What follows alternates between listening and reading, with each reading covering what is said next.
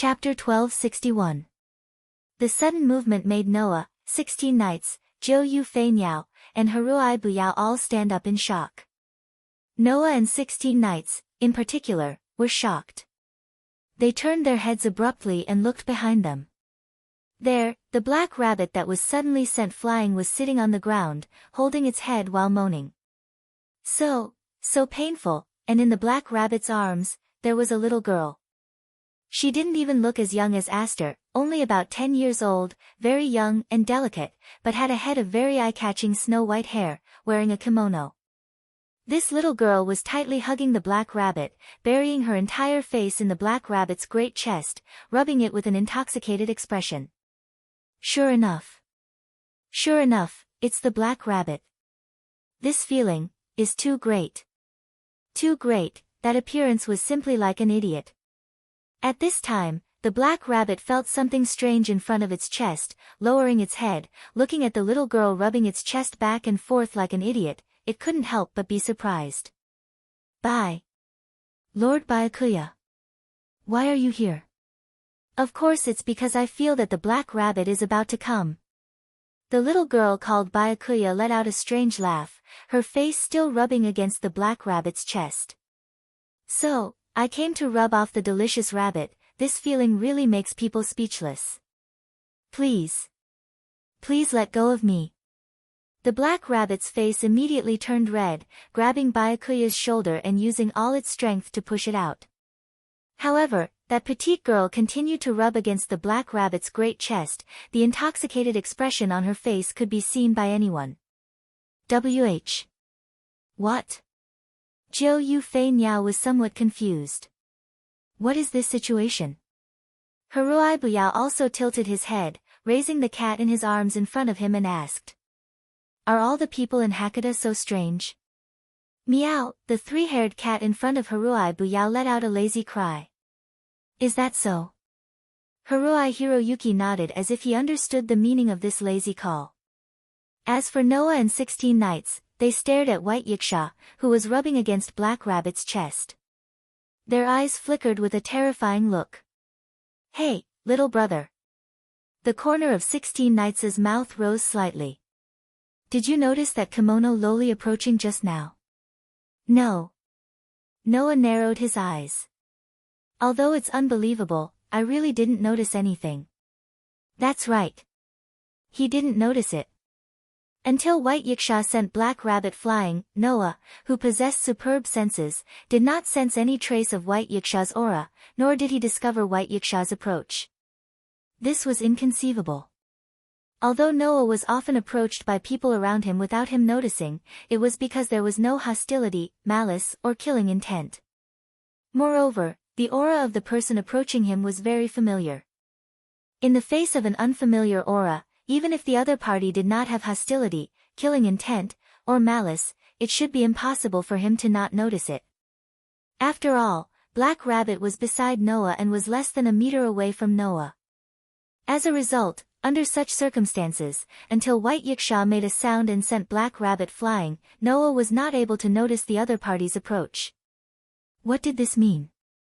It meant that if White Yiksha's action just now was not to throw herself into his arms but to assassinate him, Noah would not notice anything until Black Rabbit died. Of course, when an individual with hostility, malice, and killing intent approached, Noah's senses would be sharpened by several levels. It should not be to this extent. But even so, it was shocking enough. This should be the second time I've encountered such a situation besides Orpheus, right? Noah stared at White Yiksha, who kept rubbing against Black Rabbit's chest. That girl, what is her background?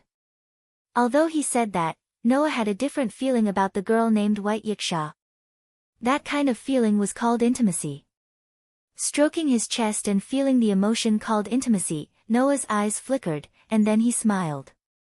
As expected of a world where all kinds of Asura gods and Buddhas roam freely, the smell of incense filled the entire space. In a standard kimono room, White Yiksha, who was wearing a kimono, sat down on the seat of honor.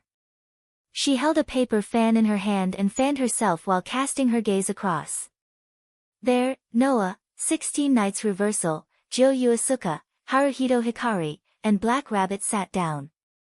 Black Rabbit, Jiryu Asuka, and Haruhito Hikari were all sitting in standard positions. Noah and 16 Knights Reversal sat there casually and met White Yiksha's gaze. "You are the new companions that Black Rabbit found, right?" White Yiksha's tender face had a smile that was either mischievous or malicious. "Let me introduce myself. I am a member of the Thousand Eyes who established a base in the 3345 Outer Sect, White Yiksha. So, don't look at me like this. I am a big shot with a base in the 4 digits. 4 digits?" 16 Knights Reversal, Jiryu Asuka, and Haruhito Hikari's group all looked at White Yiksha. Their eyes showed some signs of fighting spirit. Noah looked at White Yiksha with a calm expression, but he was muttering in his heart. 4 digits? Is it only 4 digits that I can't detect? Although Black Rabbit said that 4 digits was the level of most famous Asura gods and Buddhas, Noah's guess of White Yiksha's level was higher. In other words, Noah didn't think that ordinary Asura gods and Buddhas could get close to him without him noticing. Or is it that the gods in this world are much stronger than the gods I knew before? This wasn't impossible. However, what Noah cared more about was why he had an unusual sense of closeness to White Yiksha. At this time, White Yiksha also turned his attention to Noah. He looked at Noah, tilted his head, and was a little puzzled. "Kid over there, you seem to be a little special." With one sentence, everyone's attention was drawn to Noah. Noah was slightly startled.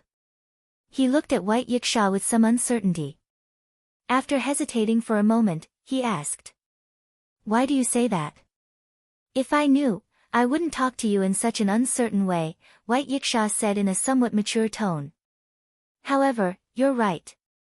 If I have to say why I said that, it's because of my feelings, right?" "Feelings?" Could it be that White Yiksha was the same as Noah and would have an unusual sense of closeness to Noah? "Hey, kid." White Yiksha seemed to care a little and waved at Noah. "Come here and let me have a good look." "Ah." Noah scratched his cheek, then helplessly spread out his hands.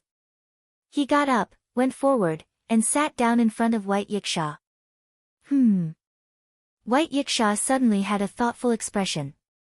He first looked at Noah, then reached out his hand and pressed it on Noah's chest. At this moment, a strange phenomenon happened. With Noah as the center, a dazzling light burst out from Noah's body like a flame. Black Rabbit, 16 Knights Reversal, Jiryu Asuka, and Kasuga Hikari were all shocked. They raised their hands and blocked in front of them. Not to mention the others, even Noah was surprised. Because at this moment, in Noah's heart, on the stone plate that represented the authority of the 10 incarnations, one of the patterns suddenly flashed with an unprecedentedly strong light. That picture depicted a majestic white horse. It was the incarnation of the white horse. With one hand on Noah's body, White Yiksha ignored the strong light that burst out like a flame. He raised his head and looked at Noah. All kinds of emotions appeared in his eyes. Astonishment. Shock. Doubt. Confusion. In the end, all sorts of emotions turned into intense curiosity, causing Yiksha to speak word by word. "You're carrying the sun on your back." Chapter 1262. "You're carrying the sun on your back." White Yiksha's words stunned Noah. What did he mean by that? White Yiksha didn't say anything. Instead, he looked straight at Noah. After a while, he suddenly laughed. "Interesting. A human actually has the essence of carrying the sun on his back. How interesting." With that, White Yiksha withdrew his palm. At the same time, the white horse that was blooming with an unprecedented dazzling light in Noah's heart gradually dimmed. The blazing light on his body also calmed down bit by bit until it completely disappeared. Only then did Black Rabbit, 16 Knights Reversal, Joyuen Flying Bird, and Kasuga Hibiya raise their heads in surprise. Noah stroked his chest and looked at White Yiksha. "What's going on?" "Oh." White Yiksha raised his eyebrows. "Don't you know?" "What's wrong?" Noah frowned. Should I know something? Logically speaking, you should know. White Yiksha waved the fan in his hand and looked at Noah with a faint smile. Or do you actually not know who I am? What? Noah looked straight at White Yiksha. Should I know who you are? Then, let me introduce myself again. White Yiksha suddenly smiled. A heart-palpitating aura emerged from his petite body. I'm the star spirit of the sun and White Knight. In the past, I was known as the White Knight Demon King White Yiksha. When this sentence came out of White Yiksha's mouth, everyone present gasped. Star spirit. In this box court world where all kinds of Asuras, gods, and Buddhas gathered, there were three races that could be called the strongest. 1. A transcendent individual born with the identity of a god spirit. 2. The highest level existence among the elves, ghosts, and demons star spirits. 3. A strange beast that only existed in myths and legends, the apex of the phantom beast's dragon species. In this world where gods and Buddhas were everywhere and mythological beasts were as numerous as dogs, these three existences were regarded as the three strongest races. If these three races were to be ranked, the star spirits would be at the top of the three races. It was a type of main sprite that existed on stars and above. Fairies, ghosts, demons, and other concepts of the highest level of existence. Black Rabbit had said that the so-called gifts referred to the special powers bestowed by various Asuras, Buddhas, elves, demons, and stars. The stars referred to the star spirits. In other words, White Yiksha was an existence that could bestow power to others, allowing ordinary humans to obtain the power known as bestowment and become extraordinary individuals. Furthermore, White Yiksha was not an ordinary star spirit, but the sun's star spirit. In other words, it was not an exaggeration to treat White Yiksha as the sun itself. In addition, the so-called Yiksha referred to the gods of water and earth, the ghost god known as the evil god. White Yiksha was the star spirit of the strongest species, and at the same time, it was also a god. This way, even in this box where infinite Asura gods and Buddhas were gathered, the girl named White Yiksha was definitely one of the top existences. However, Noah finally understood why he felt close to White Yiksha. Because if White Yiksha was the sun itself, then Noah, who could use the power of the white horse, had a deep relationship with White Yiksha. Noah's white horse was the authority that he had seized from the invincible war god named Welslana. As the guardian of the sun's incarnation that could transform into 10 different incarnations, Welslana's mythical ring was that he could transform into a white horse and be responsible for transporting the sun, making the sun follow the trajectory of rising from the east and setting in the west. If the sun was compared to an emperor on patrol, then the white horse was the mount responsible for protecting and transporting the sun. Therefore, Welslana was also known as the Son of Light, known as the sun's favorite, or even the son of the sun. Therefore, White Yiksha said that Noah carried the sun on his back. This was because Noah's body had the power to transport the sun. Therefore, Noah and White Yiksha had a special sense of each other. This was because in terms of nature and power, White Yiksha was the sun, and Noah was the son of the sun. It was because he sensed the existence of his mother that the white horse in Noah's body reacted. Noah had a sense of intimacy with White Yiksha because his body had the power that originated from the sun. White Yiksha could sense Noah because Noah's body had the power of the same root as hers. Upon understanding this, the members of No Name, led by Black Rabbit, immediately looked at Noah in surprise. Jiu Fei Niao and Kazuhito Hiroyuki were still fine because they didn't have any real experience in myths and legends, so they didn't know how shocking this was. However, Black Rabbit and 16 Knights Reversal were really surprised. Transporting the sun. Black Rabbit looked at Noah in a daze and said hesitantly. In other words, Noah-san has the gift of the sun god? Hey, little brother, are you still hiding such a method? 16 Knights Reversal shouted excitedly and discontentedly. Why didn't you take it out when you were fighting with me? You also said it was a fight. Noah rolled his eyes. This isn't a power that can be used to fight. You're right. This power is indeed not like a normal gift. It's a power that can be used to fight. White Yiksha closed the paper fan in his hand and smiled with interest. If it was a gift from the sun god, then there shouldn't be such a big reaction when he saw me. So, rather than saying that it was a gift from the sun god, it's better to say that he has the essence of the sun god. Huh? Black Rabbit was shocked. In other words, Noah-san is not a human, but a god. No. This guy is undoubtedly a human, but he has the essence of a god. White Yiksha was also distressed. It's like the outside is a human, and the inside is a god. It's also like the inside is a human, and the outside is a god. It's so contradictory. It's really strange.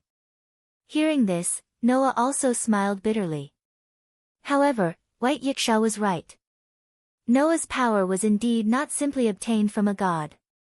Instead, he directly killed a god and usurped it from a god. In addition, from the moment he usurped authority, Noah was reincarnated as a god slayer because of Pandora's great curse. Rather than a human who obtained power from a god, it was better to say that he was a monster who kicked a god off the altar and replaced it. White Yiksha was distressed because he did not understand this point. Forget it.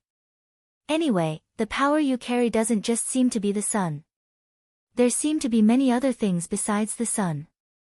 White Yiksha knocked on the floor with the closed paper fan in his hand. This is the first time I've seen such a strange existence like you. Kid, do you want to consider coming to my place? I can treat you like a real son. Noah's eyelids suddenly twitched. Because White Yiksha was the sun, and Noah had the power of the sun, this was not wrong. However, Gaia and Alea, who claimed to be Noah's mother, already had the suppression power of a lowly. Pandora, the lowly, also claimed to be Noah's mother. Now, White Yiksha's young daughter wanted to accept Noah as a son. Was there a need to be so suitable? As for Black Rabbit, it jumped up directly. No. No way. Lord White Yiksha. Black Rabbit hurriedly said. Mr. Noah has already joined Black Rabbit's community. How can he become Lord White Yiksha's son? Why not? White Yiksha said matter-of-factly. Anyway, you are my pet. The man you fancy will become my son. Isn't that good? Black Rabbit is not Lord White Yiksha's pet. Black Rabbit looked like it was about to cry. Lord White Yiksha, please stop teasing Black Rabbit. Ha ha ha ha. White Yiksha laughed out loud.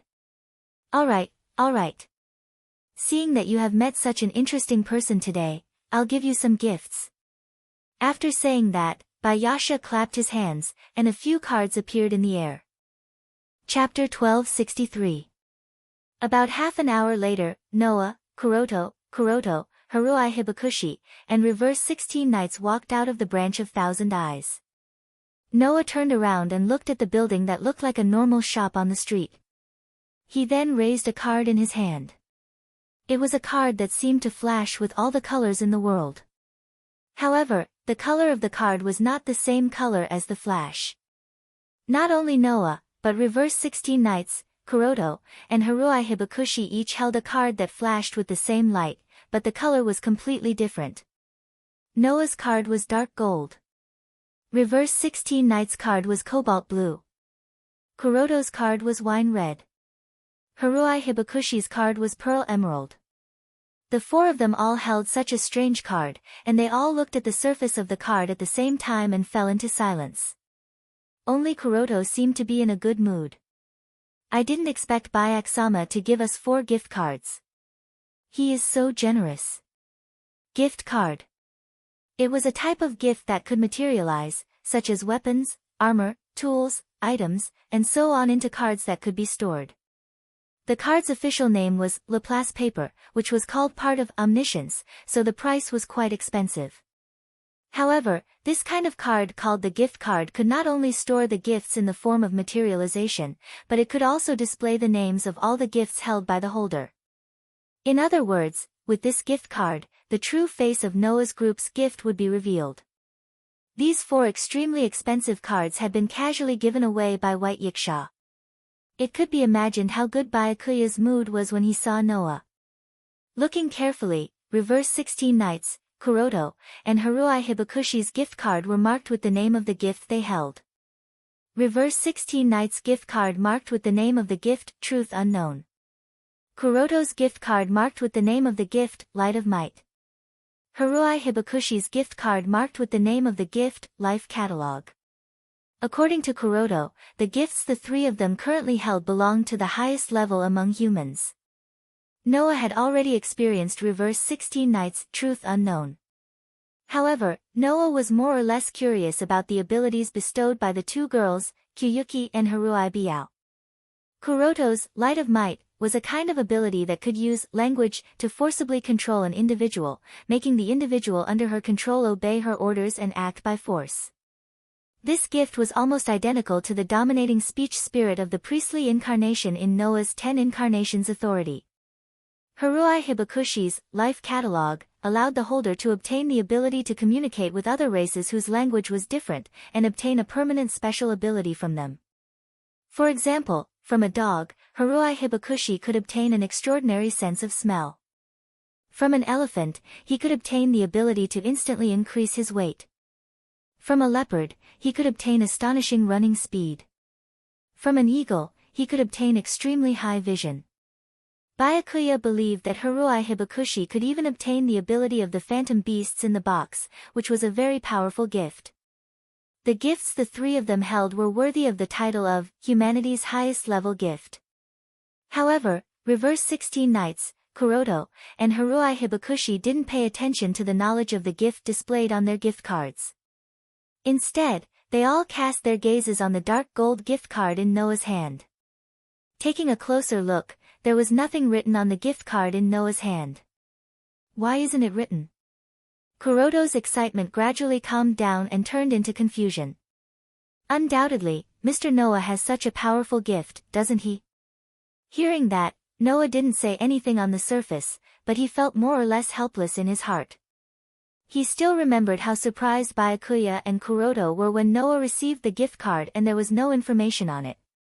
That was to be expected, wasn't it? The gift card was known as an omniscient card.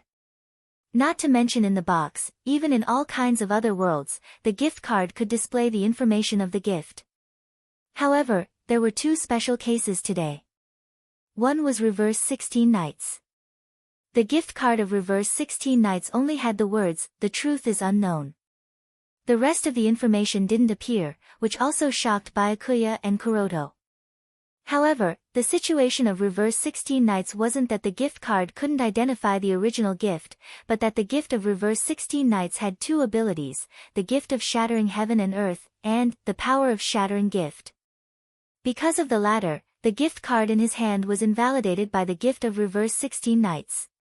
Therefore, the gift card of reverse 16 Knights only had the words, "The truth is unknown." As for Noah, there was no information at all. According to Byakuya, there was only one possibility for such a situation to occur. No gift? Reverse 16 Knights narrowed his eyes and drew back the corners of his mouth. This is really an interesting conclusion, so interesting that I want to see what's in that kimono loli's head. Yes. Byakuya's conclusion was that the person holding the gift card didn't have a gift, which led to such a situation.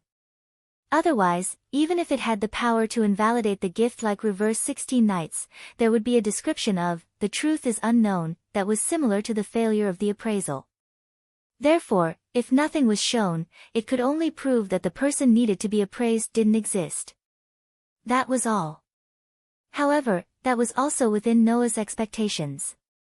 After all, Noah's power didn't come from this world's Azura gods, elves, demons, or even stars. Even Laplace, who claimed to be omniscient, couldn't possibly have knowledge that didn't exist in this entire worldview, right? That was all there was to it. No matter what, our goal has been achieved. Noah, who was well aware of his situation, shrugged, put away the gift card, and looked at you Tuesday. "Now, take us to the community's stronghold first." "What? Are we leaving now?" Reverse 16 Knights glanced at the shop behind him and was eager to try. "That kimono loli seems to be quite powerful. Don't you want to play with her?" As soon as he said that, Jo-yuki and Haruhi Byachi's eyes flickered with a restless light. They looked like problem students who wanted to cause trouble for their teacher. No. No. Black Rabbit's long rabbit ears trembled as she quickly stopped them. Lord White Yiksha is a deity of the stars. Although her stronghold is only in the 4 digits, she is the ruler of the entire East District. She is also known as the strongest existence among the rulers of the hierarchy. In the past, she was one of the demon kings who wreaked havoc in the entire Hakata. She has long been recognized as an existence that must not be provoked. We must not challenge such a Lord White Yiksha. I have the same idea. Noah laughed bitterly. Although I don't know how strong White Yiksha is, it's certain that she's ridiculously strong.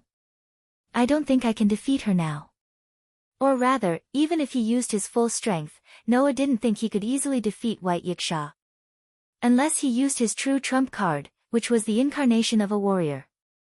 Reverse 16 Knights, Jo-yuki, and Haruhi Byachi curled their lips unwillingly but didn't say anything. At this moment, Noah suddenly felt a strong gaze on him, causing him to turn his head and look behind him. However, there was nothing there. Black Rabbit and the others who were about to walk forward noticed Noah's abnormality and turned around. Mr. Noah. Black Rabbit was puzzled. What's wrong? Noah's eyes flickered, and after a while, he retracted his gaze. Nothing. Chapter 1264. Walking on the beautiful path, Black Rabbit was like an innocent young girl, jumping up and down. It seemed to be in a very good mood. However, the so-called Moon Rabbit was indeed an innocent and naive race. The Moon Rabbit clan that Black Rabbit belonged to was an existence mentioned in Indian mythology. In Indian mythology, the Moon Rabbit was originally just an ordinary rabbit. In order to save an old man who was about to die in the fire, it took the initiative to jump into the flames and was buried in the sea of fire, sacrificing itself. Because of this, the self-sacrificing rabbit moved the gods and was chosen by the gods to become their family. Since then, the Moon Rabbit clan existed. In other words, the so-called Moon Rabbits were a group of people who sacrificed themselves for merit and were chosen by the gods. A Moon Rabbit that could sacrifice itself to save others, whether it was in terms of merit or reputation, was an existence that could move others and be trusted by others. It wouldn't be wrong to say that such an existence was naive and unaffected, right? At the very least, Noah couldn't help but smile at the sight of you two, and he feigned nonchalance as he spoke. You seem to be in a good mood. Yes. Black Rabbit's mood can be said to be the best it has been in years.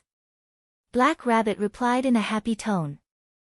The originally poor and destitute community has suddenly gained 4 members with great strength and potential. From today onwards, our community will definitely change. From Black Rabbit's tone, everyone could hear a strong sense of hope and expectation. This hope and expectation came completely from the heart. Therefore, Black Rabbit was happy about this. However, this happiness was not directed at himself, but at the community. Feeling happy from the heart for the happiness of others made everyone deeply understand that Black Rabbit was indeed a descendant of the Moon Rabbit clan, who sacrificed themselves for merit.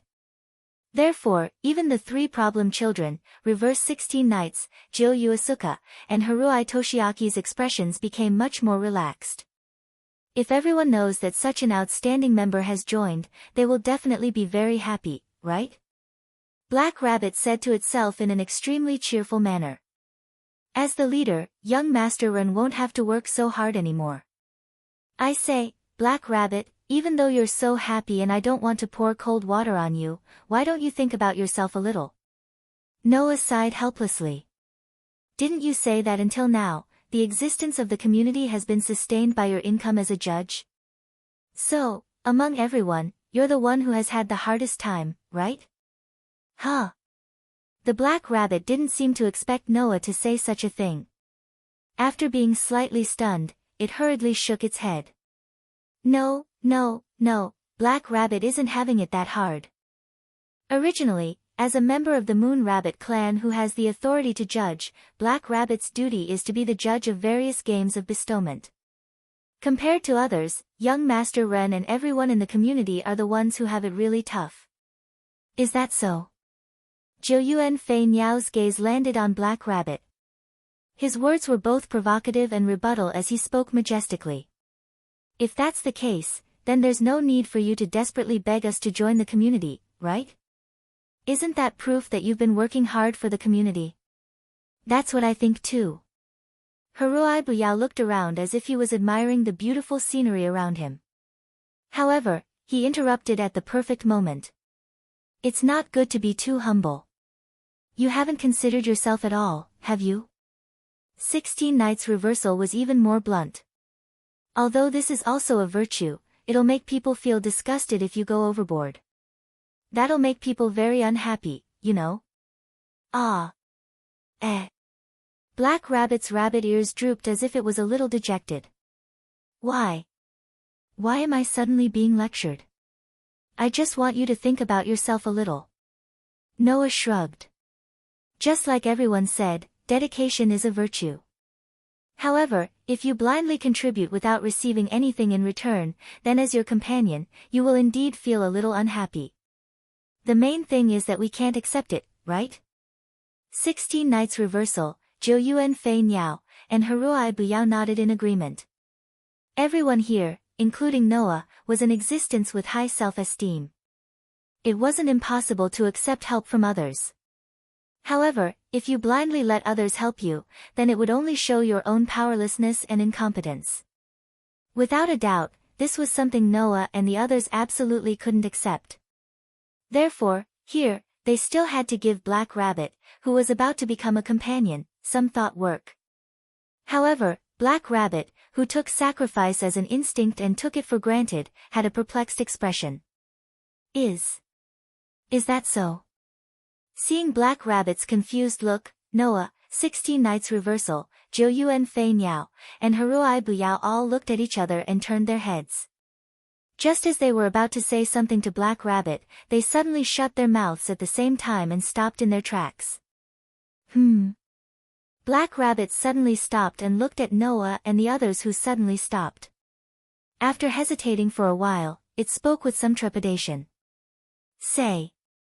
Everyone. Did Black Rabbit make you angry? Black Rabbit's question didn't attract any response from anyone. Because, with Noah as the leader, the group of problem children all looked forward. There were many small alleys. Black Rabbit tilted its head with a confused look, but in the next moment, its long rabbit ears trembled, and its expression froze. It turned its head abruptly and looked at the many small alleys in front of it. Then, the Black Rabbit let out a delicate cry. Who's there? Everyone suddenly went silent. Immediately after, a voice that sounded like a low chuckle rang out. Oh. Have I been discovered? As expected of a rabbit whose ears can connect to the center of the courtyard. Saying such a sentence, a figure squeezed out of the small alleyway in front of them. It was a strange man who was more than 2 meters tall and extremely burly. However, his huge body was stuffed into a close-fitting evening gown. It was a strange man with a violent appearance. Seeing this burly man, Black Rabbit was slightly shocked. Jared Gasper. I'm glad you still remember me, Black Rabbit. The burly man who was called Jared by Black Rabbit put on a fake smile and bowed to everyone present. Hello everyone, I'm the leader of Forsgaro. Just as Black Rabbit called me, my name is Jared. Hearing this, Noah, 16 Nights Reversal, Jill Yuki, and Haruhito Masaaki looked at each other again. Then, they all looked at Black Rabbit with eyes full of questions. Receiving the group's gaze, Black Rabbit explained softly. In the upper levels of the box court, there is a community led by the Demon King called the 666 Beasts. Gilders Forsgaro is under the command of the 666 Beasts. In the vicinity of this 2105380 outer gate, they have control over all the medium-sized communities that can move around. They are quite a powerful force. Black Rabbit's explanation made everyone's eyes change. Other than Noah, 16 Nights Reversal, Jill Yuki, and Haruhito Masaaki all looked at Jared with restless eyes. I see. 16 Knights Reversal smiled happily. A community under the command of the Demon King? 16 Knights Reversal's smile was no doubt the smile of someone who had his eyes on an interesting prey. However, in Jared's eyes, it was a smile of reverence.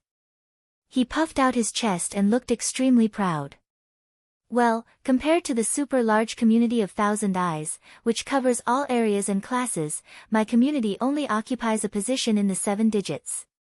But it's still much better than No Name, which doesn't even have a flag or a name, right? You. Black Rabbit's expression suddenly became angry. Just as he was about to step forward, he was stopped by Noah. And? Noah asked as if nothing had happened. A big shot from the outer gate of 2105380 came looking for us, No Name, which doesn't even have a flag or a name. What do you want from us? I'm here to invite you, Jared said directly. Do you want to join my community? Chapter 1265. Do you want to join my community? The moment this sentence came out of Jared's mouth, Black Rabbit's expression froze. With Noah as the leader, Reverse 16 Knights, Jill Yuki, and Haruhito Masaaki all answered in unison. No. There was not even a second of hesitation in this answer. Noah, 16 Knights in Reverse, Jiu Yu Fei Niao, and the Haruna tribe's members immediately rejected Gilder's invitation without any hesitation. The artificial smile on Jared's face was completely frozen. Black Rabbit's frozen expression was immediately replaced by surprise, and even her eyes curved into the shape of a crescent moon. Under such circumstances, the expressions of Noah, 16 Knights Reversal, Jiao Fei Niao, and the Haruna tribe did not change in the slightest. They still looked as if they were going to do whatever they wanted. From this point of view, there was no doubt that these 4 people were extremely similar to each other. That attitude of not being taken seriously at all made the muscles on Jared's face twitch a little, and his expression became as if he was forcing a smile. I'm sorry, can you tell me the reason? Hearing this, Noah and the others looked at Jared with a faint smile. Isn't the reason very simple? Noah said lightly. Because we have already agreed to join Black Rabbit's community. Reverse 16 Knights, Jill Yuki, and Haruhito Masaaki did not speak. But their nonchalant expressions made it clear that they did not bother to explain anything. Just because of this reason. Jared's smile began to turn ugly. With all due respect, the community that Black Rabbit belongs to is the No Name that has neither a flag nor a name. My community, on the other hand, is the most powerful force in the entire 2105380 outer sect. There should be no reason for everyone to choose No Name over my community, right? And then? 16 Knights Reversal asked casually. Is there any reason that can attract us to join you? Jared was confused. What could attract people to join? Wasn't that obvious? As the number 1 community in the 2105380 outer sect, could it be that this alone was not enough to attract people to join? As if she saw through Jared's confusion, Jill Yuki spoke. Just because your influence is bigger, you will definitely attract people. This kind of thinking is really superficial. Jill Yuki mocked without holding back. Let me tell you, Mr. Fake Gentleman, before I came to Hakata, I, Jill Yuki, had a rich family that could dominate the entire island, and I gave up such a good fortune to come to Hakata. In the end, you, a force that only controls a small area, don't think you're attractive to me, right? Jared's barely maintained the smile on his face began to change. I came here, I just want to be friends, Masaaki said straightforwardly. As for me, I don't want to be friends with someone who reeks of blood like you. Jared could no longer smile. His entire face was contorted.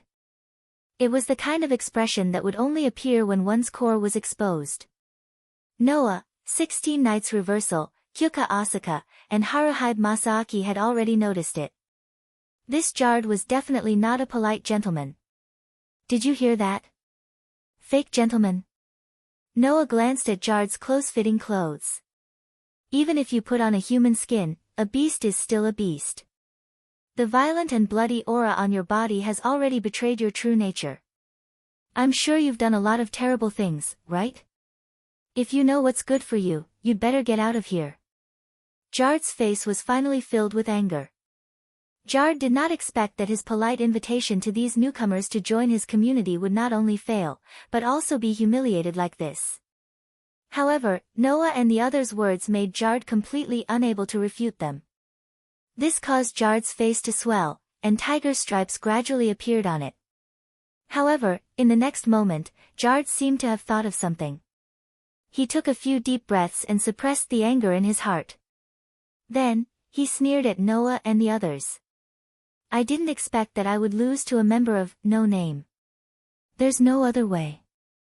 I originally prepared this move to deal with Black Rabbit, but now it comes in handy. As he said that, Jard raised his hand. At this moment, from the surrounding alleys, people in black robes rushed out one after another and surrounded Jard. There were more than a dozen people in black robes surrounding Jard. Moreover, each of them had a rather fierce aura about them. Obviously, they were all members of Jard's community. However, no one was surprised by the appearance of these people, including Black Rabbit.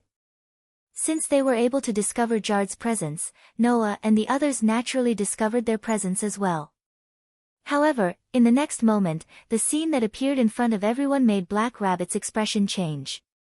Behind Jard, a person in a black robe threw a child heavily on the ground. It was a little boy who looked to be about 11 or 12 years old, wearing a brown robe. Seeing this little boy, Black Rabbit immediately cried out in surprise. Young Master Ren. Hearing this, the eyes of 16 Knights Retroactive, Jiu Yufei, and Haruai Tribe Yao instantly froze. Noah also raised his eyes and looked at Jard, a cold light flashing in his eyes. Although he did not know the little boy, Black Rabbit had just mentioned the name, Young Master Ren. That was the leader of No Name. In other words, he was Black Rabbit's companion. Black Rabbit. Ren ignored the pain from the heavy impact on the ground and shouted in Black Rabbit's direction while holding one of his arms. Jard captured everyone. Black Rabbit first widened his eyes, then glared at Jard angrily. In No Name, other than Black Rabbit, there were more than 100 children. That everyone that Ren mentioned was definitely referring to those children. In other words, not only did Jard capture the leader of No Name, Ren, but he also captured all the children in No Name. Actually, it would have been better if I had done this from the beginning. The fake smile on Jard's face was finally replaced by a ruthless expression from the bottom of his heart. After all, I have always wanted you to join my community, Black Rabbit. In the box court, Yu Tu was a famous noble. Not only did they have many powerful gifts, but they also had the authority to decide the outcome of the gift game. To the box court, they were very special. For a community, just having one of them as a member was enough to coat the community with a layer of gold. Therefore, Jard had been watching Black Rabbit for a long time. It's not too late to join my community now. Jard grinned and smiled. If you join my community now, not only will I treat this group of brats well, I will also forgive your rudeness just now. How about it? In other words, if Noah and the others did not choose to join Jard's community, then all the children of No Name, led by Ren, would not have a good ending. Black Rabbit's shoulders were already trembling. It was because of anger. Black Rabbit stared at Jard. Because of his excessive anger, the entire space around Black Rabbit was filled with heavy pressure. You dare, as you too, who was known as a noble of the box court, Black Rabbit already possessed extraordinary strength. However, because of the limitations of the authority, Black Rabbit could not participate in the gift game as he wished, which led to such a destitute situation. However, if he faced you two directly, ordinary thieves were no threat at all. Therefore, the heavy pressure caused Jard and the others to freeze on the spot. It seems that you still don't understand your position. Jard's forehead was dripping with cold sweat, but he still forced a smile. Since that's the case, let me remind you. After saying that, Judd lifted his leg and kicked at the panicked Ren with a ferocious grin on his face, bringing with it a whistling wind. Chapter 1266. In fact, Jard was not a human, but a tiger. In the box, other than humans, there were also Asura gods, Buddhas, elves, demons, and even the star spirits that represented the stars themselves. It was not surprising that there were other races in the box as well. Just like the many worlds that Noah had been to, there were also many races in the box. As long as it was an existence that could be mentioned in myths and legends, all of them existed in the box court. For example, orcs. For example, vampires. For example, phantasmal beasts. For example, ghosts. And so on and so forth. Countless races could be found in the box. And in the box, there was a so-called spirit lattice. The so-called spirit lattice referred to the merits of an individual, and also the ranking of life. By having a certain kind of merit, an originally very ordinary individual could obtain a spirit lattice that symbolized that merit, and thus the level of life would be elevated. For example, as long as an animal like a cat could live to an unimaginable age, it could obtain a spirit lattice and elevate the level of life, thus becoming an existence like a demon or ghost. It was the same for other beasts. Just having a long lifespan would be regarded as a kind of merit, and even be worshipped by the world. They would obtain an extraordinary spirit lattice, and the level of life would undergo an explosive change. The so-called phantasmal beasts were elevated in this way. Moreover, depending on the level of their spirit lattice, they could obtain all kinds of gifts, and even be inherited by their descendants with their own bloodline. For example, Black Rabbit was chosen by the gods because of Moon Rabbit's self-sacrifice and dedication to others in the beginning. She became the god's dependent and obtained a spirit lattice, which led to the birth of Moon Rabbit.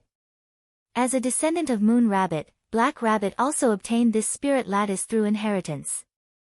In other words, if there was inheritance, there would be merit, and if there was merit, there would be spirit lattice. That was how it was.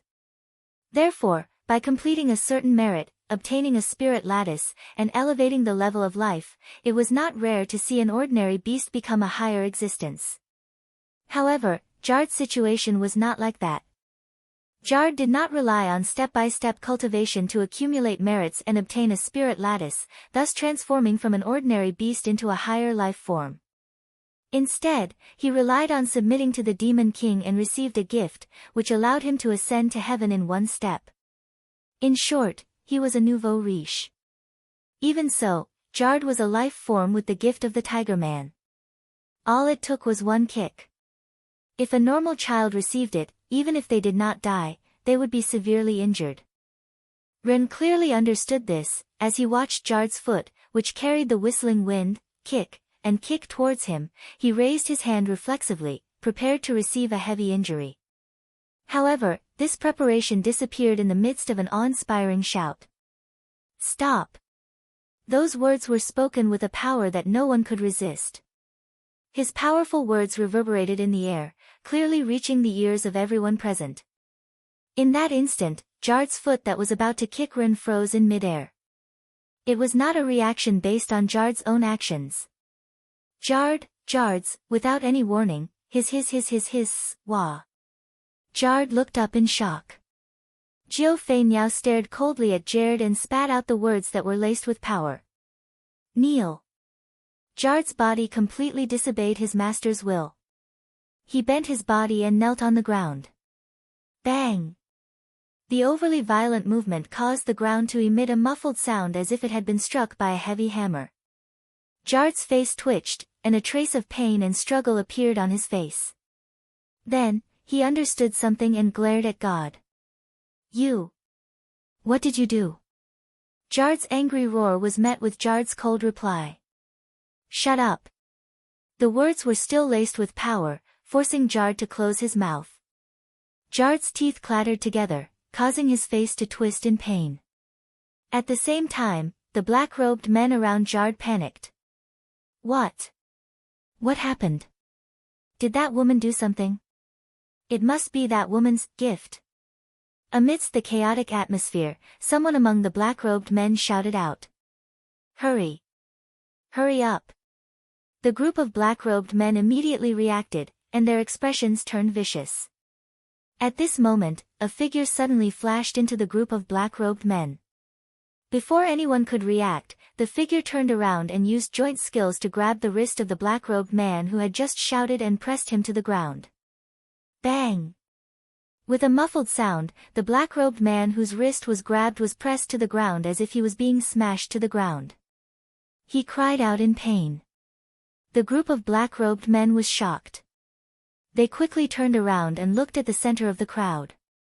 Unbeknownst to them, a slender figure of a young girl had appeared there. Please don't resist.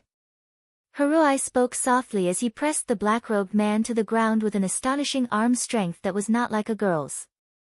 Otherwise, I can't guarantee that I can control my strength so that I won't hurt you. The contrast between her casual appearance and her gentle appearance made the group of black-robed men subconsciously take a few steps back. You're afraid of such a situation? How dare you come and find trouble with us? Jiu Fei Niao turned her head away in disappointment. If that's the case, all of you kneel down. Under the words that represented dominance, the black-robed men knelt on the ground one by one. Finally, their faces turned pale and they lost the will to resist. So powerful. Black Rabbit was surprised and happy as he shouted. Miss Fei Niao and Miss Yao are so powerful. Hearing that, Jiu Fei Niao accepted it with an elegant smile. Haruai Buyao blinked his eyes as if he was embarrassed and did not know what to do. Under such circumstances, Noah and 16 knights looked at each other and smiled. They relaxed their tense bodies and were ready to jump out at any time. Young Master Ren. The Black Rabbit jumped to the side of Ren who was sitting on the ground and helped him up. Are you okay? I'm fine. Ren did not seem to be able to react as he stared blankly at Jiu Fei Niao and Haruai Buyao. Black Rabbit, are they the new companions that want to join us? Yes, Black Rabbit's tone became happy and light. Everyone here is an amazing person. While Black Rabbit and Ren were talking, Noah and the others came to Jard who was kneeling on the ground. Jard's body was trembling slightly as if he was struggling. They looked at him from above. Miss Jiu Fei Niao. Noah looked at Jiu Fei Niao. Do you have a way to control his mind and make him answer our questions honestly? Just call me Flying Bird, Jiu Yuan Flying Bird said as she crossed her arms and looked at Jard. Where is the child that you kidnapped? Under the power of ancient flying birds, mighty light, Jard's mouth trembled slightly, and he couldn't help but answer honestly. They're all locked up in the base. Considering that Black Rabbit might ask to see them, they haven't been killed yet. In an instant, the temperature in the room dropped to freezing point. You said that they haven't been killed yet, right? Noah looked directly at Jard, his dark eyes flashing with a cold light. In other words, your original plan was to kill all those powerless children? That's what I've always done, Jard said with an expression that made him look like he was about to cry out in pain. In order to control other communities, they have always captured their children and used them as hostages to threaten them. However, children are too annoying. They love to cry and make people angry. Therefore, all along, as long as they are captured, they will all be killed without exception. The way they looked at Jard had completely changed. A heavy pressure suddenly filled the room. Chapter 1267. In the box court, no matter where it was, there were generally 3 types of areas. One was the stage area. That was the area that belonged to the territories of the various communities, and was specifically used to host the bestowment game. It was said that some powerful people were able to open up a disc in a different dimension that was specifically used to host the game. However, those people were extremely rare. Therefore, when the general community hosted the bestowment game, they would set up a venue in their own territory. The areas that were used for this purpose were all called the stage area. One was the free area. That was the area that was used to set up commercial facilities and entertainment facilities. Some of these areas were owned by the community in the territory, and were thus used. Some were owned by the dominant class, and were rented out to the lower class communities to promote the development of commercial and entertainment industries. As for the other type, it was the residential area. It was used for living, dining, vegetable gardens, farms, and other purposes. In short, it was used for living. Most of these areas were owned by the various communities, and were used to set up their bases. As the most powerful community in the Eastern District in the past, Noah and his group heard that the Black Rabbit and Wren's, no name, had an extremely vast piece of land in the residential area of the 2105380 outer sect. That was the base of no name. However, now, there was only a piece of wasteland and ruins left. As for the Forsgaro that Jared was in the residential area, naturally, they also had their own base. In order to save the children in no name, under the mighty light ability of the ancient flying bird, the group was led by Jared involuntarily and arrived at the base of Forsgaro. However, when the group of people arrived at the base of Forsgaro, the scene that appeared in front of them made everyone stunned. They saw that in front of an extremely large mansion, there were people in black robes lying on the ground, their bodies covered in cuts and bruises. Taking a closer look, the place where the black-robed people were lying on the ground was also in an extremely sorry state. The carefully arranged courtyard looked as if it had been burned. Not only were there scorch marks everywhere, there were also puddles of blood. The fountain was destroyed beyond recognition. The trees were smashed into pieces and fell to the ground. Holes filled every corner of the place, proving that there had been a big battle here. On top of that, the members of Forsgaro were lying on the ground, covered in bruises and unconscious. Under the control of ancient flying bird's ability, Jared cried out in shock. "What's going on? What happened?" Not only Jared, but the other black-robed men who were also under the control of the ancient flying birds could not help but scream when they saw the sorry state of their base and the bodies of their comrades lying on the ground. There was no other way. It was obvious that Forsgaro had been attacked. This was something inconceivable. One had to know that there were also relevant laws and regulations in the box court. Although these laws and regulations were not as absolute as the rules of the Game of Blessings, when there were powerful law and order defenders in the local area, no one would risk the risk of being banned to commit crimes. And in the box court, under normal circumstances, if there were no accidents, the guardian of law and order would be the leader of the social class. Coincidentally, the ruler of the Eastern District was the strongest ruler of the social classes, White Yaksha. In the face of a celestial, who was a terrifying existence at the forefront of the entire box court, who would dare to commit a crime in the Eastern District? Unless the person escaped from the box court before being caught and never came back. Otherwise, the person would definitely pay the price for committing a crime. Jared could not believe that the base had been attacked while he was not in it. Who the hell is it? Jared screamed like a madman. "I'm going to kill you. I'm going to kill you." Zhou Yuanyao, who was also shocked by the scene before him, gave the order impatiently. Jared looked like a stray dog. "Shut up." Jared, who was roaring hysterically, closed his mouth with a force that looked like he was going to break his teeth. Haruai Biao twitched the tip of his nose and said with a keen sense of smell comparable to that of a hunting dog. "There's a smell in the air that's obviously different from the people lying on the ground. It's a very strong smell of blood." A smell?" Black Rabbit said dumbly. So that means there was only one person who attacked this base? One person. Ancient Flying Bird pointed at the battered and exhausted scene in a daze. One person can destroy a base like this? Ren was also in disbelief. In the outer area of 2105380, Jared's Forsgaro was a powerful community that was second to none. Although the methods used to control other communities were extremely despicable and cruel, it was undeniable that this community was definitely ranked in the top 7 in terms of power. How could such a base be destroyed by a single person? If the opponent was really one person, then there's no way it's just a 7-figure person, Ren said with cold sweat dripping down his face. Although it's impossible for it to be a 5-figure person, it's definitely a 6-figure person. A 4-figure person was already at the level of a relatively famous Azura god. Even if a 5-figure person was not as famous as a 4-figure person, there were still Azura gods of different sizes. They were much stronger than normal humans, phantoms, monsters, and elves. Therefore, Ren did not guess that it was a 5-figure person. After all, although Forsgaro was powerful, it was only a 7-figure community at the bottom.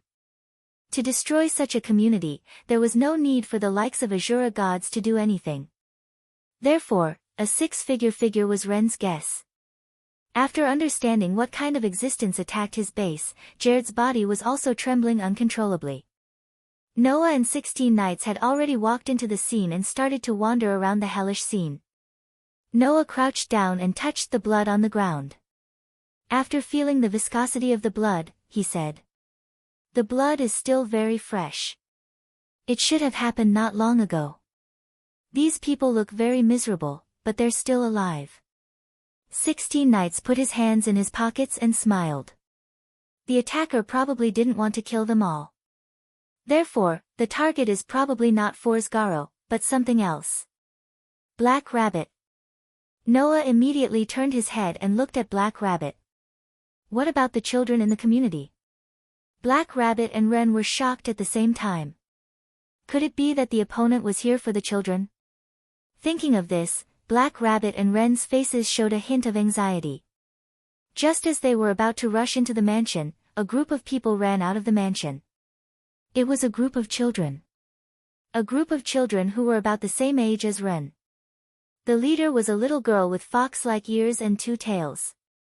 The moment the little girl saw Black Rabbit and Ren, she immediately shouted, "Sister Black Rabbit!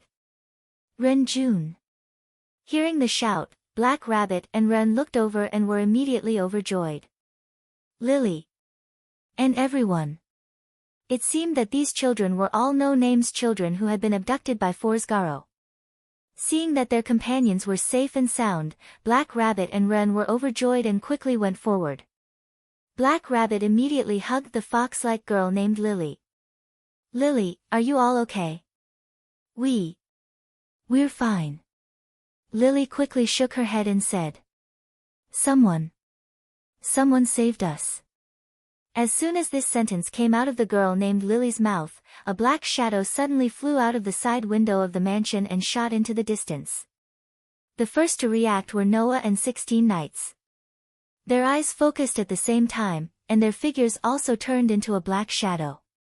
With a bang, they fiercely stomped on the ground and jumped up to chase after it. Chapter 1268. The faint sound of something breaking through the air echoed softly in the space, like ripples on the surface of the water, setting off a slight airflow. 3 figures, one in front and one behind, flew through the air in a completely different manner, like meteors chasing each other.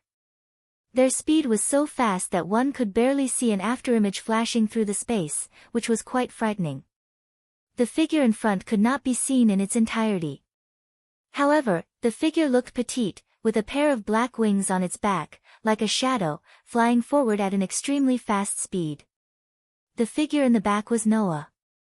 Relying on the magic effect of the necklace called flight, Noah's figure was also like a meteor, in the slight vibration of the atmosphere, with the whistling sound of the wind, rushing forward violently, without the slightest bit of distance between them. And below the 2 figures, one in front and one behind, chasing each other in the air, there was another figure. That was naturally 16 knights in reverse. This human who could not fly, in the true sense of the third universe's speed, was like a cannonball, flying on the ground. The buildings had no way to stop this monster who had a terrifying physical ability that even Noah admitted that he could not compare to, but instead became the other's stepping stone. Reversing 16 knights used a terrifying speed and nimble body to fly back and forth between the buildings. Firmly hanging in the air like a meteor, the 2 silhouettes shot forward explosively. This scene did not know how long it lasted. At a certain moment, the petite figure flying in the air suddenly descended. Seeing this, Noah's eyes flashed, and without any hesitation, he bent down and charged down. Coincidentally, 16 knights in reverse was like a bullet, shooting out violently. As a result, the 3 figures fell heavily on the ground at the same time. Dong! Accompanied by a loud sound like a meteor hitting the ground, the whole ground trembled slightly. The three figures that were chasing each other almost fell heavily on the ground at the same time, stirring up a thick cloud of dust, causing the ground to crack inch by inch, like a spider web, spreading out. Whoosh! A gust of wind whistled past, sweeping away the thick sand and dust that filled the air. Noah and Reverse 16 Knights stood in a straight line with some distance between them. Their gazes were fixed in front of them. There, a petite figure with her back facing the two, gently floating in the air. Three people, three positions, just formed a big triangle. From the perspective of Noah and 16 Knights in reverse, it was very clear. She had her back to him and was gently floating in the air. Behind her was a petite figure that looked like a pair of black wings. She had beautiful long hair that reached her waist. That long hair that fluttered in the wind, under the sunlight, reflected a bright golden light. Her golden hair was golden hair tied with a custom-made ribbon. He was wearing a red leather jacket that looked like a restraining device. Just by looking at his back, one would have two first impressions of him. First, the other party was a young girl. Second, the other party looked quite young. If Noah and 16 Knights had not seen the other party's flying ability in the previous chase, no one would believe that such a young girl could destroy a community that was second to none in the outer door area. So, the hide-and-seek ends here, right? 16 Knights reversed put one of his hands in his pocket, looking sloppy. Hey, little brother, are you sure this guy is the one who attacked the tiger?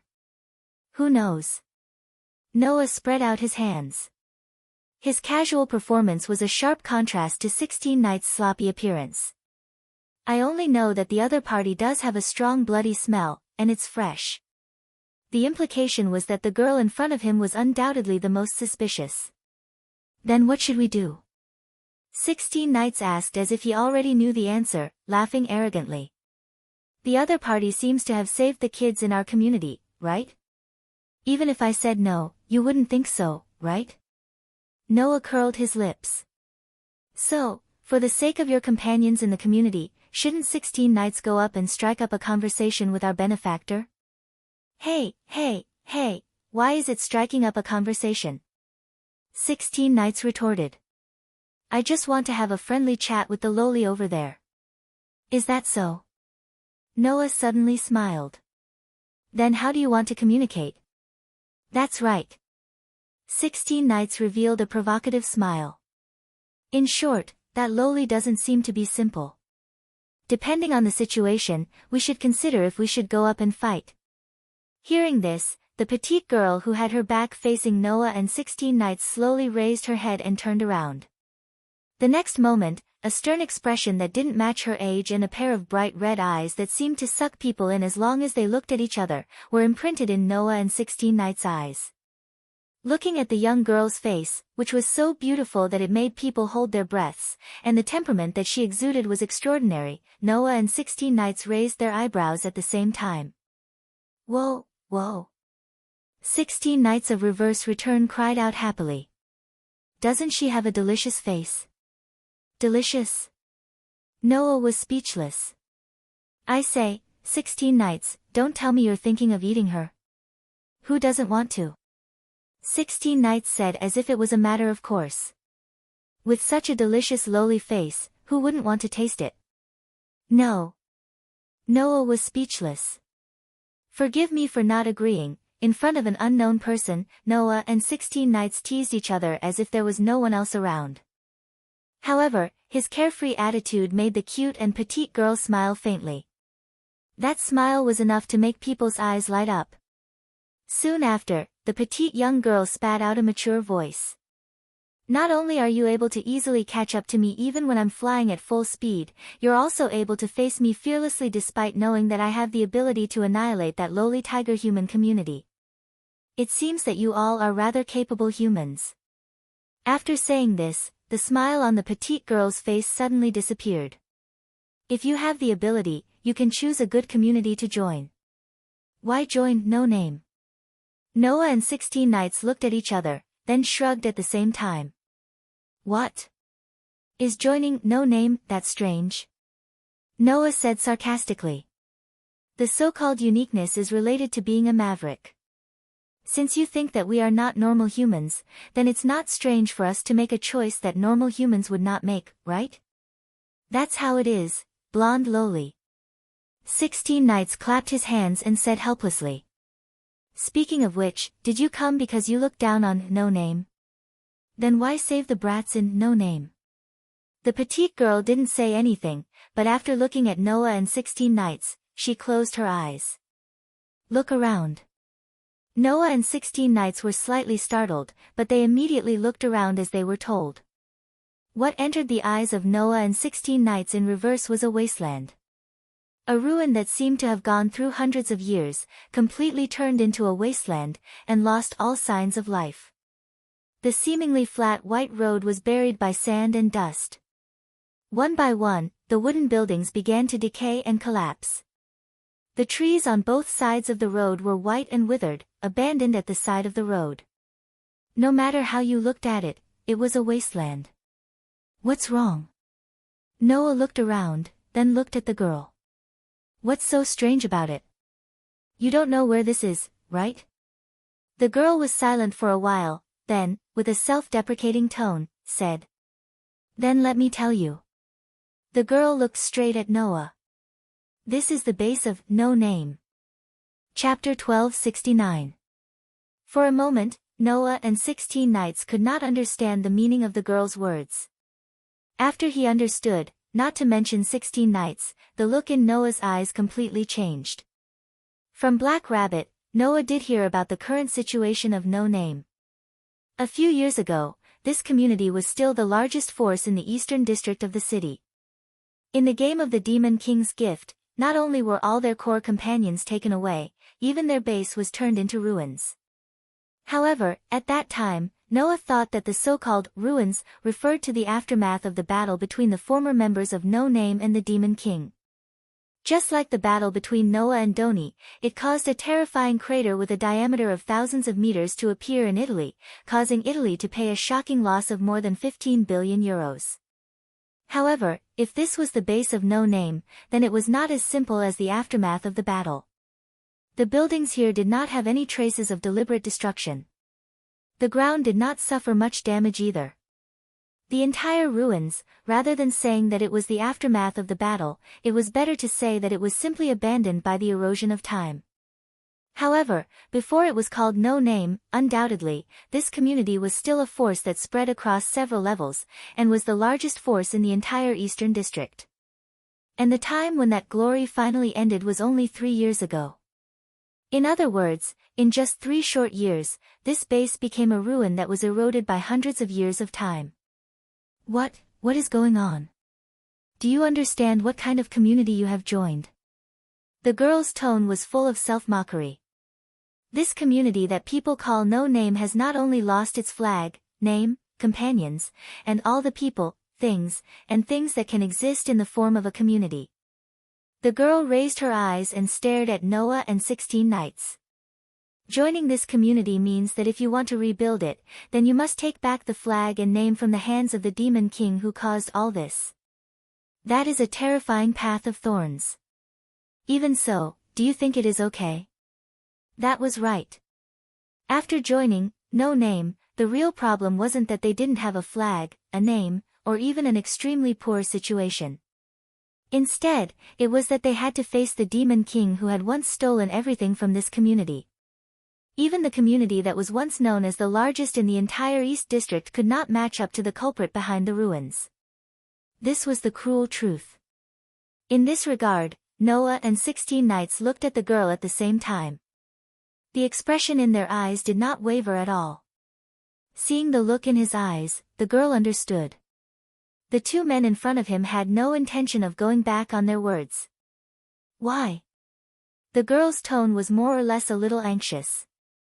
Don't you understand how terrifying the Demon King is to be able to cause all this? I understand, of course I understand, 16 Knights said arrogantly, as if he was looking down on others. But if that's not the case, then there's nothing about this community that attracts me. This sentence stunned the young girl on the spot. Listen carefully, blonde lowly, 16 Knights spread out his hands and smiled from the bottom of his heart. One of my life's creeds is that I must be frank when I'm moved. Frank when I'm moved. The girl looked at 16 nights in a daze. After hesitating for a moment, she asked with uncertainty. You mean to say that the battle with the Demon King will make you feel moved? Isn't that a matter of course? 16 nights sneered. No matter how you look for trouble, or how you look for trouble, in the end, you just have to wave your hand to solve the problem. In order to not kill, you have to deliberately suppress your strength. It's really boring. Creatures like humans, it's because they can't touch the sky that they want to build airplanes. It's because they can't touch the stars that they want to leave the earth and go to the universe, 16 Nights said with a carefree laugh that came from the bottom of his heart. Now, there's a demon king that I may not be able to touch even if I use all my strength. My heart has long been boiling and my head is starting to burn. For the first time in my life, I feel that there's something that I need to pursue and desire. Isn't that enough to move me? The girl was speechless for a moment. Then, she cast her gaze on Noah and said in a deep voice. What about you? Why are you so insistent on joining No Name? For a moment, Noah fell into silence. However, in the next second, Noah said faintly. I want to help them. WH. What? The girl couldn't believe her ears and said in a daze. Help. Help them. That's right. Noah sighed and expressed his thoughts. In words that you can understand, that is, the community that I was in before encountered a situation that was almost no different from this community. Speaking of this, Noah couldn't help but think of the guild that he grew up in. The guild that was called Fairy Tale. Because we encountered a powerful enemy that was almost no different from the Demon King, in order to protect our companions, my guild. In other words, the founder of the community used a powerful force to freeze all of our companions in a world where even time stopped. Noah's voice became faintly discernible. However, in order to release all of our frozen companions, it would take a very long time. During this time, only a few members who weren't very strong were left in the community. Under such circumstances, with their strength, I don't think they could continue to maintain the prosperity of the community, right? Noah said slowly. But, even so, I believe that they will definitely protect our guild, protect our community, protect our common home, and wait for our return. And Black Rabbit is the same. In order to protect this home that could bring her companions back, she fought so hard. With her own strength, she supported the entire community for 3 years. Noah's gaze shot towards the girl like an arrow. So, I can't sit back and do nothing. I want to help this community. If the purpose of this community is to protect the home that could bring back our past companions. Noah said word by word. Then, I will definitely not be stingy in lending my strength. This was the reason why Noah agreed to Black Rabbit's invitation to join her community. Noah believed that his companions in Fairy Tale would definitely be like Black Rabbit, desperately protecting the home that allowed them to return to. Thinking of his companions and Black Rabbit, Noah couldn't sit back and do nothing. Moreover, in Black Rabbit's community, there were all children whose parents had been taken away. These children were similar to the cursed child in Fairy Tale in the world of the Black Bullet. Even if it wasn't as tragic as the fate of the cursed child in Fairy Tale, once they lost the protection of the community, these children would be like them, completely without support. So, this community called No Name touched Noah's heart. The girl named Black Rabbit's determination to protect her companion's home also touched Noah's heart. So, Noah wanted to join No Name. Even if you are the Demon King, so what? If you want to hurt my companions, then show me the determination to fight with your lives on the line. Noah declared loudly. This time, I will definitely protect my companions. The strong determination echoed in the space along with the words, causing 16 Nights' expression to change. The girl was finally speechless. After a long time, the girl laughed bitterly. You are humans with strong hearts, worthy of respect. After saying this, the girl's mature and heavy voice actually had some relief. With your help, this community should be able to have hope again, right? The girl turned around and said softly, "I'll leave Black Rabbit and Ren to you." After saying this, the girl flapped the black wings behind her back and flew towards the horizon. This time, neither Noah nor 16 knights chased after her. Instead, they watched the girl leave until she disappeared from sight. "What do you mean?" 16 knights reversal asked in a bored tone. "I thought something interesting would happen, so I chased after her. In the end, she was just here to talk about life." That child seemed to know Black Rabbit, and seemed to have special feelings for this community. Noah frowned. Did she attack Jard's community to save the child in No Name? This was also a puzzle. So, Noah was more or less concerned. That girl, who was she? Chapter 1270. This is, in No Name's base, Juyuo Asaka and Haruai Hiroyuki looked at the barren ruins in front of them and sucked in a breath of cold air. Is this really because of the battle with the Demon King? Kiyoshi's majestic voice was shaken. No matter how you look at it, this is a natural collapse after a long period of time, right? Moreover, there are no signs of life here. Undoubtedly, this is an abandoned human residence. There should be wandering beasts nearby, right? Haruhibu Yaichi was also shocked. What is going on? Looking at Kiyoshi and Haruhibu Yaichi's expressions of disbelief, Kuroto, Ren, and the group of children in the community all had gloomy expressions. This is not something strange, Kuroto said with a complicated expression. To be able to defeat all of our companions who developed the community into the largest power in the East District, Kuroto is not surprised at all. Moreover, the opponent did this on purpose. Ren said in a low voice. To turn this land into what it is now, to show the world his horror, the so-called Demon King is in existence who naturally enjoys this feeling, right? When holding a large-scale game of grace, those who had the ability would basically prepare another game stage, or simply prepare a game disc in another dimension to prevent the powerful forces from causing damage to the box. However, the Demon King was not someone who would be kind enough to protect the territory of the opponent he wanted to play with. After all, the so-called Demon King was in existence who did not care about the wishes of the participants, and used the organizer's authority to force others to participate in their game. They existed to enjoy the horror of others. Kiyoshi and Haruhibu Yaichi seemed to understand this point, and their expressions became complicated. Under the influence of Kiyoshi and Haruhibu Yaichi, the group of No Name's mood became even more gloomy, and a heavy atmosphere filled the surroundings. No. However, this will be a thing of the past very soon. Ren hurriedly comforted. Now, with the participation of Mr. Noah, Mr. 16 Knights, Miss Fei Niao, and Miss Yao, our community will definitely be able to get out of this predicament and develop better. That's right. Black Rabbit's voice also became cheerful, comforting everyone. Wasn't Jared Gasper also easily dealt with by everyone? Hearing this, the expressions of the many children, led by Ren, did become clear. After rescuing the children in No Name, Joyuan Fei Niao used her power to manipulate Jard and the members of his community who had done many evil deeds to go to White Yiksha. In order to control the other communities, Jard had kidnapped the children of the other communities and killed them all. This was a very serious crime. If Jard had managed to escape before he was banned, there would be nothing they could do about it. However, under Joyuan Fei Niao's control, Jard had no chance of escaping at all. In the end, under the escort of No Name's group, White Yiksha took over and punished him. According to White Yiksha's words, this evil fellow should at least be deprived of his gift and be punished by turning back into an ordinary beast without any rationality.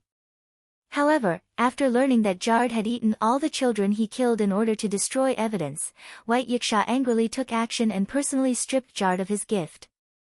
He dismembered Jard, who had turned back into an ordinary beast, and prepared to sell him to a restaurant to become someone's meal. The so-called evil has its retribution. This should be the situation, right? Thinking of this, everyone felt a wave of relief. Black Rabbit is right.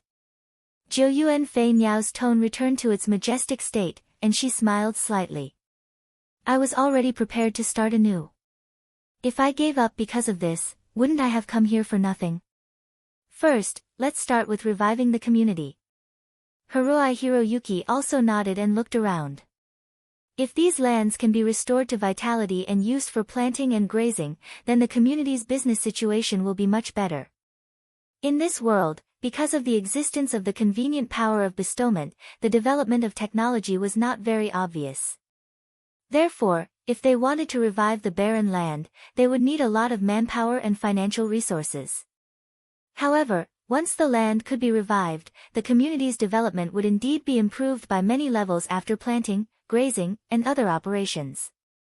As the largest community in the East District in the past, No Name had nothing but a lot of land. We still have very few members now, and most of them are children who don't have high labor power. 16 Knights scratched her head. So, let's not think about this for now. Let's start with the gift game.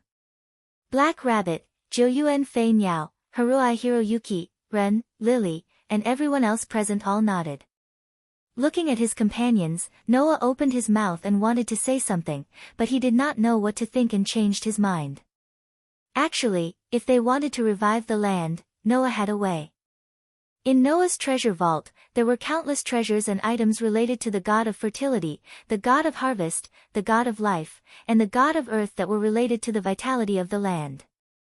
Using those treasures and items, if they wanted to revive the land, it would not take much effort.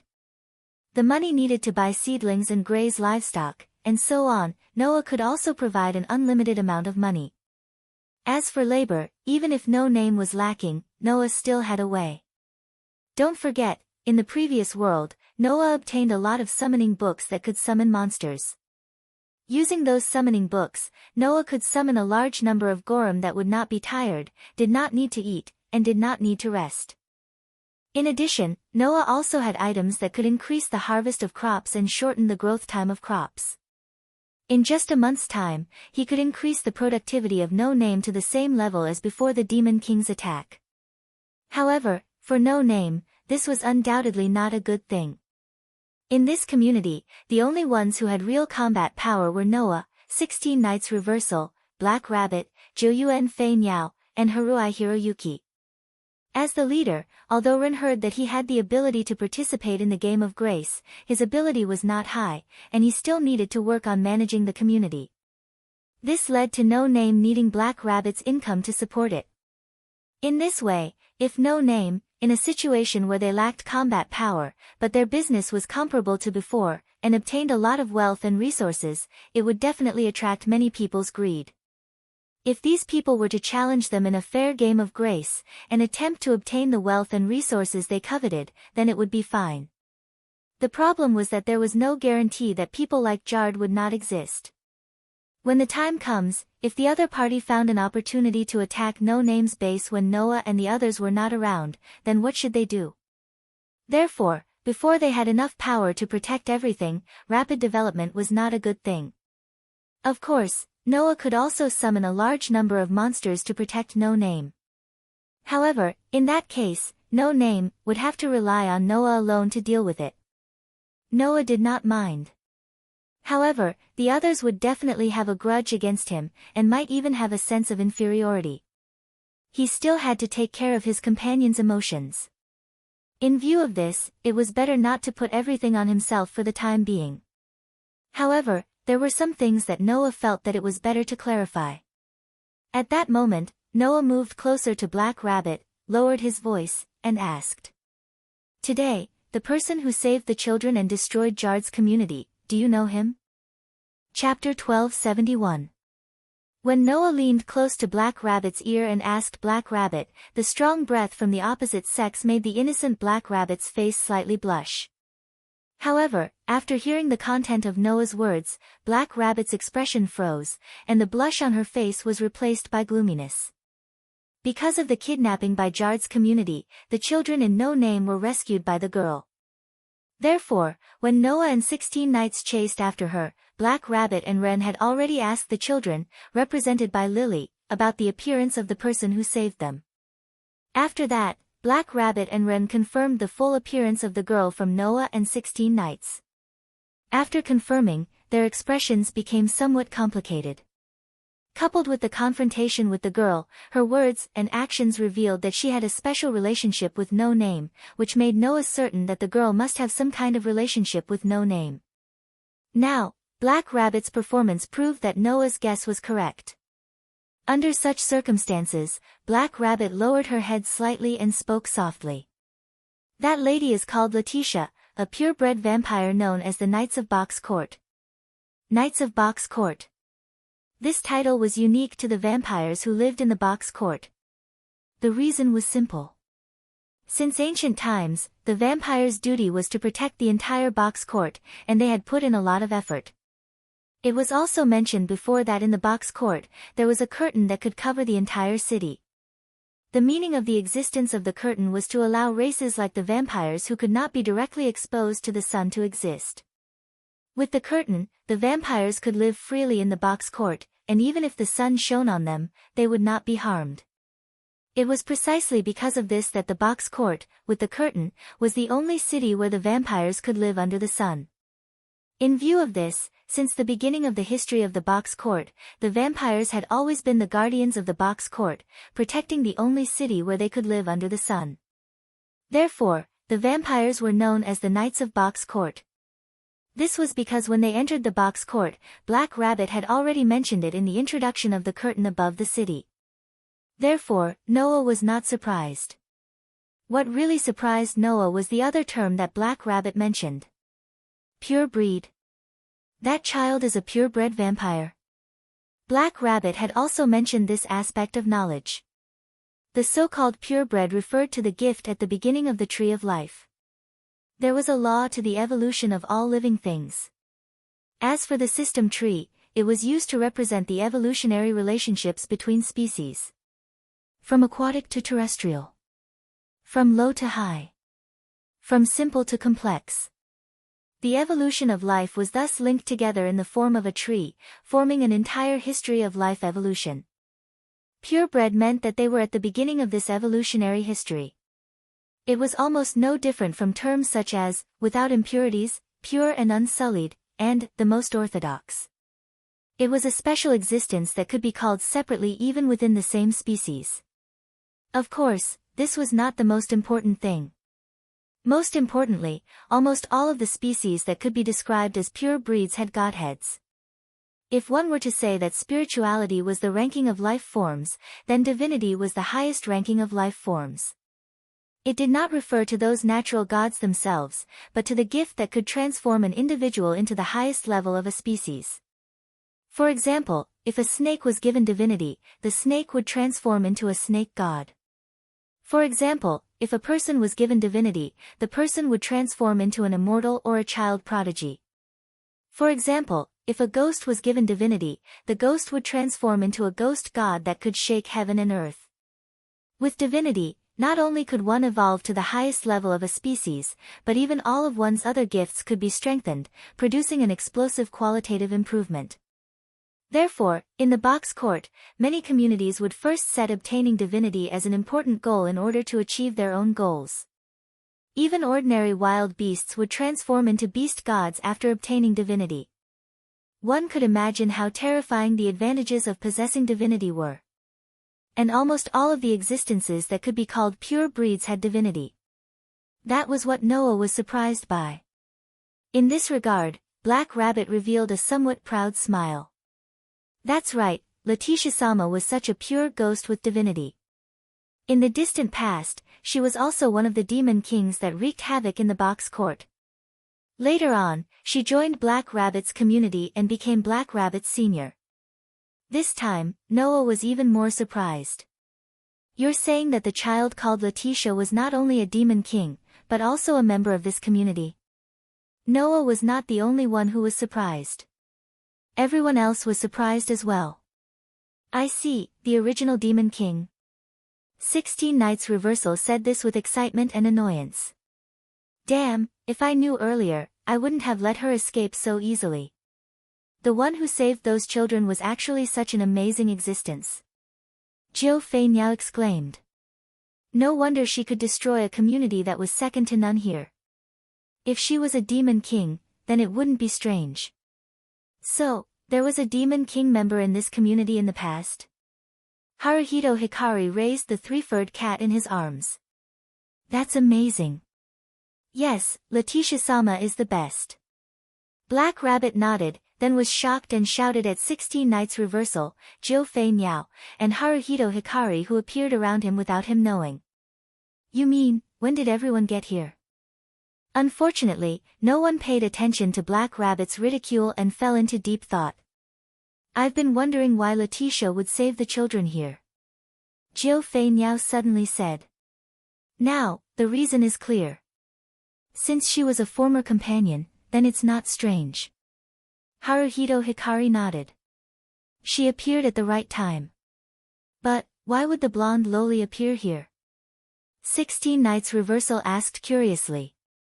Since she's a member of this community, then it means that she was a companion taken away by the Demon King 3 years ago? I'm more concerned about why the girl called Letitia didn't come back. Noah shook his head. Since she's a companion of this community and saved the children, why did she leave without permission and have no intention of coming back? Actually, I've been looking for an opportunity to tell everyone recently. Black Rabbit was silent for a while and immediately gathered his courage. After being taken away by the Demon King, Letitia-sama seemed to have been traded as an item many times and fell into the hands of Thousand Eyes. Thousand Eyes? Noah was slightly taken aback. Isn't that the community where Byakuya is? Yes. Black Rabbit nodded heavily. Then, recently, Thousand Eyes seems to be holding a gift game, and the prize of that gift game is Letitia-sama. Hearing this, everyone more or less understood. In other words, the reason the vampire named Letitia is here is because she is the prize of Thousand Eyes? Noah frowned, and there was a hint of disgust in his expression. Using people as prizes? Isn't it good? 16 Nights Reversal grinned and said to Black Rabbit. You want us to participate in the gift game and take back the blonde loli called Letitia? Yes. Black Rabbit quickly nodded. Letitia-sama is a very important companion of ours, and she's a purebred demon, and even a demon king. If such Letitia-sama can return to the community, then our community's strength can rise to another level, right? Joyuen Asaka continued Black Rabbit's words. This is indeed a good opportunity. Then, Hiroi Hiroyuki raised his hand. Who's going to participate? The scene suddenly became cold. Ah. Black Rabbit trembled as he spoke. Isn't everyone participating together? Suddenly, except for Noah, the other three people all refuted. Why? That's not interesting at all, right? Same. Black Rabbit was dumbfounded. This group of problematic children. Chapter 1272. Night slowly descended. In No Name's base of operations, it was a barren wasteland. The dry wind blew like a desert, sweeping up some sand and dust, spreading along with the night. The surroundings were gradually covered by darkness. Buildings that seemed to have gone through a long period of time seemed to have returned to their original world. Combined with the appearance, it gave off a somewhat gloomy feeling, making people wonder if this was a haunted house. However, if one walked along the stone path in the ruins for a while, then, one would gradually come to a place where empty houses with relatively intact appearances stood side by side. This was the residential area of the members of No Name. Taking a closer look, not far from the residential area, there was a clear flowing waterway that looked like a river.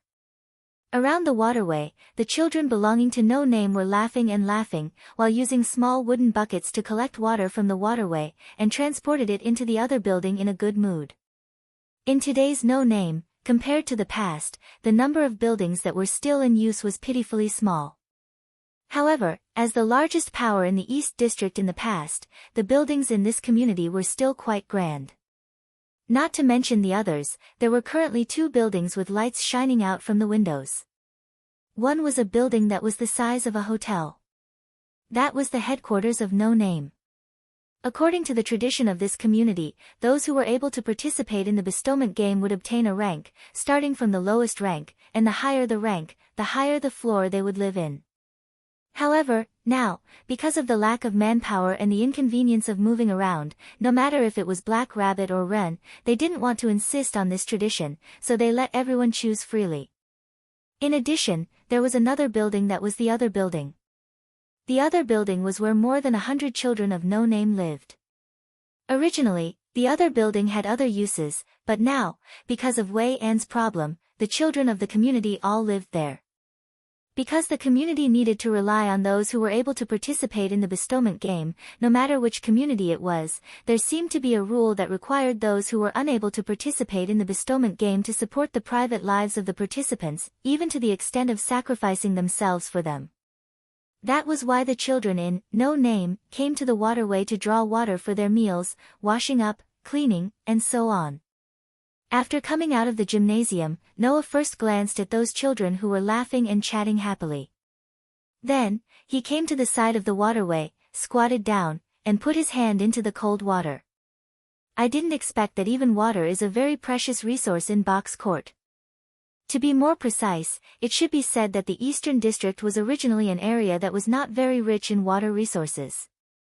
In the north, south, east, west, and north of Hakata, each area had its own unique characteristics. There was an abundance of snow in the northern district. There was a large river that flowed through the city in the southern district. Therefore, the southern and northern districts were regions with relatively abundant water resources. On the other hand, there wasn't much precipitation in the eastern district. There were very few communities that could store enough water. They could only set up waterways in the city and bring in water from the rivers outside. However, only a community with some influence who could afford to use it could use it.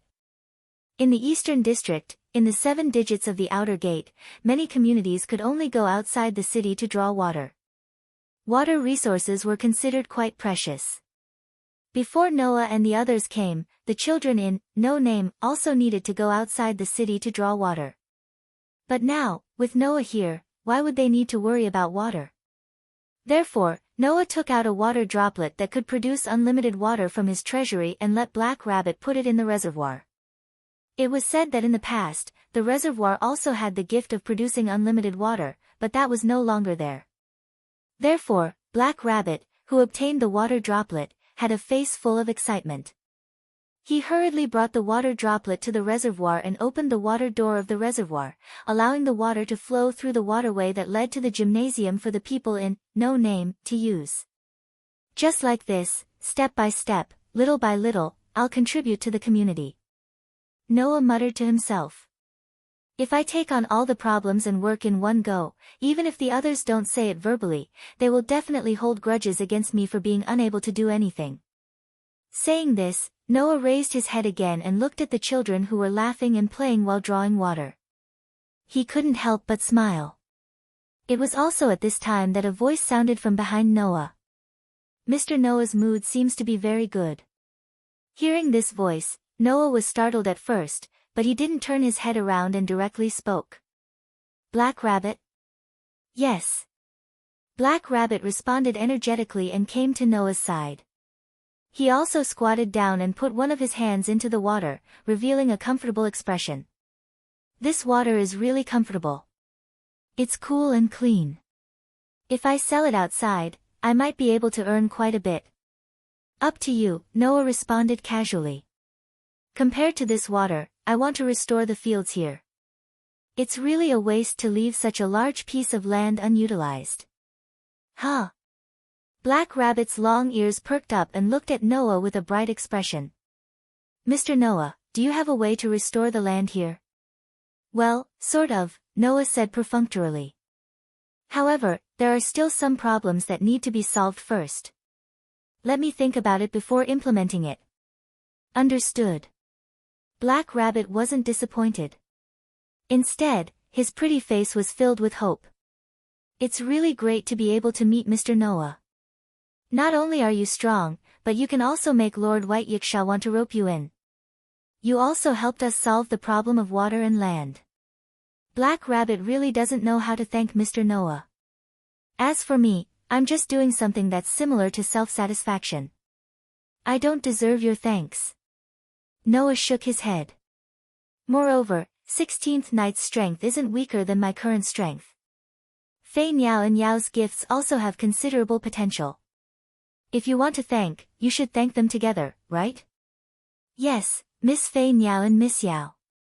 When we go to the bathhouse to take a bath later, Black Rabbit will thank them properly. Black Rabbit clenched his fist tightly with an inspirational look. Mr. 16th Night seems to have something to discuss with young Master Ren. Therefore, Black Rabbit will also thank him afterward. 16th Night. Noah narrowed his eyes slightly and suddenly smiled. It seems that Guy also has his own ideas about how this community should develop next. Huh? Black Rabbit was stunned and asked in confusion. What does that mean? It means literally. Noah laughed. Since that guy will go to the leader of the community to discuss something, then he should have some ideas. That's what I think. Is that so? Black Rabbit tilted his head. Black Rabbit feels that Mr. 16th Night doesn't seem to be thinking about anything. That's because you haven't seen through his sloppy appearance. Noah curled his lips. Although it's just my intuition, I feel that guy doesn't only know how to wave his fists. His brain shouldn't be bad either. Is that so? Black Rabbit looked even more confused. Why would Mr. Noah have such an intuition? Who knows? Noah lowered his head and looked at the clear water reflecting the moonlight in the waterway and said. Perhaps, people who have fought each other with their fists would have such an intuition. At least, Noah didn't think that 16th Night, the arrogant guy who did things his own way, would talk to Ren for no reason. Just like how Noah had ideas about the land and water in No Name, 16th Night must have some ideas about the future development of this community. No matter what, Noah was still looking forward to the plan that 16th Night would come up with to develop the community. However, unlike me, who struggled in all kinds of deceitful regimes and filthy societies, that guy shouldn't have relied on his knowledge and talent instead of experience, right? Chapter 1273. Just like that, the first night in the courtyard passed by very slowly. In one of the rooms in No Name, Noah woke up due to the warm morning sunlight shining into the room through the window.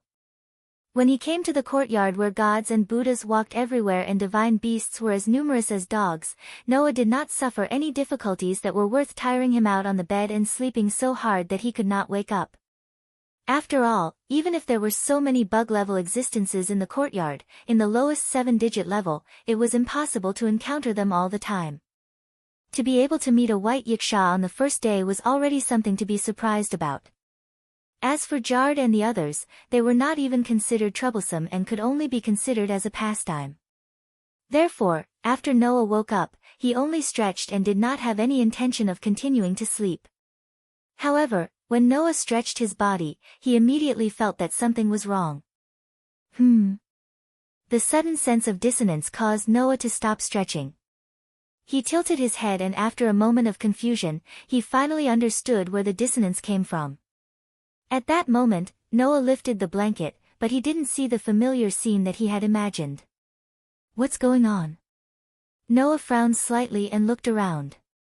Where's Aster? In the past, in the morning, Aster would usually transform into his human form and crawl into Noah's bed. However, today, not only did Aster not crawl into Noah's bed, he also disappeared without a trace. After searching the entire bed but not finding Aster, Noah's frown deepened. Why isn't he here? Noah clearly remembered that before going to bed, he had indeed placed Aster, who had transformed into a small sword, on the bed. Now, since the small silver sword had disappeared, it proved that Aster should have transformed into his human form. However, after transforming into his human form, Aster did not crawl into Noah's bed and even disappeared without a trace. This was something that had never happened before. Knock knock knock, just as Noah wanted to use the spirit contract between him and Aster to find out where Aster was, there was a knock on the door. Noah came back to his senses and looked at the door. Please come in. As soon as Noah finished speaking, a somewhat nervous voice sounded. Call. Sorry for disturbing you. As he said this, Noah's door was opened. The next moment, a young girl with fox ears and a fox tail wearing a Japanese-style apron that matched her short height entered Noah's eyes. You are. Noah had an impression of this fox-eared girl. I remember that your name is Lily, right? Yes. Yes, Lord Noah. Lily revealed a nervous expression and bowed to Noah in fear and trepidation. My name is Lily, and I'm part of the senior group in this community. I'm in charge of the daily lives of the participants. Is that so? Noah scratched his cheek. Although I'm very grateful to you, you don't have to be nervous. I won't make things difficult for you. Yes. Yes, I understand. Although Lily said so, there was still a slight nervousness in her expression. It wasn't that Noah looked scary, but this child was obviously not good at dealing with strangers. After all, Noah joined No Name only yesterday. Understanding this, Noah could only touch his nose and change the topic. What? Do you need something from me? No. That. Lily pushed a cart in from the side. I'm here to deliver breakfast to Lord Noah. Taking a closer look, there was indeed some breakfast on the cart. And it was quite rich. This made Noah a little surprised. Hey, Lily, why is the breakfast so rich? Noah asked in confusion. I remember that this community shouldn't be very rich, right? Not only was it not very rich. The community of No Name had lost its name, lost its flag, and even lost its core members. All that was left was a group of children who didn't have the ability to participate in the bestowment game. They had already reached the point of destitution. Although they barely survived by relying on Black Rabbit's refereeing, there were more than 100 mouths to feed. Even if they were children who didn't have a big appetite, everyone had to live a life of intermittent meals. It was because he understood this situation that Noah was surprised. In response, Lily smiled shyly and said, "It's not that big of a deal. These breakfasts are all made from the plants that can be harvested from the vegetable garden, so there's no problem." Vegetable garden? Noah was stunned. But, the land here hasn't recovered yet, right? Yes, but, we have reclaimed a small piece of land behind the main hall for everyone to cultivate together. Lily's tone started to become slightly more fluent, but her expression was a little downcast. If the other land hasn't lost its vitality, then it can be used to raise livestock, and it can also be used to open up a very vast farmland like before. Although No Name had been destroyed by the Demon King, the territory was still preserved. Noah heard that in the past, the number of residents living here was enough to rival a city. From this, one could imagine how vast the territory was to allow a community of that scale to maintain their livelihood. It was because of this that it was very difficult to revive such a large piece of land. And for Noah, reviving the land was secondary. The most important thing was to take care of the emotions of his companions. However, Lily's words made Noah more or less understand. I see, there's no need to restore all of it at once. Can't we restore a part of it first? Even Lily and the others had reclaimed a small vegetable garden behind the main hall. Then, Noah only needed to restore a small part of the land first, so that his companions in the community had the ability to take care of and protect it. It didn't need to be done by Noah alone. Wouldn't that be enough? He didn't even think of such a simple logic. Noah was really too smart for his own good. Thank you, Lily. Noah couldn't help but pat Lily's head. You've really helped a lot. Lily was startled at first, but when she reacted, her face turned red. Although I don't know what's going on, it's good to be able to help. Saying so, Lily was embarrassed by Noah's pat on the head, but at the same time, her pair of foxtails kept swinging. She seemed to be in a very good mood. This child is quite cute. Noah, who felt that something dangerous was about to sprout in his heart, smiled embarrassedly. Then, he remembered Astor's matter and quickly asked Lily. Oh right, Lily, did you see a girl with very beautiful silver hair, about the same age as you? Silver hair. Lily blinked, and then she remembered something. I think I did see her. Is that so? Noah took a deep breath and asked. Then where is she? Oh. Lily made a gesture of recalling. I remember that she seemed to have gone in the direction of the bathhouse. Really? Noah nodded. Then I'll go look for her first. Lily, please push the breakfast to the discussion room. I'll go eat later. After saying that, Noah directly left the room and walked in the direction of the bathhouse. At this time, Lily finally reacted and panicked. Oh. Oh no, Sir Noah can't go now. However, when Lily was panicking, Noah had already disappeared at the end of the corridor, leaving Lily standing there in a daze. Originally, in No Name, where even getting water was a difficult task, the existence of the bathhouse was equivalent to a dispensable place. Whether it was Black Rabbit or Ren, there was no way for them to extravagantly use the water that they painstakingly obtained from outside the city to take a bath in the bathhouse. However, after Noah guaranteed the water source, the bathhouse was opened yesterday. Noah also enjoyed himself in the bathhouse yesterday. Based on yesterday's memory, Noah arrived at the entrance of the bathhouse. After arriving here, Noah could faintly feel the connection between him and Aster. Noah finally let out a sigh of relief and directly opened the door of the bathhouse. Aster, where did you run to? Before he could finish his sentence, Noah's breath caught in his throat, and he was stunned. Chapter 1274. History is always surprisingly similar. When Noah opened the door of the bathhouse and saw the situation inside, this was the first thought that flashed through his mind. Because, undoubtedly, it was not the first time he had encountered such a thing, Noah still encountered a surprisingly similar plot. Huh? In the bathhouse, everyone who suddenly heard the sound of the door being opened made such a puzzled sound. Then, they all turned their heads and looked at the door. As a result, Noah and the three girls in the room looked at each other. At this moment, Noah's breathing stopped. At this moment, the breathing of the three girls also stopped. The four of them stared at each other in a daze, causing a strange silence to pervade the surroundings. Of course, if it was just a meeting, then, it would definitely not make both sides react like this. The problem was, this was a bathhouse. Then, what the people who came here usually did, the answer was obvious. Noah almost couldn't help but cast his gaze on the three girls in the bathhouse. The first thing that was imprinted in Noah's eyes was the skin that was so white that it made people feel dazzled. That was the skin of the three girls, Black Rabbit, Jiu Yuanfei, and Haruai Buyao, who were completely naked. Then, Noah took in all three of the delicate bodies. Among the three girls, Black Rabbit's figure was undoubtedly the best. Undoubtedly, at first glance, she was only about 16 or 17 years old, but the fullness and well-developed legs in front of her formed an ideal figure that had not collapsed at all. It was definitely not an exaggeration to say that it was protruding forward and backward. Jiu Yuanfei's figure was not as bewitching as Black Rabbit's, but it could definitely attract the attention of any healthy man.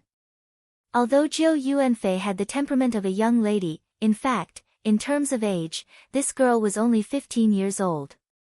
For a 15-year-old girl, her well-developed figure was fully displayed in front of Noah, and it also made people feel suffocated.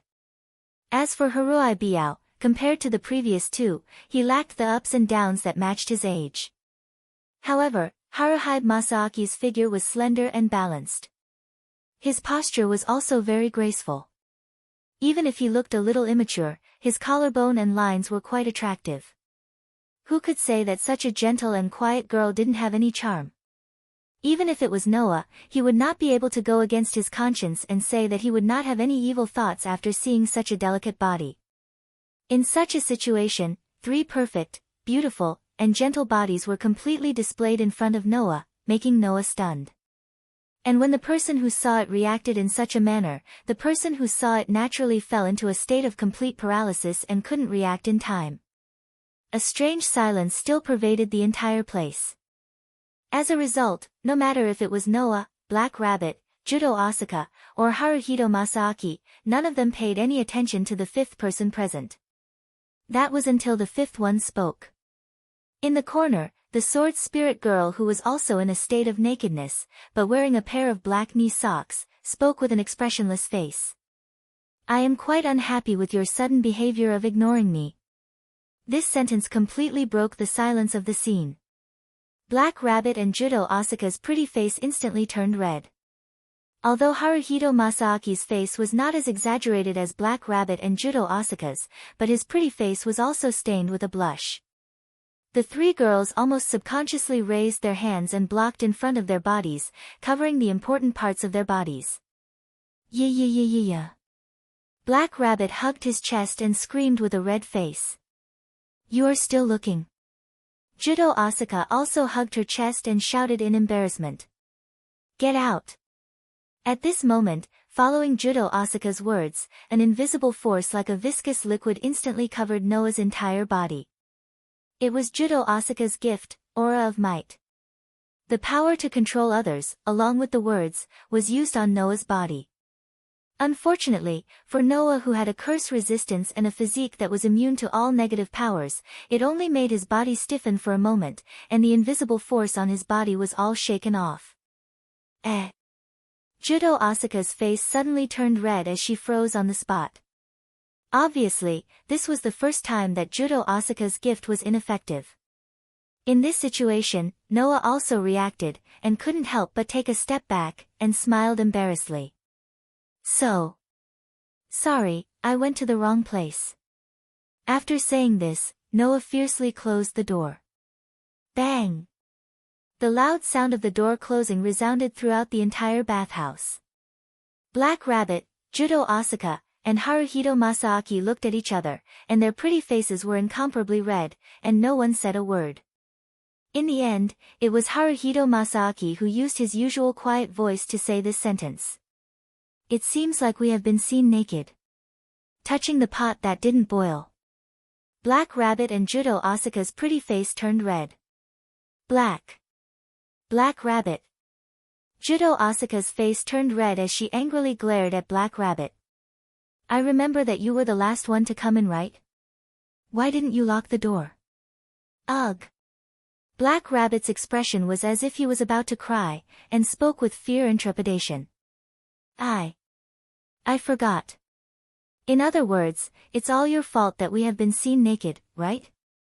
Judo Asuka was so angry that her whole body was trembling, and fiercely reached out her hand, and grabbed Black Rabbit's long ear, and pulled it hard. You stupid rabbit.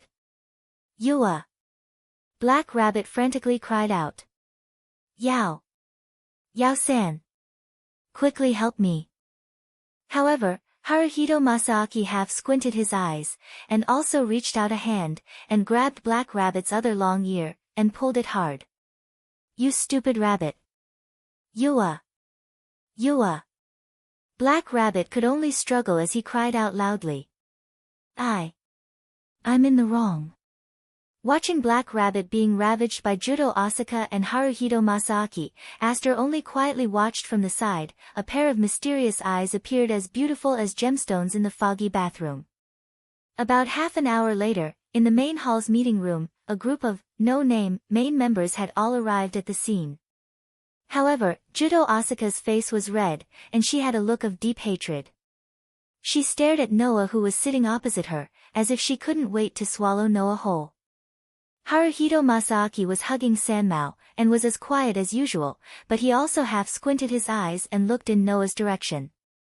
Black Rabbit touched her pair of long rabbit ears, and stared at Noah with tears in her eyes. Her pitiful expression made people want to bully her. Sitting opposite Black Rabbit, Judo Asuka, and Haruhito Masaaki, Noah endured the 3 different gazes, and felt as if he was sitting on pins and needles. However, when he thought of the beautiful scene in the bathhouse, even Noah couldn't help but feel a ripple in his heart. Hey, I say, you guys didn't do anything interesting behind my back, right? 16 Knights crossed her arms, frowned, and cast her gaze to Noah's side. Also, who is that silver-haired loli over there? Everyone's gaze suddenly converged on the seat beside Noah. There, Aster was holding a piece of bread, biting it expressionlessly, and puffing his cheeks back and forth like a squirrel, looking extremely cute. Noah then remembered Aster's matter, and with the intention of changing the topic, he hurriedly asked Black Rabbit, Judo Asaka, and Haruhito Masaaki. Right. That's right, how did you guys end up with Aster? When they were in the bathhouse, Black Rabbit, Judo Asaka, and Haruhito Masaaki obviously planned to take a bath together with Aster. Undoubtedly, Noah didn't introduce Aster to everyone, so Black Rabbit and the others shouldn't know who Aster was. That. Black Rabbit was still rubbing her rabbit ears that were hurt by Judo Asaka and Haruhito Masaaki, and said with tears in her eyes. Could it be that Miss Aster isn't under Noah-san's favor? Favor? Noah paused, then nodded. That's possible, but how did you guys know? Judo Asaka snorted. Didn't this child call you master? Chapter 1275. As mentioned earlier, as long as it was a mysterious power that ordinary humans couldn't possess, it could be called a gift. From this point of view, the power that Noah possessed was also called a gift in this world. Therefore, Noah had never denied that the power he possessed was a gift. Because, from the worldview of this world, Noah's power was considered a gift. However, Noah's power wasn't obtained from this world, but from other worlds. In view of this, the so-called omniscient Laplace paper couldn't identify the power that Noah had obtained from other worlds, leading White Yiksha to conclude that there was no gift. After all, the so-called omniscience was only limited to this world. Even if it was called omniscient, it was impossible for Laplace to possess the knowledge of the other feather worlds in the world between worlds. In this world, there were also many kinds of gifts. The gift that an individual possessed was a type of ability that was directly linked to one's soul. In other words, this type of gift was a part of one's soul. It couldn't be forcibly taken away without the consent of the owner of the gift. In addition, there were also gifts that could be bestowed on weapons, allowing the weapons to possess power and be used by the wielder. It was a materialized type of gift that could be used. This type of gift could be directly taken away by force. However, it was also because of this that some of the materialization-type blessings were extremely powerful and had very strict requirements for the user. If the requirements couldn't be met, then even if the gift was forcibly taken away, it couldn't be used. In addition, an individual with life could also become a gift. That was a situation that would only occur when the gift belonged to a certain person. For example, when some people used their own abilities to create living puppets, spirits, ghosts, and the like, these created individuals were naturally a gift from the Creator. For example, some spirits, ghosts, and even God signed a subordinate contract with a certain person and became that person's power. That was also a gift that belonged to the owner. In such a situation, even if the target was an individual with life, the gift card could be used to accept it. It was enough to prove the fact that they belonged to a certain person. Black Rabbit even said that in the box court, if someone defeated the Demon King in the gift game with the authority of the organizer, then the Demon King could also become a gift that belonged to him and the community. Therefore, when Aster called Noah his master, Black Rabbit naturally regarded Aster as a gift from Noah. As a matter of fact, in this world, Aster, who had signed a contract with Noah, was considered a gift from Noah. Noah didn't question this. What Noah was really puzzled about was why Aster was with Black Rabbit, Kudo Asaka, and Haruhide Masaaki. The one who answered Noah's question was not Black Rabbit, nor was it Kyuki or Kasuga Hiroyuki. Aster, who was chewing on a piece of bread, suddenly raised his head and said, "Because in the morning, Master sprayed something on me, so I wanted to find water to wash it off. Coincidentally, I met these people and went to the bathing area together." As soon as he said this, the entire place fell into a deathly silence. Noah's mouth was agape. He looked at Aster with a marvelous expression. Black Rabbit, Judo Asaka, and Haruhito Masaaki were silent for a while. Then, they looked at Noah with disdain and contempt. It was as if he was looking at the king of ghosts and beasts. In the morning? Sprayed something. Still need to wash it off. 16 Knights looked at Noah in astonishment. Hey, little bro, Don't tell me you took something white." Before 16 Knights could finish his sentence, a fist suddenly whistled through the air and heavily smashed into his face. Bang! A hand suddenly caught the fist that was smashing towards him, causing a muffled sound to ring out. "I say, little bro," 16 Knights looked at Noah with a smile that didn't reach his eyes. "You didn't seem to have any intention of holding back with that punch, right? Is that so?" Noah's eyes twitched as he retracted his fist. "Anyway, student 16 Knight's skin is thick. You didn't die even after hundreds of punches, let alone one punch this time. A sandbag can also take hits, but I'm not a sandbag. Compared to getting hit, I prefer to hit people." 16 Knights spread his hands and revealed an evil smile. "Or do you really have a guilty conscience, little brother?" The corner of Noah's mouth twitched. He resisted the urge to punch 16 Knights in the face again. He took a deep breath and looked at Aster with a fake smile on his face. "Aster, can I trouble you to explain clearly what I sprayed on your body?" "Yes, master." Aster's face was still expressionless. "Master sprayed something sticky on my body." Black Rabbit, Jiu Yunfei, and Haruai Hikari's eyes became dangerous. Noah finally couldn't stay calm. "Aster." Noah almost covered his face. "Do you know that if you continue to use such misleading words, I won't be able to continue staying here?" "Why?" Aster tilted his head and asked in confusion. "What I said is the truth." "Then please explain clearly." Noah couldn't help but raise his voice. "What did I spray on you?" Aster blinked his eyes that were filled with mystery. After a while, he finally spat out 2 words. "Saliva." Including Noah, Black Rabbit, Jiu Yunfei, and Haruai Hikari almost fell down. "You sprayed saliva on the loli?" 16 Knights laughed out loud. "Isn't this not bad? Little bro? How long did you lick this silver-haired loli's body?" "Lick?" Black Rabbit, Judo Asuka, and Haruai Hikari opened their eyes wide and glared at Noah angrily. I didn't expect Mr. Noah to be such a person. I thought you were a gentleman. I was wrong about you. I don't want to be friends with such a pervert." Wait. "Don't be led by the nose by this guy." Noah couldn't help but yell out. "This guy only said that because he thought it was fun. Don't you see him clearly? In fact, this is indeed very fun," 16 Knights Reversal said openly without any remorse. "To be able to monopolize such a delicious loli, you must have a lot of fun, right?"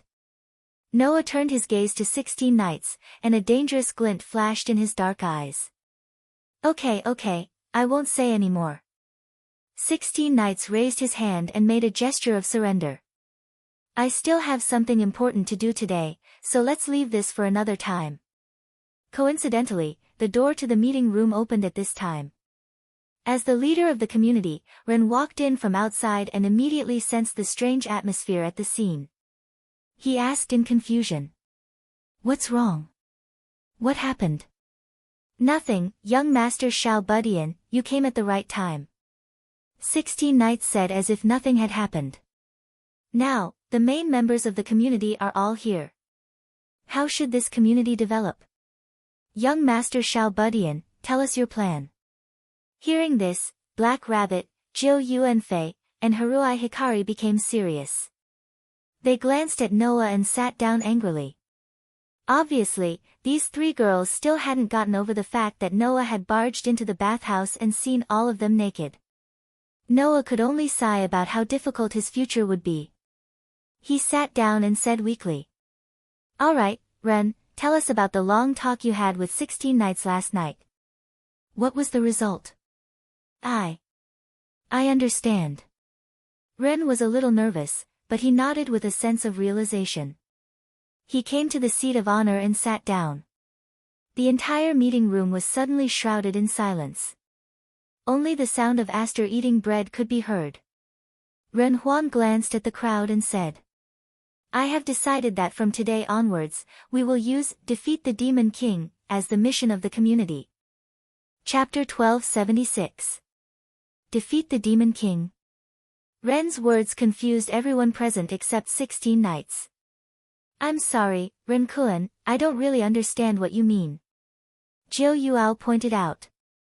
Our community's flag, name, and companions were all taken away by the Demon King.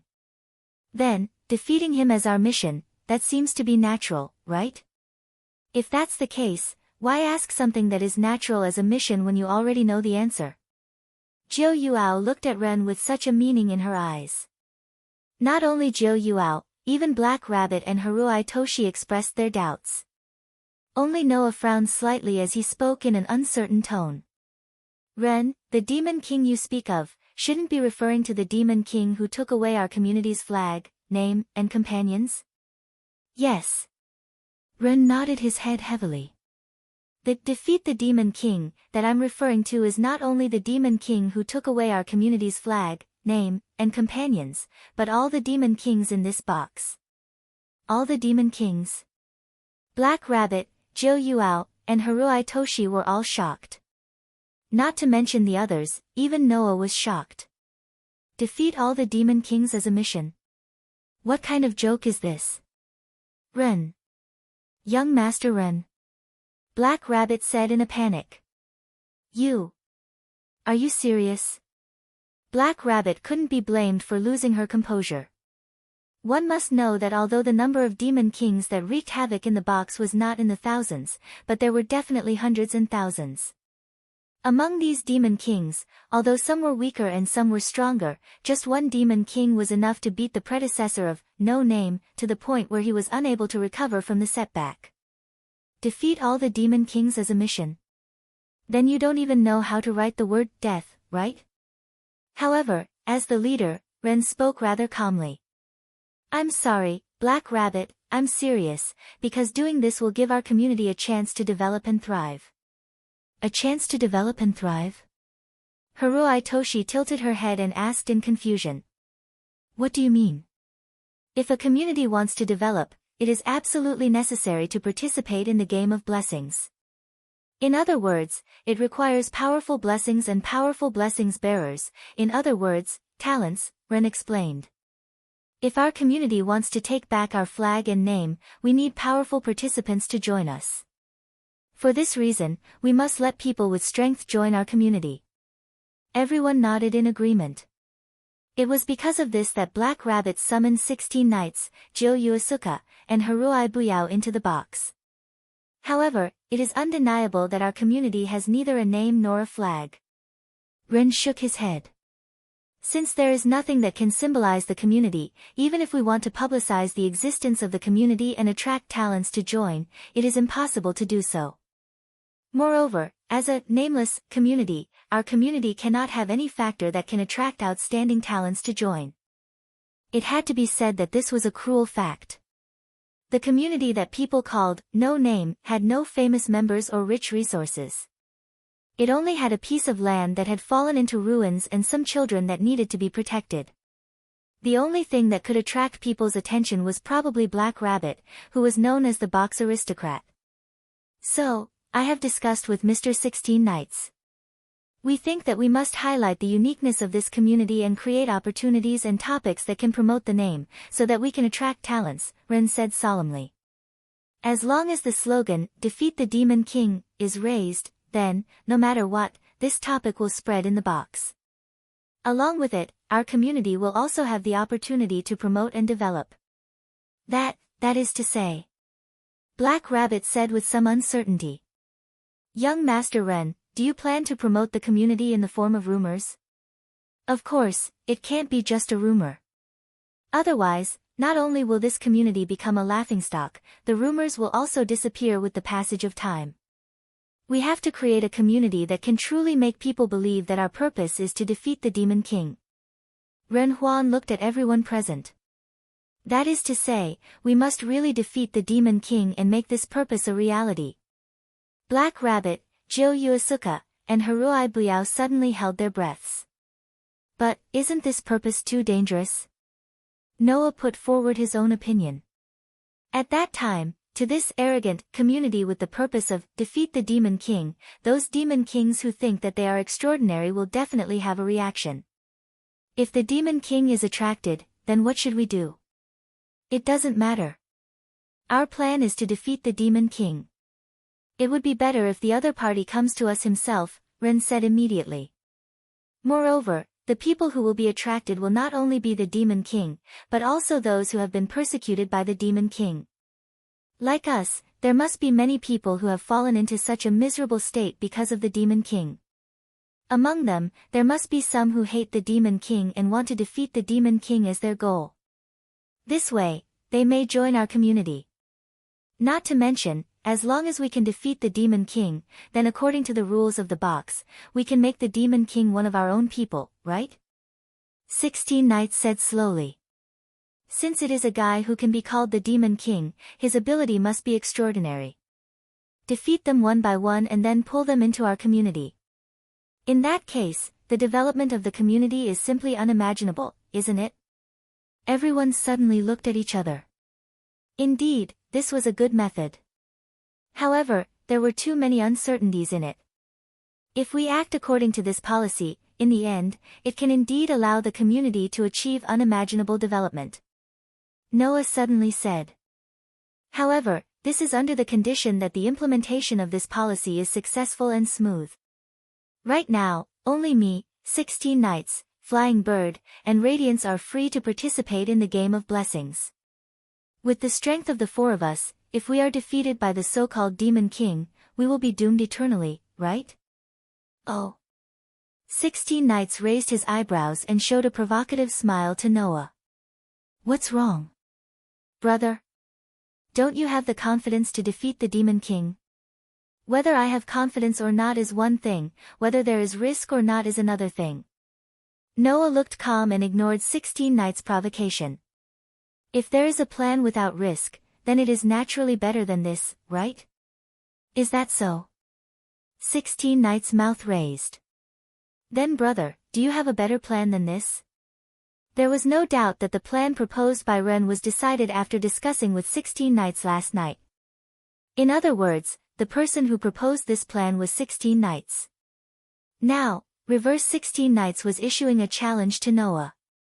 He wanted to see if Noah could really come up with a better plan than this. In this regard, Noah just smiled faintly. Actually, I have a gift that allows me to summon an endless number of demons. Noah's words first stunned the people around him, then their eyes lit up. A gift that can summon endless monsters. Black Rabbit said with some excitement. Do you still have such a powerful gift? Mr. Noah. How about the specifics? Ren also asked with some expectation. What kind of strength can those monsters reach? What kind of strength? Noah pondered for a while and then gave such an answer.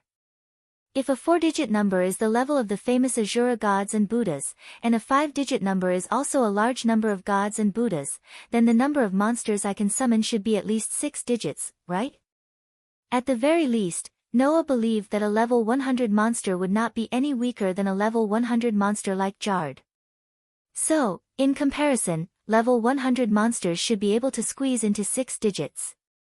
This made Black Rabbit and Ren's heartbeat begin to accelerate. An endless number of 6-digit monsters? Then even if it was to fight against those communities with 5 digits, it was not impossible, right? Under such circumstances, Noah's eyes flashed and suddenly said such a sentence. My plan is to summon a large number of monsters and massacre this 2105380 outer sect. Chapter 1277. At this moment, the entire, no name, room was filled with an extremely heavy and silent atmosphere. With Ren as the leader, including Black Rabbit, Koyoshi, and Haruhi Byayoshi, all of the members of No Name had a sudden change in expression. 16 Knights, on the other hand, focused his gaze on Noah. On his face, the insufferably arrogant smile had long disappeared without a trace. Under this kind of situation, the atmosphere of the No Name room that had become deathly silent became heavier and heavier. There was no other way. If it was said that 16 Knights' proposal of defeat the Demon King was a proposal that would shock people, then Noah's proposal of massacre the outer sect was a proposal that would cause people to not dare to believe. Thus, Ren secretly swallowed a mouthful of saliva, mustered up his courage, and asked a question. No. Mr. Noah, what do you mean by that?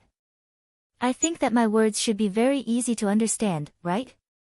Noah slightly raised his eyes and met Ren's gaze. It's just the literal meaning.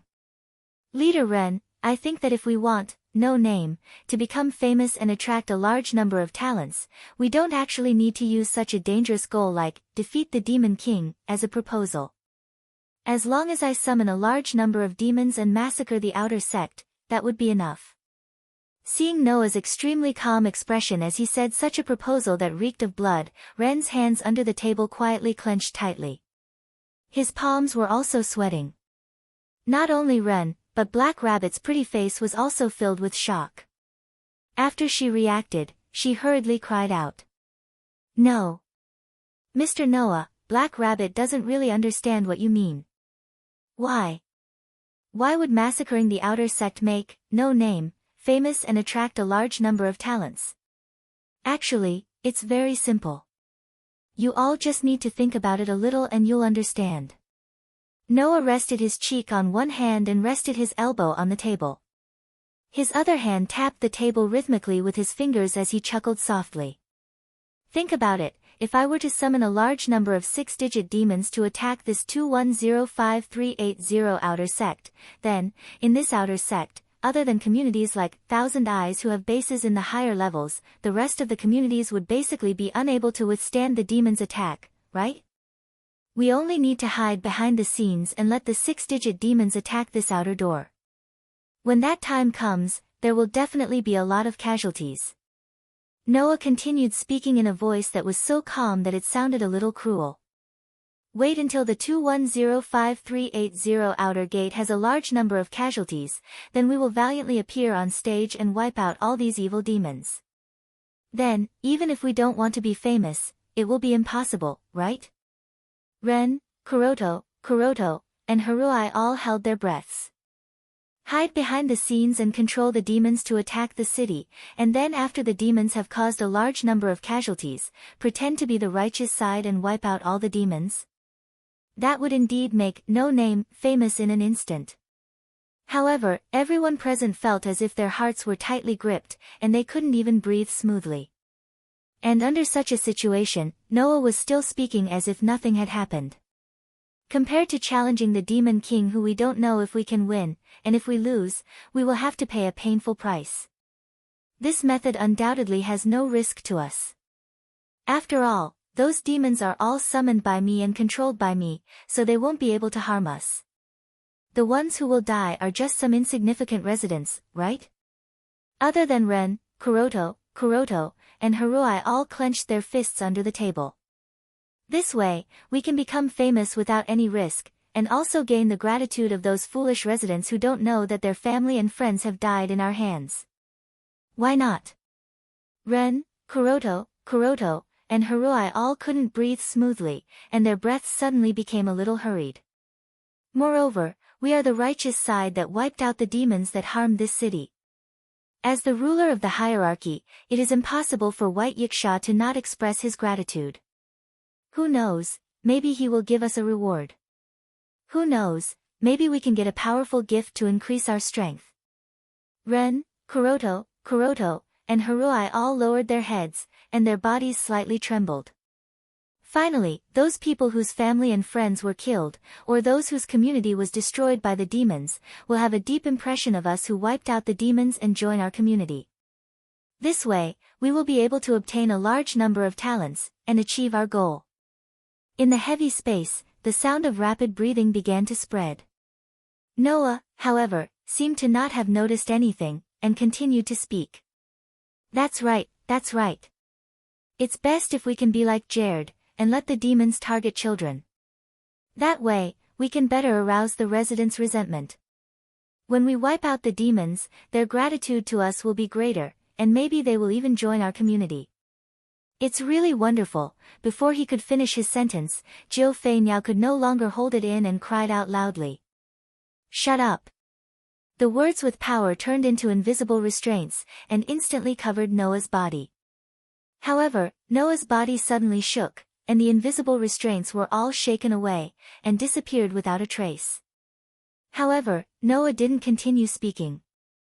Instead, he glanced at Jiu Fei Niao and said indifferently, "Don't worry." "What's wrong? Miss Kuroto? Do you think my proposal is unreasonable?" "No, it's reasonable, very reasonable. If we do as you say, this community can indeed develop greatly." Kuroto stared at Noah, and her eyes were filled with unprecedented anger and coldness. "It's just that, I really didn't expect you to come up with such a proposal, Mr. Noah. I don't like this method." Haruhi Hiroyuki lowered his eyes and said softly, "I don't want to do it either." "Why? Do you feel guilty?" Noah smiled, and then looked at Ren. "But, without a doubt, this will allow the community to develop greatly, and our wish is to go against the Demon King who destroyed the community, and take back the most important flag, name, and even companions of the community." At this point, Noah stared at Ren and enunciated each and every word clearly. Those companions might be locked up in prison right now and being tortured. They might also be treated as a prize like that child named Letitia. They might even be sold as a commodity. Even so, you still want to consider the safety of others first and consider the means to do so. Ren immediately lowered his head, and fell silent. Kuroto and Haruhi Hiroyuki also fell silent, and couldn't speak anymore. Only Black Rabbit, whose pretty face was uncertain, looked like she wanted to say something, but didn't know what to say. In the end, she could only hang her head dejectedly.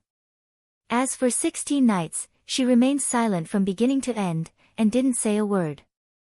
The atmosphere was heavy. After a long time, Ren took a deep breath and looked at Noah. "Perhaps, if we do according to Mr. Noah's proposal, our community will be able to develop greatly in a short time. Compared to defeating the Demon King, there is no risk, and it will be more efficient." "But..." Ren couldn't help but stand up. "If I do this, even if my companions can come back, they will definitely not forgive me." That's right." Black Rabbit seemed to have found an organization, and also stood up, trying to express her thoughts. "The feeling of losing companions, family, and friends, Black Rabbit and young Master Ren will understand it best, and so will everyone. We must not let the rest of the outer sect be like us, living in pain and suffering. So, Mr. Noah." Ren's tone became firm. "Sorry, I can't accept this proposal." Everyone suddenly fell silent. "Is that so?" Noah turned his head, but the corner of his mouth raised into an imperceptible arc. "I understand, then so be it." Everyone suddenly let out a sigh of relief. On the side, 16 Nights, who had been watching Noah, clearly noticed Noah's imperceptible smile, raised his eyebrows, and also smiled. Chapter 1278. In the end, after some discussion, everyone agreed to Ren's proposal to let No Name become a community with the mission of defeat the Demon King. They would first expand their reputation in the outer sect of 2105380. For this reason, they had to first publicize the mission of No Name. Ren thought that he could ask White Yiksha for help with this. As the leader of the East District, White Yiksha not only had a base in the 4 digits, but he was also a cadre of the super-large business community, Thousand Eyes, that had influence all over the 4 regions. With White Yiksha's power, as long as he said a few words to the people below him, then the people of each branch of Thousand Eyes would publicize the mission of No Name and make it a topic of discussion. For this reason, Ren and Black Rabbit planned to set off together and go to a branch of Thousand Eyes to negotiate with White Yiksha and ask him for help. Although White Yiksha was the leader of the East District and a cadre of Thousand Eyes, there was no reason for him to help a No Name that didn't even have a name or a banner. However, with Black Rabbit, this matter shouldn't be a problem. After all, White Yiksha was a standard pervert. As long as Black Rabbit sacrificed a bit of her body, this matter should be done. For this reason, Black Rabbit agreed with a heart of despair. By the way, this plan was also proposed by 16 Nights in reverse. Therefore, Black Rabbit already hated reverse 16 Nights. In addition to the development of No Name, the matter of the bestowal game that used Letitia as a prize was also brought up. In order to take back the Demon King's companions and combat power, everyone agreed that they had to participate in this bestowal game. For this reason, the participants of this bestowal game were decided by everyone. If there were many people participating, then it would be decided based on the situation. When necessary, everyone would participate. If only one person could participate, then they would choose between Noah and 16 knights, who had the greatest combat power. This decision made Jiu Yuanyao, who used to be the young miss of a famous conglomerate and had a higher self-esteem than the average person, rather dissatisfied with the competitive Haruhi Buyao who didn't match her appearance. However, Kyuyuki and Haruhibu Yaichi knew their limits. They knew that in terms of combat power, they were still lacking compared to Noah and 16 Knights reversal. As such, even though they were dissatisfied, Kiyoshi Asaka and Haruhibu Yaichi didn't mention it. Instead, they agreed with this decision. After making these decisions, the meeting was adjourned. Pushing open the door, Noah walked out of the conference room and held Aster's hand as they walked towards the room. As they walked, Noah spoke faintly. "Hey, Aster, can you not use such misleading words next time?" "What is Master referring to?" Aster didn't even turn his head. He held Noah's hand and walked forward without looking sideways. His expression didn't change in the slightest. "Are you referring to when Master sprayed something on me? Can't you just say that I accidentally dripped some saliva on you?" Noah felt that this was the first time in his life that he felt so ashamed. "Thanks to you, I was almost destroyed by humanity." "It's okay," Aster said as if it was a matter of fact. "I am Master's sword. I won't let anyone hurt Master." "That's not the problem, right?" Noah almost face-bombed. "Before I will be hurt, first of all, I will have a lot of problems in terms of social survival." "It's okay." Aster's face was still expressionless. "Master won't always stay in this world. So, even if you can't survive in this world, you can still survive in another world." "Fine, I can't win against you." Noah let out a big sigh. "Then can you please inform me when you leave my side in the future? It's all thanks to you again. I have the wonderful feat of seeing all the members of the opposite sex in the community naked on the first day I joined." Hearing this, Aster tilted his head. After a while, he spat out 3 words. "Are you happy? Is it a question of whether I am happy or not?" Just when Noah had the urge to die, a figure appeared in front of him. "Yo, little brother." 16 Knights crossed his arms and leaned against the wall. He looked in Noah's direction and grinned. "Are you having fun with your loli?" Noah stopped and looked straight at 16 Knights. His hand that was holding Aster's hand tightened slightly. Aster immediately understood and closed his eyes. His body emitted a beautiful light and turned into light particles. They gathered in Noah's hand and turned into the shape of a silver dagger. Seeing the small silver sword in Noah's hand, 16 Knights' eyes flashed. It was unknown what he thought of, but he seemed to be deep in thought. Under such circumstances, Noah placed Ace, who had transformed into a small silver sword, back on his waist. As he did so, he asked casually. "What? You need something from me?" 16 Knights curled his lips, but his eyes were fixed on Noah. "Why did you propose such a plan?" "What do you mean why?" Noah curled his lips into a smile. "Since it's a plan, it should be proposed and discussed with everyone, right? The problem is, do you really want to discuss it with others?" 16 Knights smacked his lips. "Undoubtedly, you don't want to use such a plan, right?" "Oh." Noah raised his eyebrows. "Why do you think so?" "It's very simple." 16 Knights said bluntly.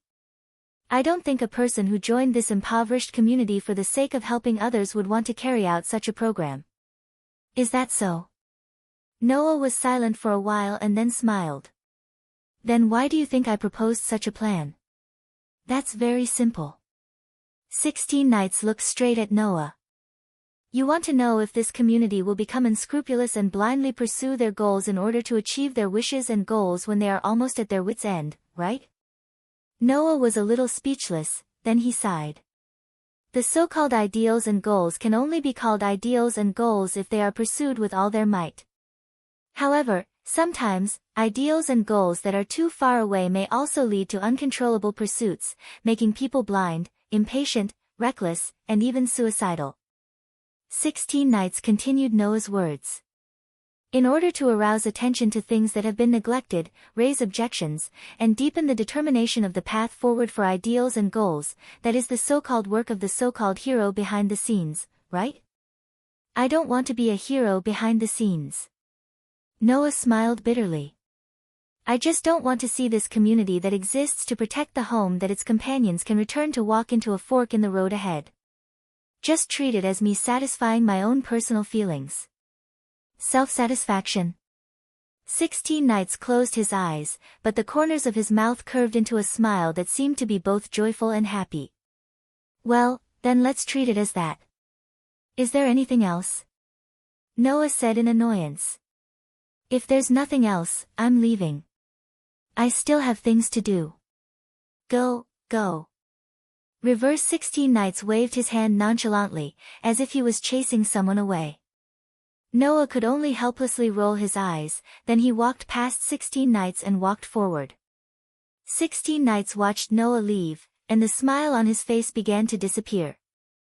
Although it was only a plan proposed as a warning and confirmation, if that plan was really implemented, it would be effective, right? Recalling the plan proposed by Noah, 16 Nights also showed a rare bitter smile. If he can really achieve his goals at all costs, that guy should have no less than 10 ways to restore this community to its heyday, right? I really don't know what kind of world he used to live in. Chapter 1279. The outer gate of Hakata City 2105380, the residential area, the base of no name. In the base of no name, there is a huge library on the 3rd floor of the main library. This library has the records of the gift game that this community participated in the past, the collection of books in Hakata, and all kinds of biographies related to the existence of Shura gods and Buddhas, and the number is not small. When Ren and Black Rabbit went to look for Byakuya for the promotion of No Name, 16 Nights Retrograde, Joyuen Flying Bird, and Haruhito Hikari went back to their own rooms to do their own things. They seemed to be preparing to recharge their energy for the upcoming game of taking back Letitia's gift. And Noah, under the guidance of Lily, came to the library on the 3rd floor of the main library. Coming to this world is just a matter of yesterday. Regarding the understanding of this place called Hakata, even if Black Rabbit already knew some of the basics, but it is only the basics. In order to better move in this world, Noah still has to do the same as before. First, he needs to collect information, so as not to become a blind person and be surprised and ignorant when encountering any situation. So, Noah came to this library. Holding a book in his hand, Noah leaned against a bookshelf and flipped through it while talking to himself. I don't know if there is a record of the strongest race in Hakata like the Star Spirit. In Hakata, there are all kinds of Shura gods and Buddhas. Those Shura gods and Buddhas are almost the same as the gods mentioned in the various myths and legends that Noah learned in other worlds. Once upon a time, in the world of the God Slayer, in order to better deal with all kinds of God Slayers and disobedient gods, Noah had studied various series of myths and legends. So, for the famous Shura gods and Buddhas in Hakata, Noah knows more than the average person. This is also the preparation for the incarnation of the warrior. After all, although the authority of the warrior could sever the divinity and seal the authority of the gods, it was much more special and powerful than the other incarnations of the authority of Noah's 10 incarnations. However, there were conditions for its use. If he didn't understand the ability he wanted to seal, he wouldn't be able to use it. Because of this, Noah needed to have all kinds of knowledge. I wonder if I can defeat White Yiksha using the warrior avatar. This thought flashed across Noah's mind. Soon after, he did not know whether to laugh or cry. White Yiksha isn't an enemy. I don't know if there's a possibility of a fight. Why do I have to consider whether I can defeat her? Perhaps, this was also the result of Noah's competitive nature. Although he wouldn't feel proud if he won and wouldn't feel depressed if he lost, as expected, no one wanted to lose compared to winning. Not to mention, Noah was also a god slayer. He could be considered a natural warrior, so he was more or less competitive. Forget it, there's no harm in being prepared. Perhaps there really is a chance that we will face the 3 strongest species of Hakata. If we have the knowledge to deal with them, then there won't be any problems. Among the 3 strongest species in the box court, Noah already possessed all the knowledge of the gods and Buddhas that were born with divine knowledge. The only ones left were the star elves and the pure-blooded dragon species, which were also the strongest species. However, the knowledge of the pure-blooded dragon species is quite difficult to prepare. The star elves referred to the main sprites of celestial bodies above the stellar level. It was not an exaggeration to treat them as the celestial bodies themselves. Existences like this were basically classified as gods in the world of the god slayer. Therefore, Noah also had a portion of the star elves' knowledge. As for the rest, even if he didn't have it, it was impossible for celestial bodies above the stellar level to not be famous. Noah only needed to search and he should be able to find the records of most of the star elves. However, the pure-blooded dragon species were a little troublesome. This was because the pure-blooded dragon species were not born, but happened. At a certain moment, a powerful force gathered without warning and a species appeared out of thin air. That was the way the pure-blooded dragon species were born. Therefore, the pure-blooded dragon species would only give birth to a pure-blooded descendant when it was a single reproduction. If they mated with a different species and used the method of reproduction to breed the descendant would only be a subdragon. If it was a pure-blooded dragon species that had existed for a long time, then I should still be able to find the recorded knowledge. The problem is that the newborn pure-blooded dragon species should not be recorded, right? Noah thought about this while continuing to flip through the books in his hand. In short, it's better to be prepared. If it's some other famous existence, I'll find a record and write it down. With such a thought in mind, Noah used his extraordinary memory and comprehension to absorb the water known as knowledge like a sponge as usual. He read until the sky turned dark. It wasn't until the sky turned dark that Noah stood up from the ground. Around him, there were already a lot of books piled up. Wren and the Black Rabbit should be back soon. Noah stretched. Let's continue tomorrow. Just as Noah was about to leave the library and return to the top, a series of hurried footsteps sounded. He saw that Wren and the Black Rabbit were leading a group of no-name members all squeezed into the library and quickly walked over. Mr. Noah. The Black Rabbit looked like he was about to cry as he said this. Lady Letitia's gift game has been postponed. Hearing this, Noah was slightly stunned. He turned his head and looked at 16 knights. When 16 knights nodded his head with a face full of displeasure, his face also sank.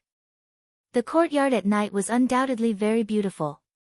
In the sky, almost every star could be seen very clearly, and they were shining brightly. The moonlight even shone on the entire courtyard, covering the courtyard with a layer of silver frost. The street lamps gave off a faint light. There was no sign of anyone around at all. A peaceful atmosphere filled the entire space, making people feel at peace. Here, there were no dazzling neon lights. Here, there were no cars that ran on the road day and night. Here, there were no excessive laughter and entertainment. Here, there were no annoying noises or crowds. To be able to see a sky full of stars in a place where humans lived, for people who lived in modern times, it was a very surprising thing.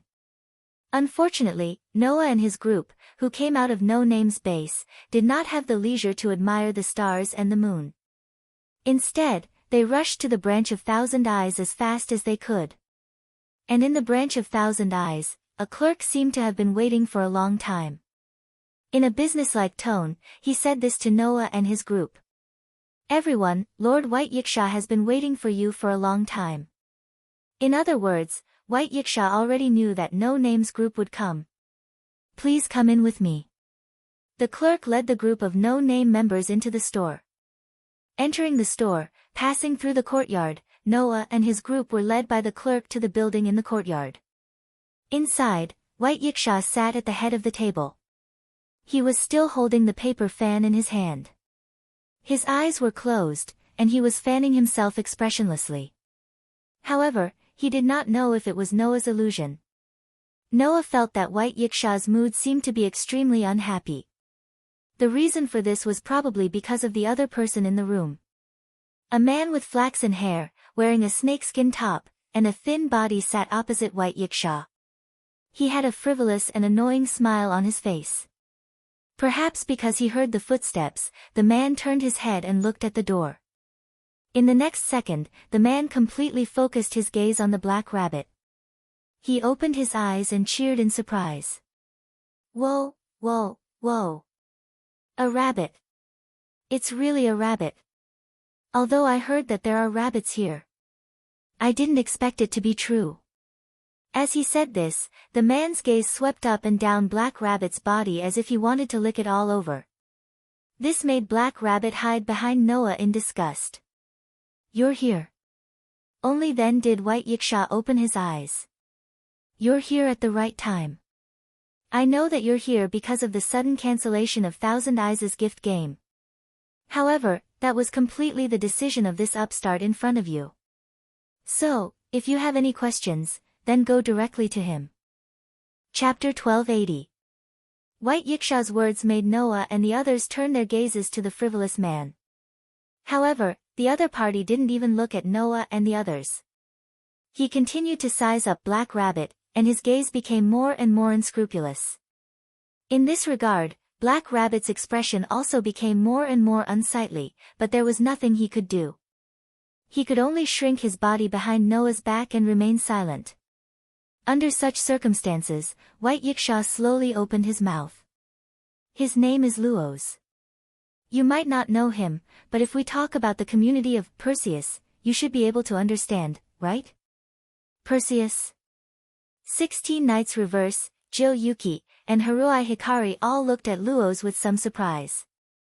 Then, White Yiksha slowly opened his mouth. He is the leader of Perseus. At this moment, 16 Nights Reverse, Jill Yuki, and Haruai Hikari all frowned. Not to mention the others, even Noah also frowned. Perseus. The Chinese translation was Perseus.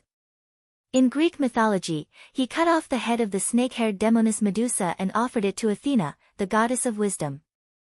He was a hero who had many magical items. Once, in the world of the God Slayer, Noah had a dispute with Perseus, who was the incarnation of the god of disobedience, and had cut him down with his sword.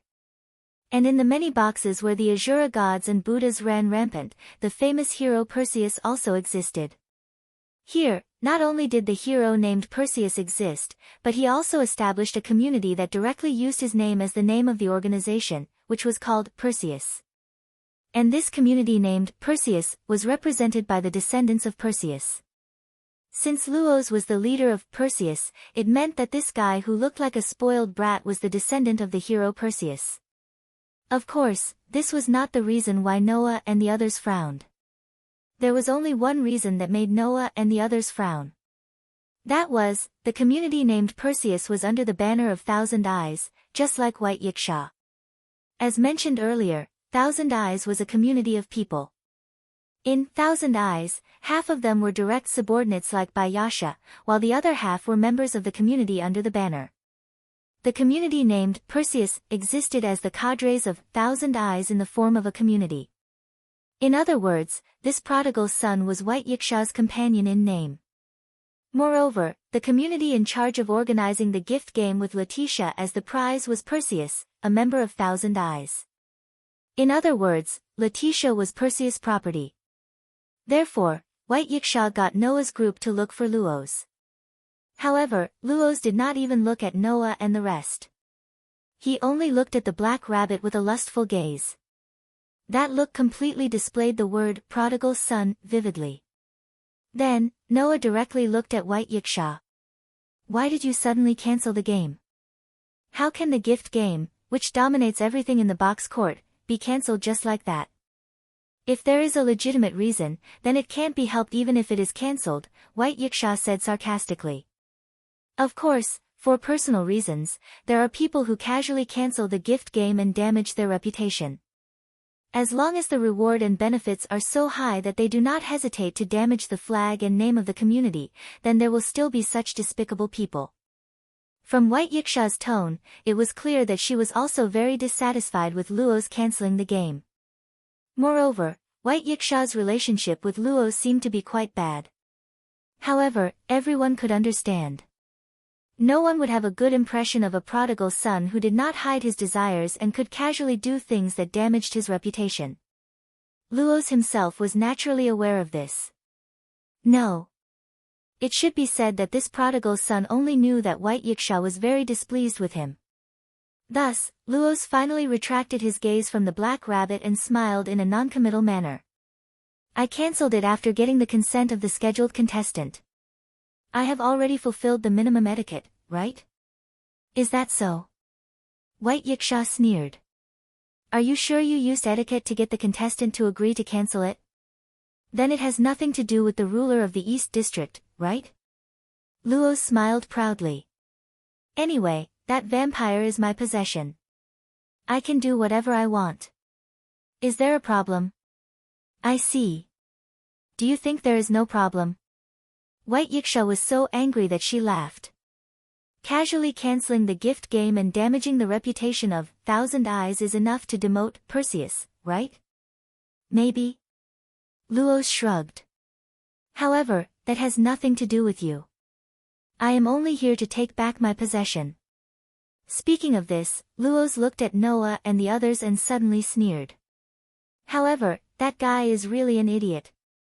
He actually gave his gift to the Demon King just because he wanted a period of freedom and came down to the lower levels to see his companions. He really can't be any more stupid. Luo's words shocked Noah and the others. You. What did you say? Black Rabbit came out from behind Noah and said in disbelief. You're saying that in order to meet us, Lady Letitia gave up her gift? Otherwise, how do you think that vampire who was reduced to a prisoner of the Demon King and was taken away from your community would come here to meet you? Luo curled his lips. Although pure-blooded vampires are all existences with divinity, that guy used his own divinity as the price in exchange for temporary freedom. He has less than 1/10 of his strength left, which is really unpleasant. If that vampire's divinity still existed, the price should be much higher, right? Price? Reverse 16 Knights suddenly raised his head and stared at Luo. You said price? Why? Don't you know why I cancelled the gift game?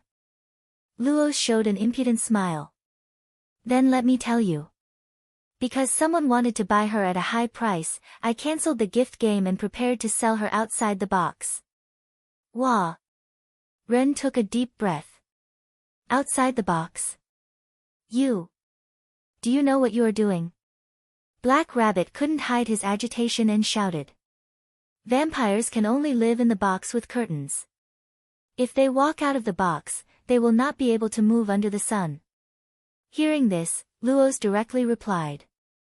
What has that got to do with me? You. Jiu Yuao and Haruai Biao's eyes were filled with anger. Just as Jiu Yuao and Haruai Biao were about to step forward, Noah extended his hand and stopped them. He looked at Luo with a calm expression. What? Luo squinted his eyes. What are you looking at? It's nothing. Noah smiled. I just don't like you. Is that so? Luo's smile didn't change, but his eyes didn't smile. You are just a mere no-name, you are quite daring. Because I am just a mere no-name, no matter what I do, this community at the bottom of the hierarchy won't suffer any losses. Noah said with a smile that didn't look like a smile. Unlike the famous Perseus. Undoubtedly, this community was built by a famous hero, but it was defeated by a spoiled brat. Sure enough, when you have a son, you lose your father. The smile on Luo's face disappeared. Kid. Luo stared at Noah with a murderous look in his eyes. Are you planning to provoke me?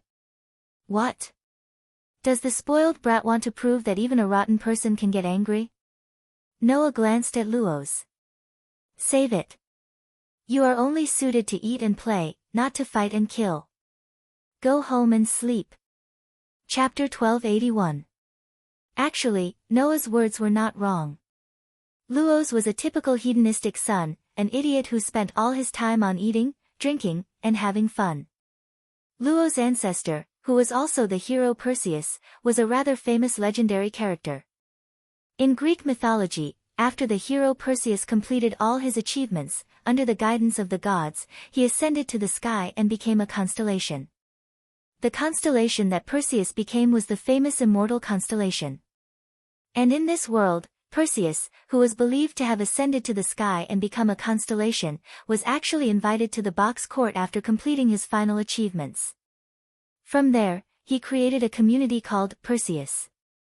In other words, at the beginning, Perseus was not a community under the command of Thousand Eyes. In the box court that gathered all kinds of Asuras, gods, and Buddhas, communities like Perseus that were created by legendary figures were not in the minority. However, after a long period of time, some of the original organizations were annihilated in the long river of history, while some sought protection from other communities after their power weakened, and became their subordinates. The Perseus that Luos led was under the command of Thousand Eyes, and was able to establish a base in the outer sect of the 5 digits. It was because of the backing of Thousand Eyes that Perseus was able to survive until now. However, ever since Luos took over Perseus, the situation of this famous community took a turn for the worse. The reason was because Luos was only interested in women, money, and eating, drinking, and having fun. He was a vulgar hedonist. This man did not care about the affairs of the community at all.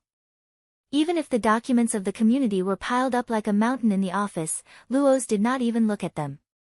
No matter how strong the community was, under Luos's uncaring circumstances, it was impossible for there to be no problems. However, Luos believed that this was because Perseus did not have the ability to stay in the 5 digits. With an uncaring attitude, he proposed to move the community's base down a level. Luos believed that after reaching the 6 digits, with the ability of the old 5 digits community, they would definitely be able to stand firm. At that time, Luos could continue to eat, drink, and be merry for the rest of his life. Undoubtedly, when Luos took over Perseus, he also inherited many powerful gifts from his ancestors. If he wanted to stay in the 5 digits, it was definitely not impossible. However, Luos did not even have the slightest intention of letting Perseus continue to flourish. He monopolized so many powerful gifts, but did not contribute to the development of the community. He did not even carry out any work, leaving Perseus to fend for itself. This was also the reason why they didn't care about the reputation of Thousand Eyes, and directly cancelled the gift game with Letitia as the prize. They sold Letitia out of the box. This man did not care about the status and reputation of Perseus. Therefore, Luos, who indifferently proposed to move the base of the community down a level, did not care about the protection of Thousand Eyes. He did not intend to continue to be under Thousand Eyes' command. Therefore, Noah's words were completely correct.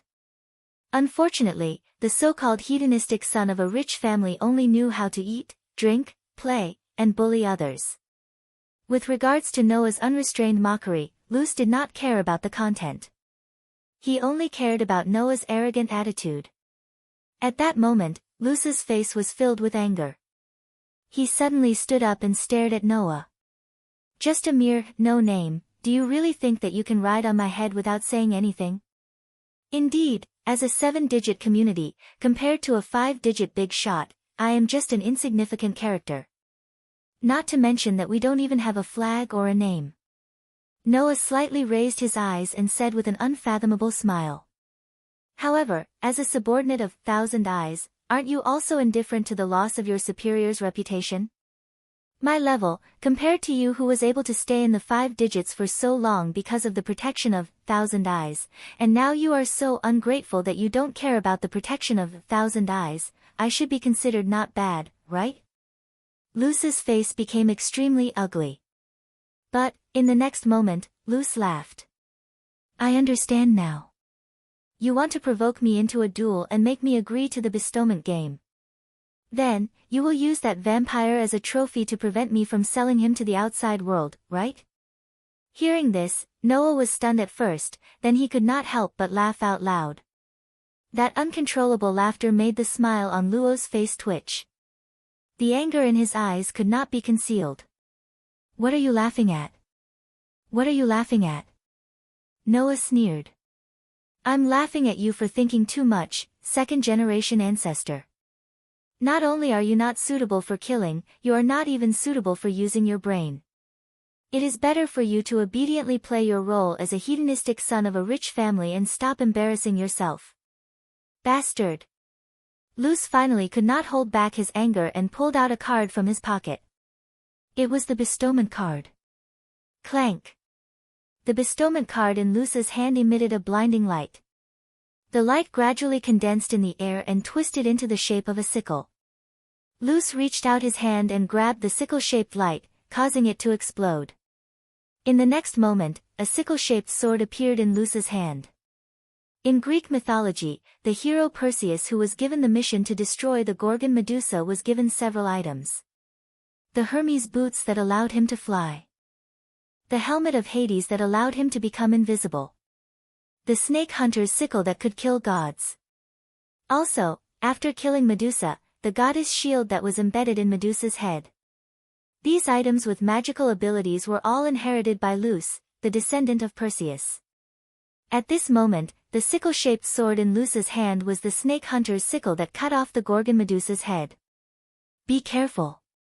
Black Rabbit, Joyu and Asuka, Haruhito Hikari, and the others who didn't expect Luz to suddenly take out a weapon exclaimed. Lowly person who doesn't even have a name. Luz shouted furiously. I'll let you know who you're talking to with that mouth of yours. After saying that, Luz raised the sickle-shaped sword in his hand without any hesitation. The sickle-shaped sword cut through the air like a cold light and ruthlessly slashed in Noah's direction. At this moment, White Yiksha and 16 knights narrowed their eyes. Only Noah's dark eyes flickered slightly, and a mocking and triumphant smile appeared on his face. Clank! Accompanied by a crisp sound, the sickle-shaped sword that slashed down like moonlight was directly pinched by 2 fingers and stopped in midair. What? Luz's expression changed. On the other hand, Noah happened to be the opposite. He raised his head, met Luz's gaze, and smiled softly. Now, even if I kill you, it's just self-defense. It's not considered a crime, right? When this sentence came out of Noah's mouth, Luz finally understood Noah's plan. Yes. Noah was indeed purposely angering Luz. However, Noah angered Luz not because he wanted to use this as an excuse to duel with Luz and take back Letitia. Instead, he wanted Luz to make a move and then kill this spoiled brat in the name of self-defense. Luz felt a chill run down his spine. Unfortunately, it was too late to react now. This place is too small. Noah gripped his scythe-shaped sword tightly as he spoke nonchalantly. Let's go somewhere else. After saying that, Noah suddenly turned around and kicked Luz's abdomen. Bang! In the muffled sound, Luz was directly kicked out and crashed into the wall. Chapter 1282. Bang! The wall of the 1,000 Eyes store suddenly exploded, and the debris shot out like bullets in all directions. Inside the wall, Luos flew out involuntarily with a sharp piercing sound. Damn it! Feeling the pain in his abdomen, Luo's face was completely filled with anger. That bastard, he actually dared to attack me?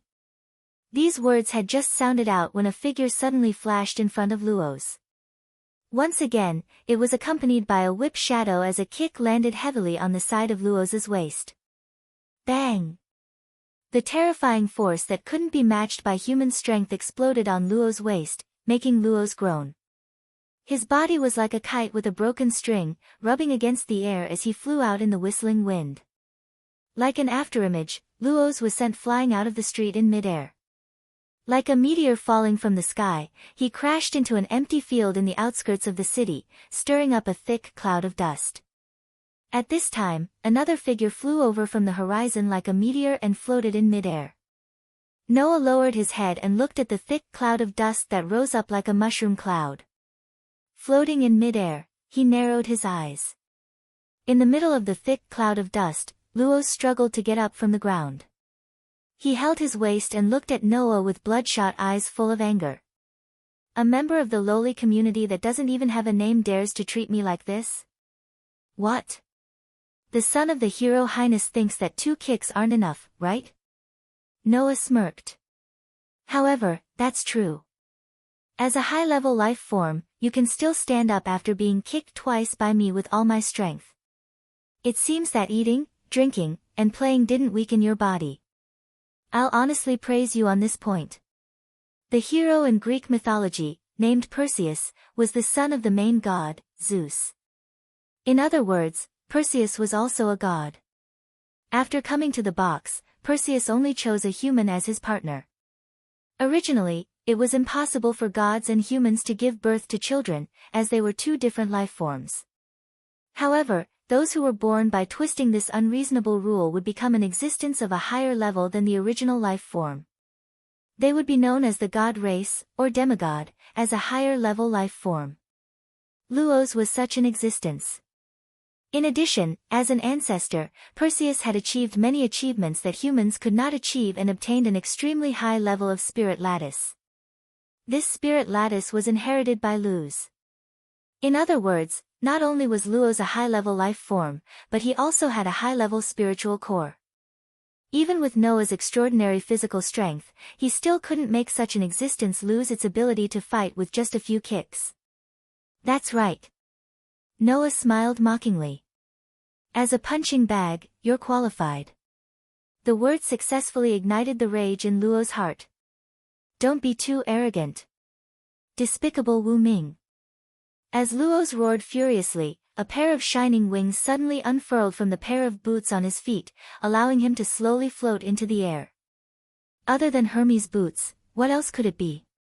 I'll make you regret it. Bastard! With such fury, the pair of boots on Luos' feet suddenly flapped. With a "chi" sound, his body shot towards Noah like a gust of wind. Seeing this, Noah raised his eyebrows and quickly took 2 steps back in the air. At this moment, Luos had already turned into a black shadow and swept in front of Noah. The scythe-shaped sword in his hand was like a sharp blade, exuding an eerie chill as it directly slashed towards Noah's head. However, almost at the same time, a fist wrapped in a dazzling vortex of air tore through space and heavily collided with the scythe-shaped sword. Clang!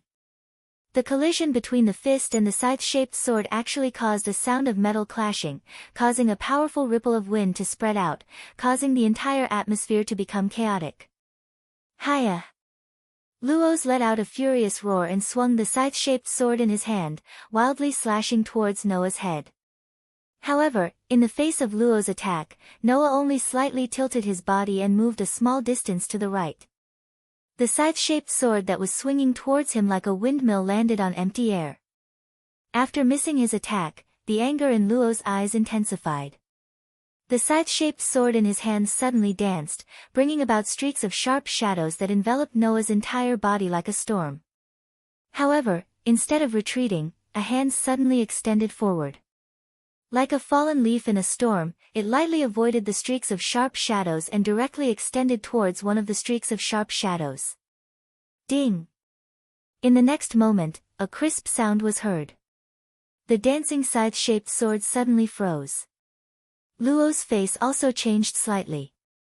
As for the hand that suddenly stretched out, it used 2 fingers to clamp down on the scythe-shaped sword that was slashing down like a storm a second ago, firmly fixing it in the air.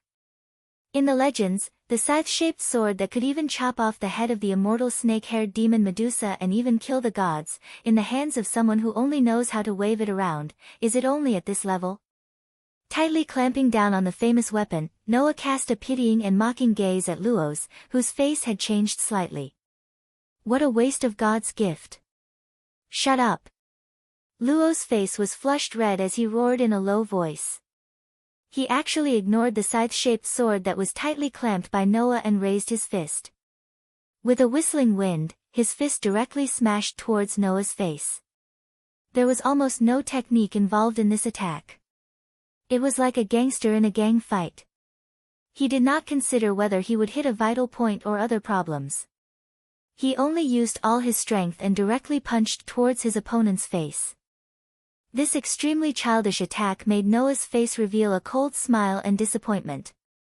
You really are just an ignorant and incompetent second generation. Saying this, Noah did not even bother to dodge as he watched the fist with a whistling wind coming towards his face. Seeing this, Luos could not help but be overjoyed. He suddenly increased the strength of his fist and viciously punched towards Noah's face.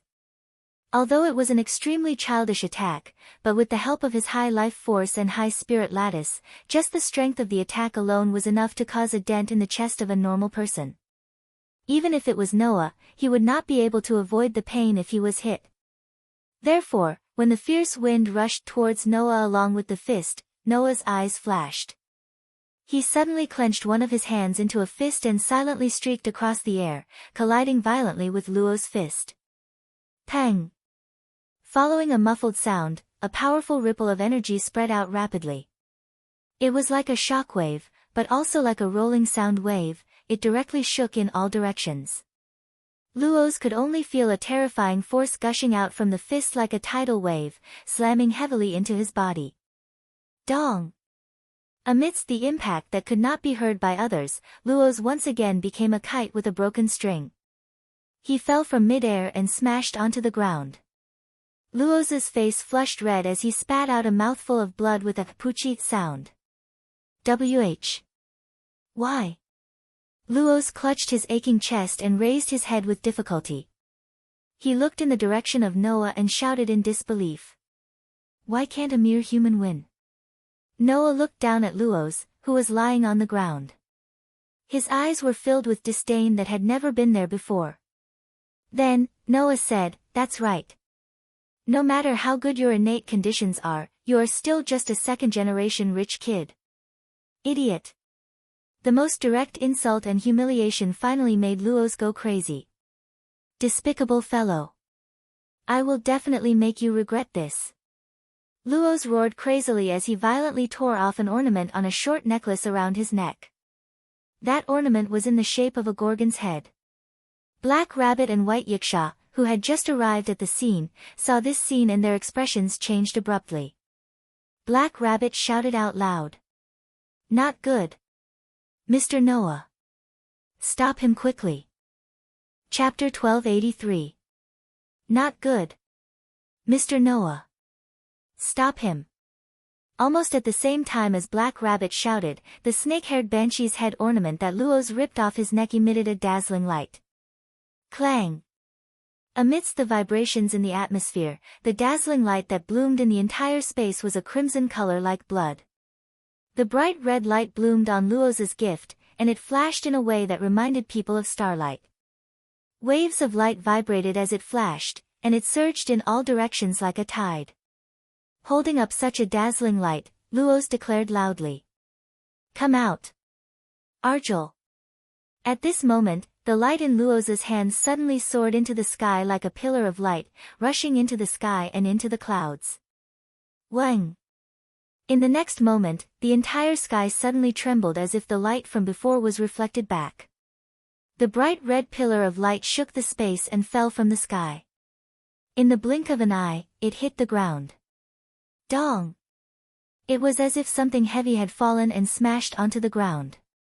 The entire space seemed to have been shaken. The tremor caused the bright red light to cover the entire place in an instant. Everyone, including Noah, reflexively raised their hands and blocked in front of them. After an unknown amount of time, the dazzling light slowly subsided. However, the hearts of everyone present trembled slightly. This was because an extremely shocking sense of oppression shrouded the entire space. Soon after, such a voice resounded across the entire world. Woo woo woo woo woo. It was like a sharp cry, but also like a baby's cry. It was a sharp cry that humans could not understand at all. Along with such a sharp cry, a figure was imprinted in everyone's eyes. It was a female. No. To be more precise, it should be a creature that was similar to a female. Her body was tied with rings and belts used for capturing. Her head was covered with messy hair that resembled snakes and pythons. Her skin looked like it had been sucked dry of water and was purplish-brown. There were no pupils in his eyes, only a red color that made people's hair stand on end. Such a female creature was like an animal. Her 4 limbs were on the ground, and she slowly raised her ghoulish face and her upper body, letting out an extremely ear-piercing scream. Woo woo woo woo woo. The scream that was completely incomprehensible to human ears resounded through the sky, turning into a shockwave that shook the surroundings. Noah, who was standing not far in front of the unknown creature, directly bore the brunt of the storm-like sound wave. His robes fluttered wildly, but his expression didn't change at all. He stared intently at the woman who was screaming like a mad beast and muttered to himself, "That's right. So that's how it is. This is the gift that has protected Perseus for so long in place of the skull and shield." It was not only Noah. In the distance, White Yiksha and 16 knights, who had personally witnessed Luo summon an unidentified female, were similarly speechless. That idiot actually used that in this place. White Yiksha's expression became extremely ugly. If that thing is allowed to cause a ruckus here, this outer door will probably all turn into stone, right? Stone. Reverse 16 knights also smacked his lips. In other words, that is indeed the star that Perseus controls, right? Seeing White Yiksha and Reverse 16 knights talking about something that she did not understand, Zhou Yuan Fei Niao asked. "What are you talking about?" "Petrification. Star. What do you mean? Don't you understand?" "Milady?" Reverse 16 knights stared closely at the terrifying woman who set off the shockwave with her scream and spoke in a low voice. "Then, you should know, in the legend, the weapon that Perseus who was given the mission of curing the snake-haired demon Medusa, right?" "I know," Haruhito Hikari replied. The hero Perseus who was given the mission of curing Medusa received 4 weapons, namely, helmet, boots, shield, and scythe, a total of 4. "That's right. The helmet is the helmet of Hades who can turn invisible, the boots are the boots of Hermes who can fly, the shield is the shield of Athena, and the scythe is the scythe sword in that guy's hand." Reverse 16 knights explained. Relying on these weapons, Perseus was able to cut off the head of the snake-haired demon Medusa and was able to use the petrification power of the head to accomplish more feats. And since that Perseus was invited to the box court and even created a community, then these weapons, which are gifts, should all be inherited by that incompetent young master, right? Reverse 16 knights narrowed his eyes. It's just that, in the legend, after Perseus completed his feats and ascended to the sky, before turning into a constellation, he gave the snake-haired demon's head together with the shield to Athena. That's how the shield with the snake-haired demon's head embedded in it came into being. Jiu Fei Niao said with some uncertainty. In other words, that upstart only inherited the helmet, boots, and scythe, these 3 gifts? The one who answered this question was not Reverse 16 knights, but Black Rabbit. "No, it's not like that." Black Rabbit quietly clenched his sweaty palms and said in a low voice. Although he lost the head and shield, Perseus who ascended to the immortal constellation received a new gift of combining the head and shield. In the immortal constellation, there is a star that has been called the Demon Star since ancient times. Reverse 16 knights said. That star is located in the immortal constellation, where the snake-haired demon's head is in the hands of Perseus. It's called Argel. Argel? Haruhito Hikari was surprised. Isn't that the name that Luos just shouted? That's right. White Yiksha stared at the terrifying woman who was screaming. So, in place of the head and shield, Perseus received the ability to petrify. The star that plays the role of the head, as the shield of the community, is under the control of Perseus.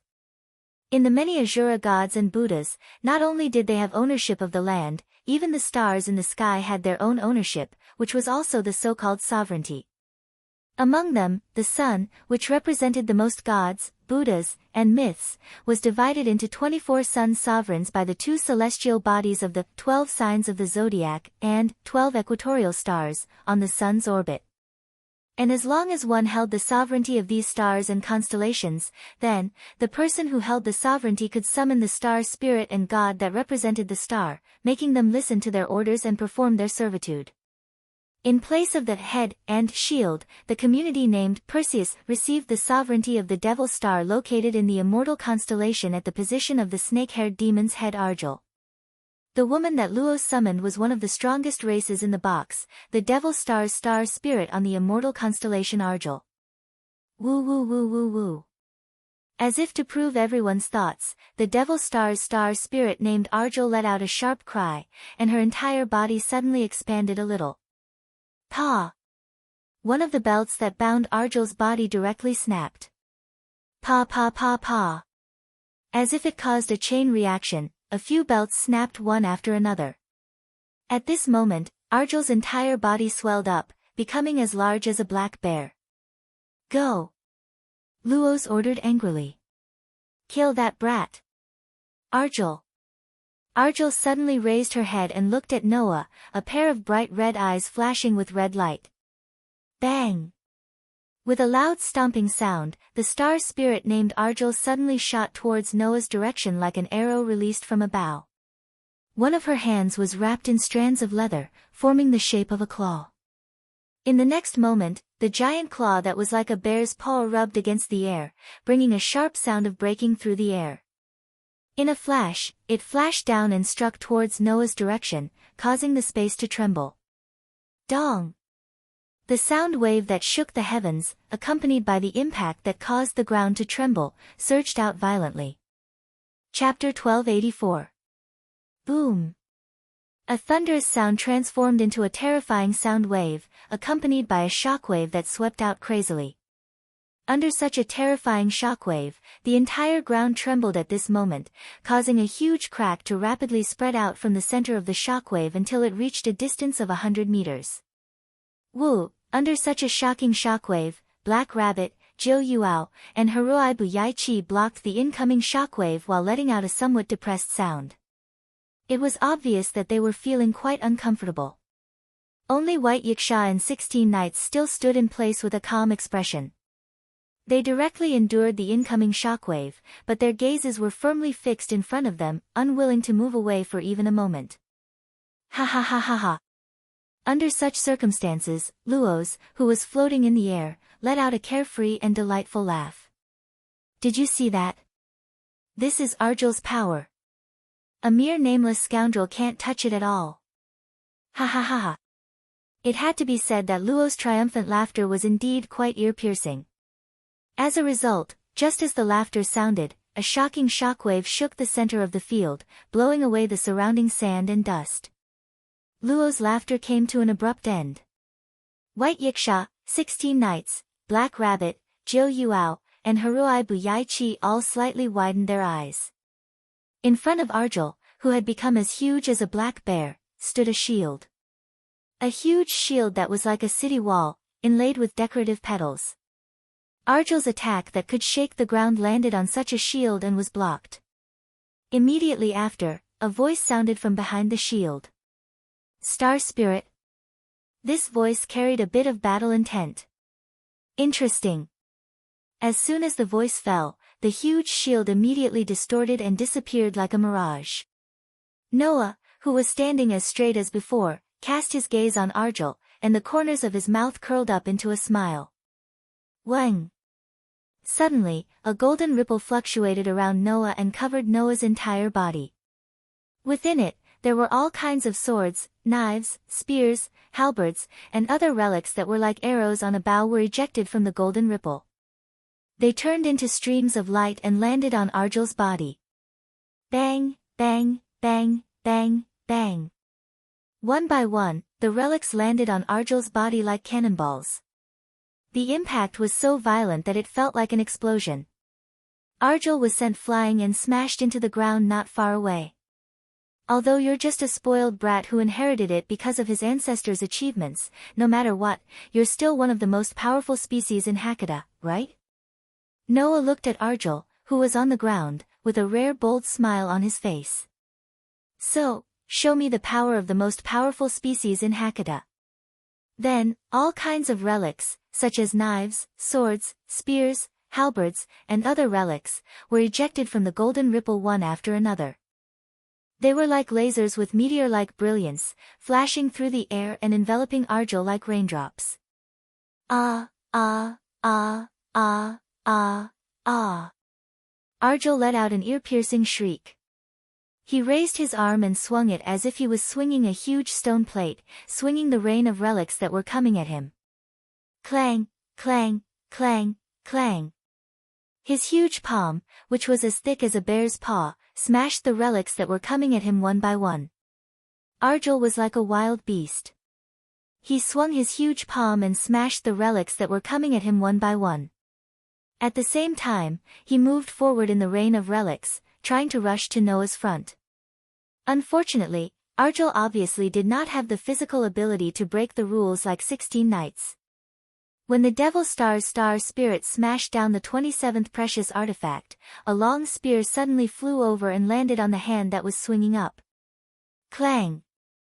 Amidst the crisp sound of steel clashing against steel, the powerful impact stopped Arjul in his tracks. Clang! Clang! The two relics that came after the spear made Arjul lose his balance and take 2 steps back. Swish, swish, swish, swish, swish. At the same time, the rain of relics was like bullets that were fired at Arjul's body. Puchi! A long sword pierced Arjul's shoulder. Puchi! Puchi! Puchi! Following closely behind, the relics pierced through Arjul's arms, legs, and waist. Woo, woo, woo, woo, woo. Arjul let out a painful shriek that shook the entire atmosphere under the night sky. Impossible. Luos cried out in disbelief. How could Arjul not be able to catch some weapons? Even if they were bestowed weapons, it's impossible for Arjul to not be able to catch more than 20 of them. While saying that, Lois seemed to have thought of something. His gaze turned fearful as he looked at the relics that popped out of the golden ripples around Noah. Could it be that those are all bestowed weapons with Godhead? Godhead. It was a gift that could upgrade a species to the highest level. With Godhead, not only could one gain an explosive upgrade in life level, but it could also upgrade one's spiritual level to the highest level. As a result, the rest of one's gifts would be greatly enhanced. In the entire box court, it was a must-have gift for a powerhouse. For example, Letitia was a purebred vampire with Godhead. In the past, she was even one of the devil kings who wreaked havoc in the box court. However, after being stripped of her Godhead, Letitia's strength was reduced to less than 1/10 of her original strength. One could imagine how precious and powerful a gift called Godhead was. Not only could life have Godhead, but weapons could also be bestowed with Godhead. For example, in Norse mythology, the main god Odin had a godly spear called Gungnir. In Greek mythology, the godly king Zeus had a godly shield called Aegis.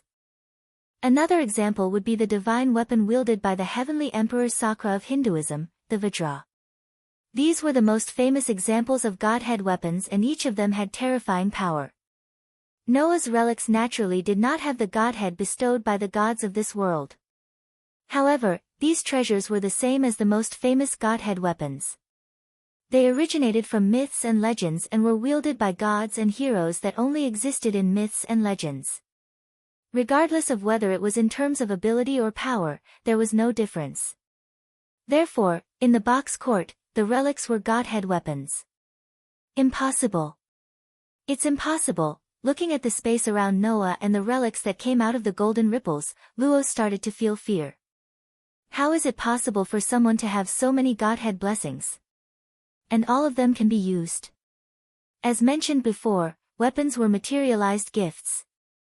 Although these gifts were not like personal gifts that directly fused with the soul and could not be taken away, they were extremely picky about the user. Those who could not meet the requirements would not be able to use the powerful Godhead weapons. Needless to say, even some Asura gods and Buddhas weren't able to freely use weapons bestowed with Godhead-grade weapons. Now, however, Noah was throwing divine bestowed weapons that were absolute treasures to Arjul as if they didn't cost anything. Who's the nouveau riche here? Not to mention Luo's, even White Yiksha's eyes almost popped out of their sockets. Why are there so many godhead bestowed weapons? How is this possible? No. It's impossible. Even Black Rabbit's lips were trembling. How could someone have so many godhead weapons? Are they all replicas? Godhead weapons? No wonder it took so much effort to send those weapons flying. 16 Knight's eyes flashed and he clenched his fists tightly. However, if those are really godhead weapons, it means that the gifts of those weapons have not been released yet, right? That guy actually dared to hide such a huge trump card for me. Without a doubt. At this moment, everyone was shocked. Chapter 1285.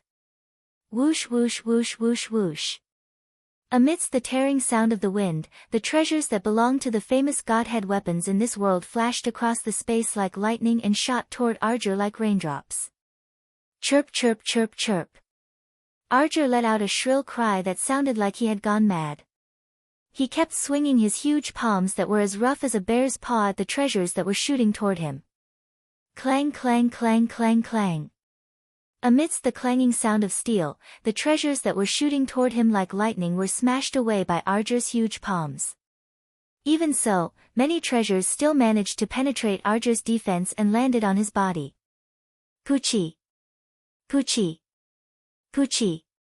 Amidst the tearing sounds, the sharpest treasures pierced through Arjur's body one by one. Green blood that resembled venom flowed out of Arjur's body as he screamed in agony. Not long after, the astral elves, who was one of the strongest astral elves in the box court, were pierced by the astral elves. Not only were his body riddled with holes, but he was also pierced full of weapons. Under such circumstances, the mana surging from Noah's body, which was filled with golden ripples, became more and more intense. The glint in his deep, pitch-black eyes became brighter and brighter. He raised one of his hands, and one after another, precious artifacts emerged from the golden ripples one after another. They turned into flashes of light that shot toward Arjul's direction. It was a scene that was like a reenactment of a myth. On one side was a human who possessed all the legendary treasures from ancient times. On the other side was one of the most powerful species that was born in a stellar-level planet. It was as if the two of them were trying to write a new myth. They were trying their best to sing the praises of the legendary power. The entire night sky seemed to have become the background of the battle stage. Every star in the sky bloomed with unprecedented brilliance. Once upon a time, in the world of Type Moon, during the Holy Grail War, the hero King Gilgamesh, who appeared in the form of a servant, and the great hero Hercules had written an identical myth. The difference was that Noah had more treasures than hero King Gilgamesh, who claimed to have all the treasures of an era. Arjul, on the other hand, did not have 12 lives like Hercules. Even so, the legendary weapons that pierced through Arjul's body did not slow down the movements of the Celestial, who was one of the strongest species. Even if his entire body was filled with treasures. Even if his body was riddled with holes. Even if his whole body was covered in blood. The star elf that was letting out an ear-piercing shriek was still like a berserk beast. It was unrelenting as it swung its huge palm, smashing away the treasures that were attacking it. Judging from this scene, it was no wonder that Arjul was known as one of the strongest beings in the box court. Not only did it possess a terrifyingly strong life force, it also had an indomitable will. It swung its arms like a madman and continued to move forward in the rain of precious artifacts. If Arjul could persevere, he would be able to reach Noah sooner or later and unleash another earth-shattering attack. It was a pity that Arjul's perseverance was not inferior to his own title, but his master did not have the same ability. You! What are you doing? Arjul? Luoz, who had long been dominated by fear due to Noah's endless supply of divine spark equipment, couldn't help but let out a shameful cry. He's just a human. Take him down for me. Before he could finish his sentence, a luxurious longsword pierced through the void like an arrow and shot towards Luoz. Luo's expression changed abruptly. He raised the scythe-shaped sword in his hand and blocked in front of him. Clang! The noble phantasm collided with the scythe-shaped sword in Luoz's hand. A crisp sound was heard and the unparalleled force of impact shook Luoz's arm. In a hurry, Luoz could not exert much strength. After being hit by such an unexpected attack, his arm went numb. He groaned and could not help but let go of the scythe-shaped sword in his hand. The scythe-shaped sword that could even chop off the head of a Medusa left Luoz's hand and spun like a windmill. Finally, with a clang, it stabbed into the ground. Gulp. Luoz could only hold his numb arm and take a few steps back with a pale face. Down below, Noah glanced sideways at Luz, who was hovering in the air, and calmly said with an emotionless tone, "I'm in the mood now. That's why I didn't aim these weapons at you. If you're confident that you won't die under the attack of a godhead weapon like the astral spirit that you've enslaved, then go ahead and mess things up." In other words, Luo's voice would only dampen Noah's mood. You bastard." Luo's face was filled with anger, but more than that, he was terrified. He had no choice. Under the continuous attack of a godhead weapon, Luoz did not even have the confidence to survive for a second. If Noah really changed the target of the noble phantasm from Arjul to Luoz, Luoz would be riddled with holes in an instant, and he would die without a doubt, right?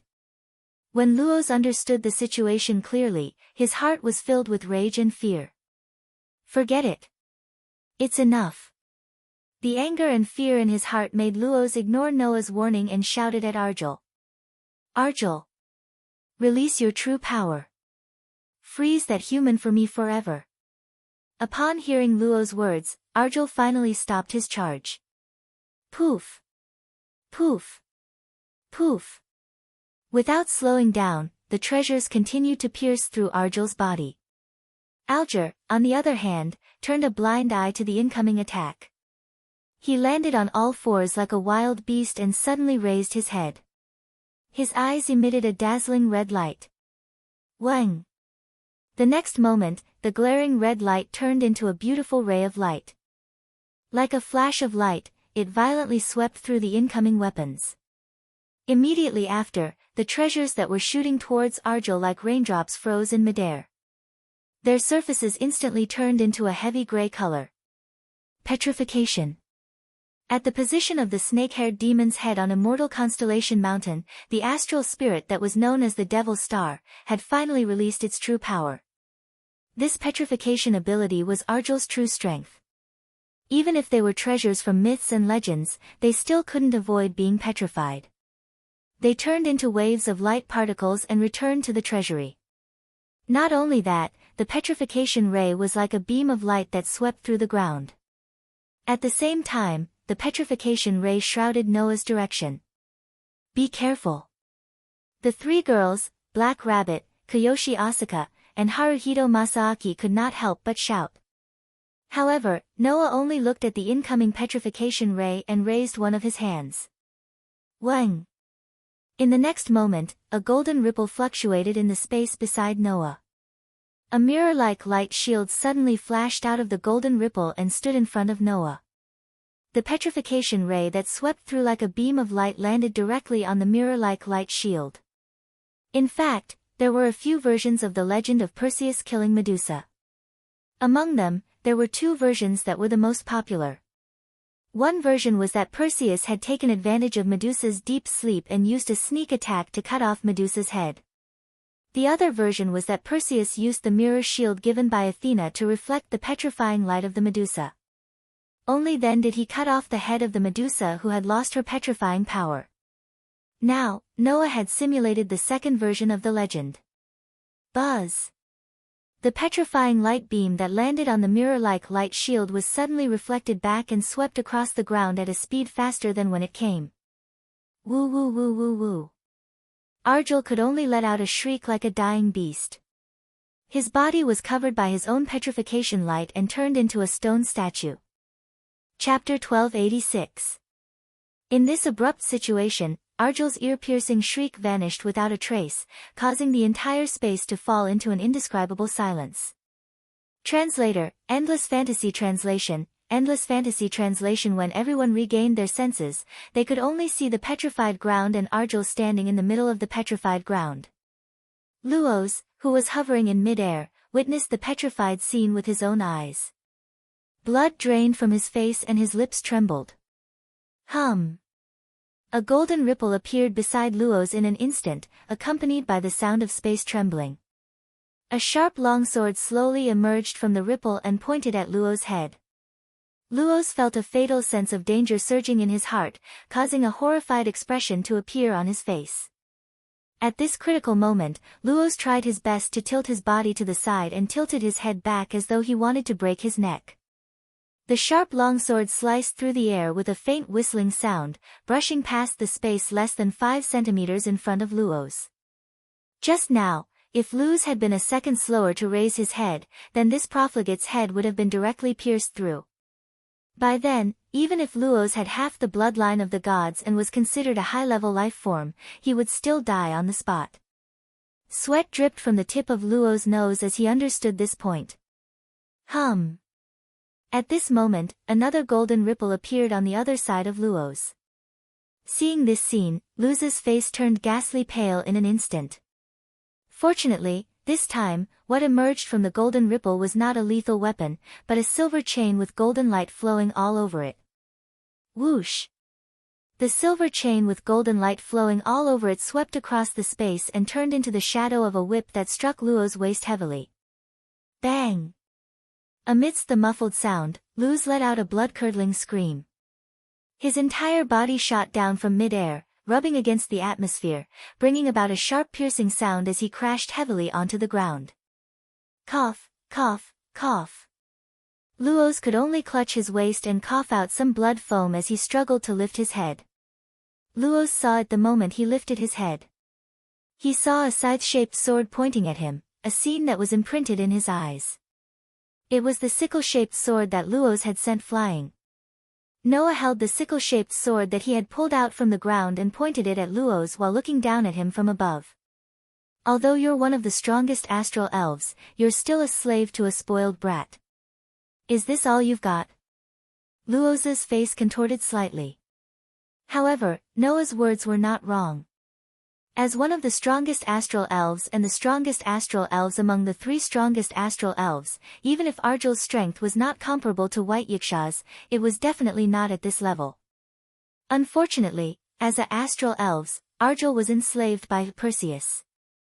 His spiritual lattice had shrunk significantly, and his strength had decreased exponentially. Furthermore, he was enslaved by Luos, an ignorant spoiled brat. Thinking about it, the restraints on Arjul's body must have been locked onto Luos' body because Luos was unable to control his enslaved target. This restricted Arjul's strength and allowed Luos to control him successfully. As one of the strongest astral elves, his strength was weakened over and over again, which led to Arjul's defeat. Otherwise, Noah believed that he would not have been able to defeat one of the strongest astral elves without taking any damage without releasing the relic's true name from the treasury. The famous astral elves have fallen to such a level. How pitiful! Noah sneered. However, it's over now. As soon as he finished speaking, Noah's eyes turned cold. He suddenly raised the scythe-shaped sword in his hand above his head and slashed it down heavily at Luos' head. Luos would definitely die if the sword slashed down. Luos, who understood his fate, did not even have the time to scream. The slash that tore through the air was imprinted in his eyes. Clank! Just when Luos thought he was going to die, a crisp sound was suddenly heard. It was the sound of Noah's scythe-shaped sword being blocked. It was a paper fan that blocked the scythe-shaped sword. It was an ordinary paper fan that could not be any more ordinary. Alright, kid, that's enough. As he said that, Bayasha appeared beside Noah without anyone noticing. He extended his hand and used the paper fan in his hand to block the scythe-shaped sword that could kill a deity. He stared at Noah and said, "No matter what, I'm still the ruler of the East District, the manager of order. This guy is also my comrade in the same community. It's not good to kill him in front of me, right?" Before Noah could respond to White Yiksha's words, Luoz, who still had a lingering fear in his heart, shouted out in anger from embarrassment. Do you still know that you're the ruler of the East District? This guy is brazenly preparing to kill someone. I request that you punish him. It had to be said that Luoz, the spoiled brat, did not know how to appreciate favors. Bayasha took the initiative to save Luoz's life, but this guy vented his anger on Bayasha. He was the best example of a spoiled brat. In response, in verse 16 Knights, who also came over, said with a smile. I remember that the one who attacked first was this spoiled brat, right? That's right, Joyu and Asuka said without hesitation. Noah was only defending himself. What crime is there? Or rather, the one who attacked first should be punished, right? Haruai Buyao tilted his head and said. Then, should we be the ones asking for punishment? That's right. Black Rabbit nodded heavily. Lord Bayasha, Mr. Luoz attacked a member of our community. We should have the right to ask him to apologize, right? You want me to apologize to a mere John Doe? Luoz was about to explode from anger. Don't even think about it. Did you hear that? Bayasha. Noah cast his gaze on Bayasha and said with a faint smile. Tell me, what should we do about this? Don't worry. I've been watching this from the side. I know very well who's right and who's wrong. Bayasha glanced at Luoz and snorted coldly. The one who attacked first was indeed Luoz from Perseus. I accept your request. What? Luoz widened his eyes in disbelief. What? Do you have a problem with that? Bayasha looked at Luoz and a boldness that was even stronger than Noah's surged from him. If you can't accept it, then I can also hold a meeting and publicize what the leader of Perseus did today, including the fact that he was beaten up by the opponent he looked down on, to the entire East District. Luoz's face twitched, but he could not say anything else. If news of him being beaten up in the name of self-defense after attacking first spread throughout the entire East District, then Perseus would be utterly humiliated. Even if they were to retire from the 5-digit ranking, they would still have to accept other people's disdain. However, it was absolutely impossible for Luoz to apologize to Noah. As if he saw through Luoz's thoughts, Noah raised the scythe-shaped sword in his hand and suddenly said. Forget it. There's no need for an apology. I'll just ask for this bestowed weapon as compensation. What? Luoz cried out. Impossible. Absolutely impossible. If the bestowed weapon passed down by Perseus was given a no name because of Luoz's personal battle compensation, then Luoz would not only be humiliated, but he might even be impeached by the members of the community. Most importantly, if he lost the gift of the scythe-shaped sword, Luoz's strength would greatly decrease. This was something Luoz could not accept. What? You can't accept it. Noah turned his head and looked at Luoz, then suddenly smiled. Then, why don't we use the bestowed game to decide? Chapter 1287. Gift Game. Suddenly, everyone present was stunned. Luoz was also stunned for a moment, and then an idea popped up in his mind. This guy, he must be thinking of using this opportunity to take back the vampire, right? This idea, it must be said, was quite stupid. After all, if Noah's goal was only this, then he should just let Luoz hand over Letitia's ownership to him as compensation. Why would he need to take the scythe-shaped sword and use it as a bargaining chip to start the gift game? Thus, when Luoz had such a self-righteous idea, Noah's next words once again stunned him. If you can win the gift game, then I will let bygones be bygones and return the gift weapon to you. Noah looked at Luoz with a malicious gaze. If you lose, then you will also use the gift weapon as compensation and give me Hermes' boots. How about it? What? Luoz was stunned. Don't you want to take back the vampire? There are many ways to take back Letitia. Noah played with the scythe-shaped sword in his hand while casually replying. Anyway, aren't you planning to sell Letitia? When the time comes, I will buy her back for 10 times the price. 10 times the price? Jiyoshi Asuka and Haruhi Byayoshi were shocked. 10 times the price? Byakuya and 16 knights were also shocked. 10 times the price? Black Rabbit almost fell over. 10 times the price? Luo simply laughed out loud. Are you kidding? What kind of price do you think I sold the vampire for? How can a no-name, who doesn't even have a flag or a name, pay 10 times the price? This was also the reason why everyone was shocked. One should know that Luos did not hesitate to use the name of Thousand Eyes, which allowed Perseus to take root in the 5-digit community, to cancel the gift game that had Letitia as a prize. He planned to sell Letitia outside of the box. To be able to make Luos, who loved to eat, drink, and have fun, to do this, one could imagine how much the person who wanted to buy Letitia had paid. Meanwhile, the community known as No Name was already in dire straits. Under such circumstances, how could they pay 10 times the price?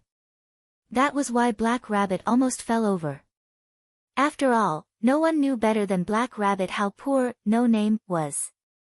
Under such circumstances, Noah looked at Luos with a smile and raised his hand. In the next moment, golden ripples appeared from the space behind Noah. One by one, the highest grade of divinity-grade weapons appeared in front of everyone's eyes. I just don't know how much you're willing to pay. Noah suddenly smiled.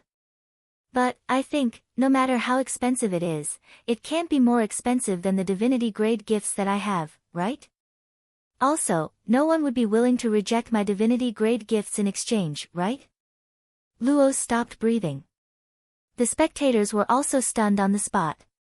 That's right. In the box, gifts were undoubtedly the most expensive things. Among all the blessings, the Godhead was undoubtedly the most precious. With so many divinity-grade gifts, who wouldn't be willing to trade with Noah? 10 times the price? Perhaps, Noah only needed to take out 1 or 2 divinity-grade weapons in exchange for a vampire. Unless there was a special purpose, no matter who it was, they would be eager to please Noah, right?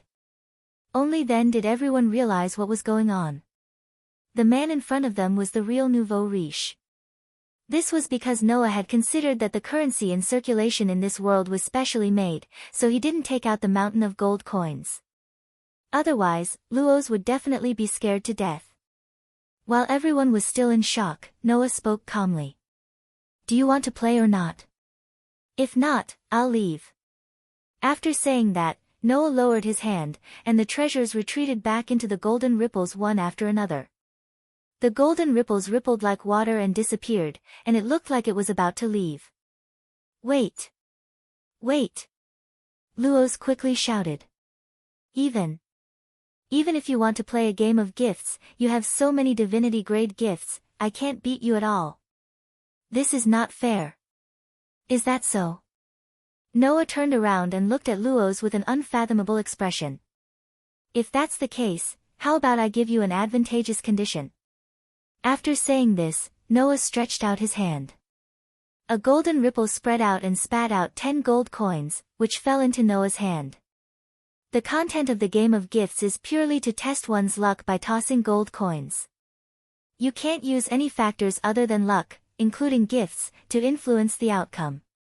Noah raised the 10 gold coins in his hand. As for these 10 gold coins, if all of them are heads, I'll win. If one of them is tails, you'll win. How about that? Noah's words shocked everyone. Mr. Noah? Hey-Tu quickly asked. Isn't this too disadvantageous for you? It's purely to test one's luck and you can't use any factors other than luck. All 10 gold coins must be heads for you to win. Zhou Yuanfei was also shocked. It's not disadvantageous anymore. It's almost impossible, right? I think it's very difficult. Haruai Buyao looked troubled. If I were to do it, I wouldn't have the confidence to win either. Brat, are you serious? Even White Yiksha's brows furrowed. No, I should say, do you really want to win? Only 16 knights didn't say anything. He just looked straight at Noah. When he saw that Noah maintained the highest level of calmness, he laughed. What? Isn't it interesting? What's wrong with trying? Hey too, Jiu Yuanfei and Haruai Buyao didn't expect 16 knights to agree. They were all at a loss. At this time, Luos finally reacted and stared at Noah. You really won't use factors other than luck to interfere? What are you worried about? Noah shrugged. There are Hakata nobles here who have the right to judge. If Hei Tu is the judge, then it's impossible to cheat, right? Fine. Luos's expression was uncertain as he clenched his teeth. All 10 gold coins must be heads for you to win. Noah didn't say anything and just looked at Byakuya. Since both sides have agreed, then I have no objections. Byakuya sighed and took out his gift card. In the next second, Byakuya's gift card flashed and turned into 2 pieces of parchment paper that fell into Noah's and Luos's hands. What appeared from Byakuya's gift card was a gift called a contract document. It was a necessary document for the gift game. Not only did the document record the organizer, participants, game rules, winning conditions, punishment, failure conditions, and other game-related information, but it also had a certain degree of power. For example, when the contract document said, "Can't use gifts to harm participants," then the power of the contract would protect the participant. Even if the participant was attacked, they wouldn't be harmed. Moreover, as long as the contract document was there, the participant couldn't go against the price they had to pay to lose the game. Therefore, the contract document was the most important gift for Hakata, who treated the gift game as everything. And on the contract document in Noah's and Luos's hands, it also clearly recorded information about the gift game that was about to be held. Gift game name, Test of Luck. Participant 1, Noah Dole. Participant 2, Luos Perseus. Game rules, factors other than luck are not allowed. Participant 1 victory conditions, all 10 gold coins face heads. Participant 2 victory conditions, when participant 1 is unable to achieve the victory conditions. Requirements, when the participant interferes with the game process with factors other than luck, it will be judged as a failure. Oath, respect the above content, based on the glory and flag, and the organizer's authority, the gift game will be held. Thousand Eyes, Seal. Chapter 1288. Bestowment Game Name, Test of Luck. Contestant 1, Noah Dole. Contestant 2, Luos Perseus. Game rules, factors other than luck are not allowed. Contestant 1 victory condition, 10 gold coins all face the front. Contestant 2 victory condition, when contestant 1 is unable to achieve the victory condition.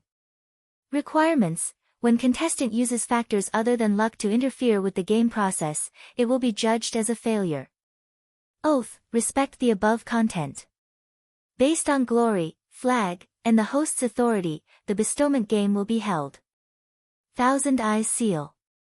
After confirming that there were no problems with the contents of the contract, Noah and Luos handed the contract to White Yiksha at the same time and looked at each other. Noah directly threw the 10 gold coins to Black Rabbit. Black Rabbit, you will be the judge. I know. Black Rabbit held the 10 gold coins nervously as he walked to the middle of Noah and Luos. Then, let's begin the bestowment game between Noah Dole and Luos Perseus. I, Black Rabbit, will be the judge. Do you two have any objections? Noah naturally shook his head and expressed that he had no objections. Even Luos did not express his opinion and agreed with Black Rabbit's decision. Logically speaking, Noah and Black Rabbit were companions. If Black Rabbit were to be the judge, it was very likely that the other party would be biased towards Noah and help Noah cheat to win the bestowment game. That shouldn't have made Luos feel so assured. However, the ears and eyes of Rabbit, who was known as the Box Court Aristocrat, were connected to the Box Court's central hub. In the bestowment game, Rabbit could determine the loser and choose the chips. If Black Rabbit wanted to use his personal selfishness to forcefully influence the decision, he would directly explode and die. It was not a joke. His entire body would explode and turn into minced meat. He would be deader than dead. Because of this, Luos was not worried that Black Rabbit would secretly side with Noah. Then, Black Rabbit tightly held the gold coins in his hand. The game begins. After saying that, the Black Rabbit threw the 10 gold coins in its hand up at the same time. Everyone's eyes followed the 10 gold coins that were being tossed into the air, and then lowered their heads to follow the free-falling gold coins. Clang clang clang clang clang clang. With a crisp sound, the 10 gold coins fell to the ground and rolled for a while. Not long after, the 10 gold coins all stopped rolling and lay quietly on the ground. At this moment, everyone present widened their eyes in shock. This was because the 10 gold coins lying quietly on the ground were all facing the front. That's right. All of it. In other words, Noah had won with a pitifully small probability. That's impossible. Luos yelled. How could such a small probability appear? Not to mention Luos, even the rest of the people were stunned as they looked at each other. Only 16 Knights had a pensive look in his eyes. As a combat power type, 16 Knights reverse naturally did not believe that such a pitifully small probability would appear only once. However, Noah's calm demeanor told 16 Knights that he had absolute confidence that he could make this pitifully small probability appear. Then, why was Noah so confident? Undoubtedly, other than luck, other factors were not allowed to be involved, right? Could it be that Noah is really confident that he can win this game that seems to have a pitiful chance of winning by luck alone? No. Impossible. No one could have absolute confidence in the illusory concept of luck. Noah must have used some method to do it, and it wouldn't violate the rules. What method could it be? In an instant, 16 Knights fell into deep thought. Unfortunately, 16 Knights could not figure it out no matter how hard he thought. This was because 16 Knights didn't know that Noah had a skill that originated from his ability value. It was a skill called Protection from the World. Protection from the World, a permanent skill. Equivalent to luck. Events that were directly related to luck would eventually lead to the most favorable outcome. It was this skill that gave Noah the confidence to win in a game that relied purely on luck. Of course, in fact, Noah was not as confident as he looked. After all, this skill that came from his ability points, in the end, should be considered as a gift. And the rules of the game were that other than luck could not interfere with the game. This included the use of gifts. Therefore, Noah himself did not know whether protection from the world would be effective or not. However, the nature of this skill was the blessing that the world gave to Noah. Therefore, rather than calling it a gift, it was better to call it the world's preference. Noah was gambling. He was gambling to see if the world's preference for him would win over the judgment of the central hub. He was gambling to see if the skill, protection from the world, would be judged as another influence. Now, it was up to the central hub to judge. Anyway, if he lost, he would just have to return the scythe sword. For Noah, it was not a big deal at all. However, this way, it would be troublesome to take back Letitia. Noah would also not be able to teach this ignorant and incompetent second generation a lesson. Yes. The reason why he wanted to hold such a game was to let this nouveau riche and the second generation have a taste of what it means to be a nouveau riche and the second generation. What was it like to be a prodigal? Therefore, Noah calmly asked Black Rabbit for confirmation. Black Rabbit, did the central hub judge that I cheated? Hearing this, Black Rabbit closed his eyes. A pair of long ears trembled slightly. After a while, he opened his eyes and looked at Noah. That pair of eyes was filled with shock and surprise.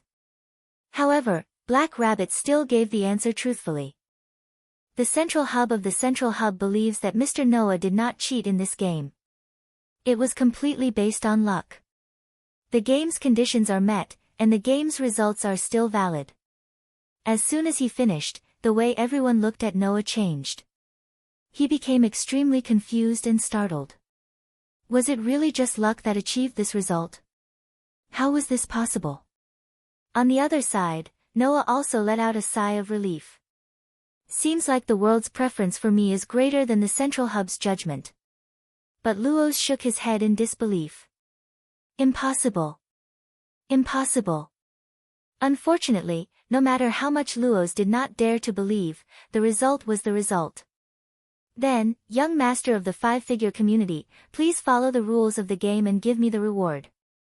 Noah's lips curled up. It's Hermes' boots. Don't try to cheat. Hearing this, Luo's body trembled slightly. Not only did he lose the scythe sword, but he also lost Hermes' boots. The two extremely famous gifts that were inherited from his ancestors were obtained by no name, just like that. In the future, how could Perseus establish a foothold in the box? If it was any other reward, then so be it. However, the scythe and boots were the founder of Perseus, the famous hero Perseus left behind the legend of the community. If Luos really lost it, then it was easy to imagine what kind of infamy Luos would have to bear. With this thought in mind, Luos finally walked on a path of no return. Wait! Wait! Luos shouted. I still want to bet. I still want to bet with you. Hearing Luos' words, Noah smiled. That smile was as if everything was going according to Noah's plan. With the smile on his face, Noah asked in a seemingly kind manner. I don't mind, but this time, what do you plan to use as the bet? I'll use this. Luos seemed to have completely turned into a gambler. He took out his gift card and in the flash of the gift card, he took out a helmet. Hades' helmet of invisibility. I'll use this to continue the bet with you. Okay. Noah agreed without hesitation. This game, I accept. As a result, a one-sided gamble that had no suspense, and the most unbelievable and hilarious unfolded silently on the petrified field. Chapter 1289. Half an hour later, on the ground that was still petrified, White Yiksha, Black Rabbit, Jill Yubi, and Haruai Hikari's group looked at each other in silence. Their expressions were strange and complicated to the extreme. Reverse 16 Knights was also silent. His expression wasn't that complicated. He was just taking pleasure in others' misfortune. This schadenfreude was directed at none other than a certain ignorant and incompetent second generation. Why, Luos, who was almost completely stripped, was lying on the ground with only a pair of shorts on his body. He checked the 10 gold coins that were used to execute the game over and over again, trying to find out if the gold coins were tampered with. As a result, every time he checked, Luos became more and more desperate. Why? Why do I keep losing? In front of the extremely unwilling Luos, there were many things piled up in front of Noah. Among those things, there was the scythe sword that could kill gods, the boots of Hermes that could fly, and even the helmet of Hades that could turn invisible. Most of the many gifts that the hero Perseus had were here. Other than that, there were some other things. There was a gift weapon in the shape of a flame bow. There were pieces of IOUs that were filled with Luos's name. Even the clothes that Luos was still wearing were piled up messily on the floor. And these were all Noah's spoils of war. Noah, who was happily counting his spoils of war, looked at the almost completely stripped Luos with a playful attitude and shrugged.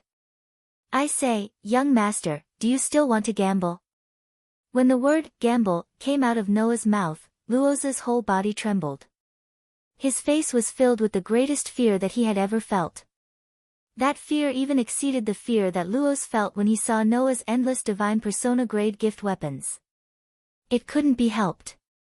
Because of the word gamble, Luos had lost almost all of his assets. In this half an hour, Noah and Luos had gambled at least a dozen times. And every time, Noah would emerge victorious. Under such circumstances, Luos had lost everything. The biggest ones were the various gifts they had inherited from their ancestors. It was as small as the clothes he was wearing. Apart from that, there was also the community's money, items, and even collections. Luos had lost almost all of them to Noah. That was the reason for those IOUs. It could be said that apart from the community's flag, name, companions, and the short necklace that represented Noah's sovereignty over the demon star, Luos had lost everything else to Noah. Moreover, there was not the slightest bit of suspense. Under such circumstances, how could Luos not be afraid of the word gamble? Why? Why? Luoz was about to go crazy. He kept checking the gold coins in his hand with bloodshot eyes. Undoubtedly, other than luck, no other factors can interfere. Why do I keep losing? Why? This was also the question in the hearts of everyone present. It was clearly written in black and white on the contract. Other than luck, no other factors were allowed to interfere. Otherwise, it would be determined that the person who interfered had lost. As for Noah and Luoz, one of them had to have all 10 gold coins face heads to win, while the other only had to have 1 gold coin face tails to win. No matter how one looked at it, it was impossible for Noah to lose to the former, right? Yet, Noah was always the winner of these gambles. That was only considered a win if all 10 gold coins were facing the head. If it appeared once, it was already considered extremely lucky. If it appeared twice, it could only be said to be extremely lucky. If it appeared 3 times, then it was already heaven-defying. In the end, after more than a dozen rounds, the 10 gold coins were all in the front in each round. How could pure luck reach such a level? How was that possible? You must have done something. Luz roared at Noah, his eyes almost popping out of their sockets. Speak. What exactly did you do? I say, ignorant and incompetent second-generation young master, are you still suspecting that I cheated? Noah said in a tone that was both sympathetic and pitiful. Then you can continue to seek confirmation from the nobles of Hakata. I don't mind. Seek confirmation.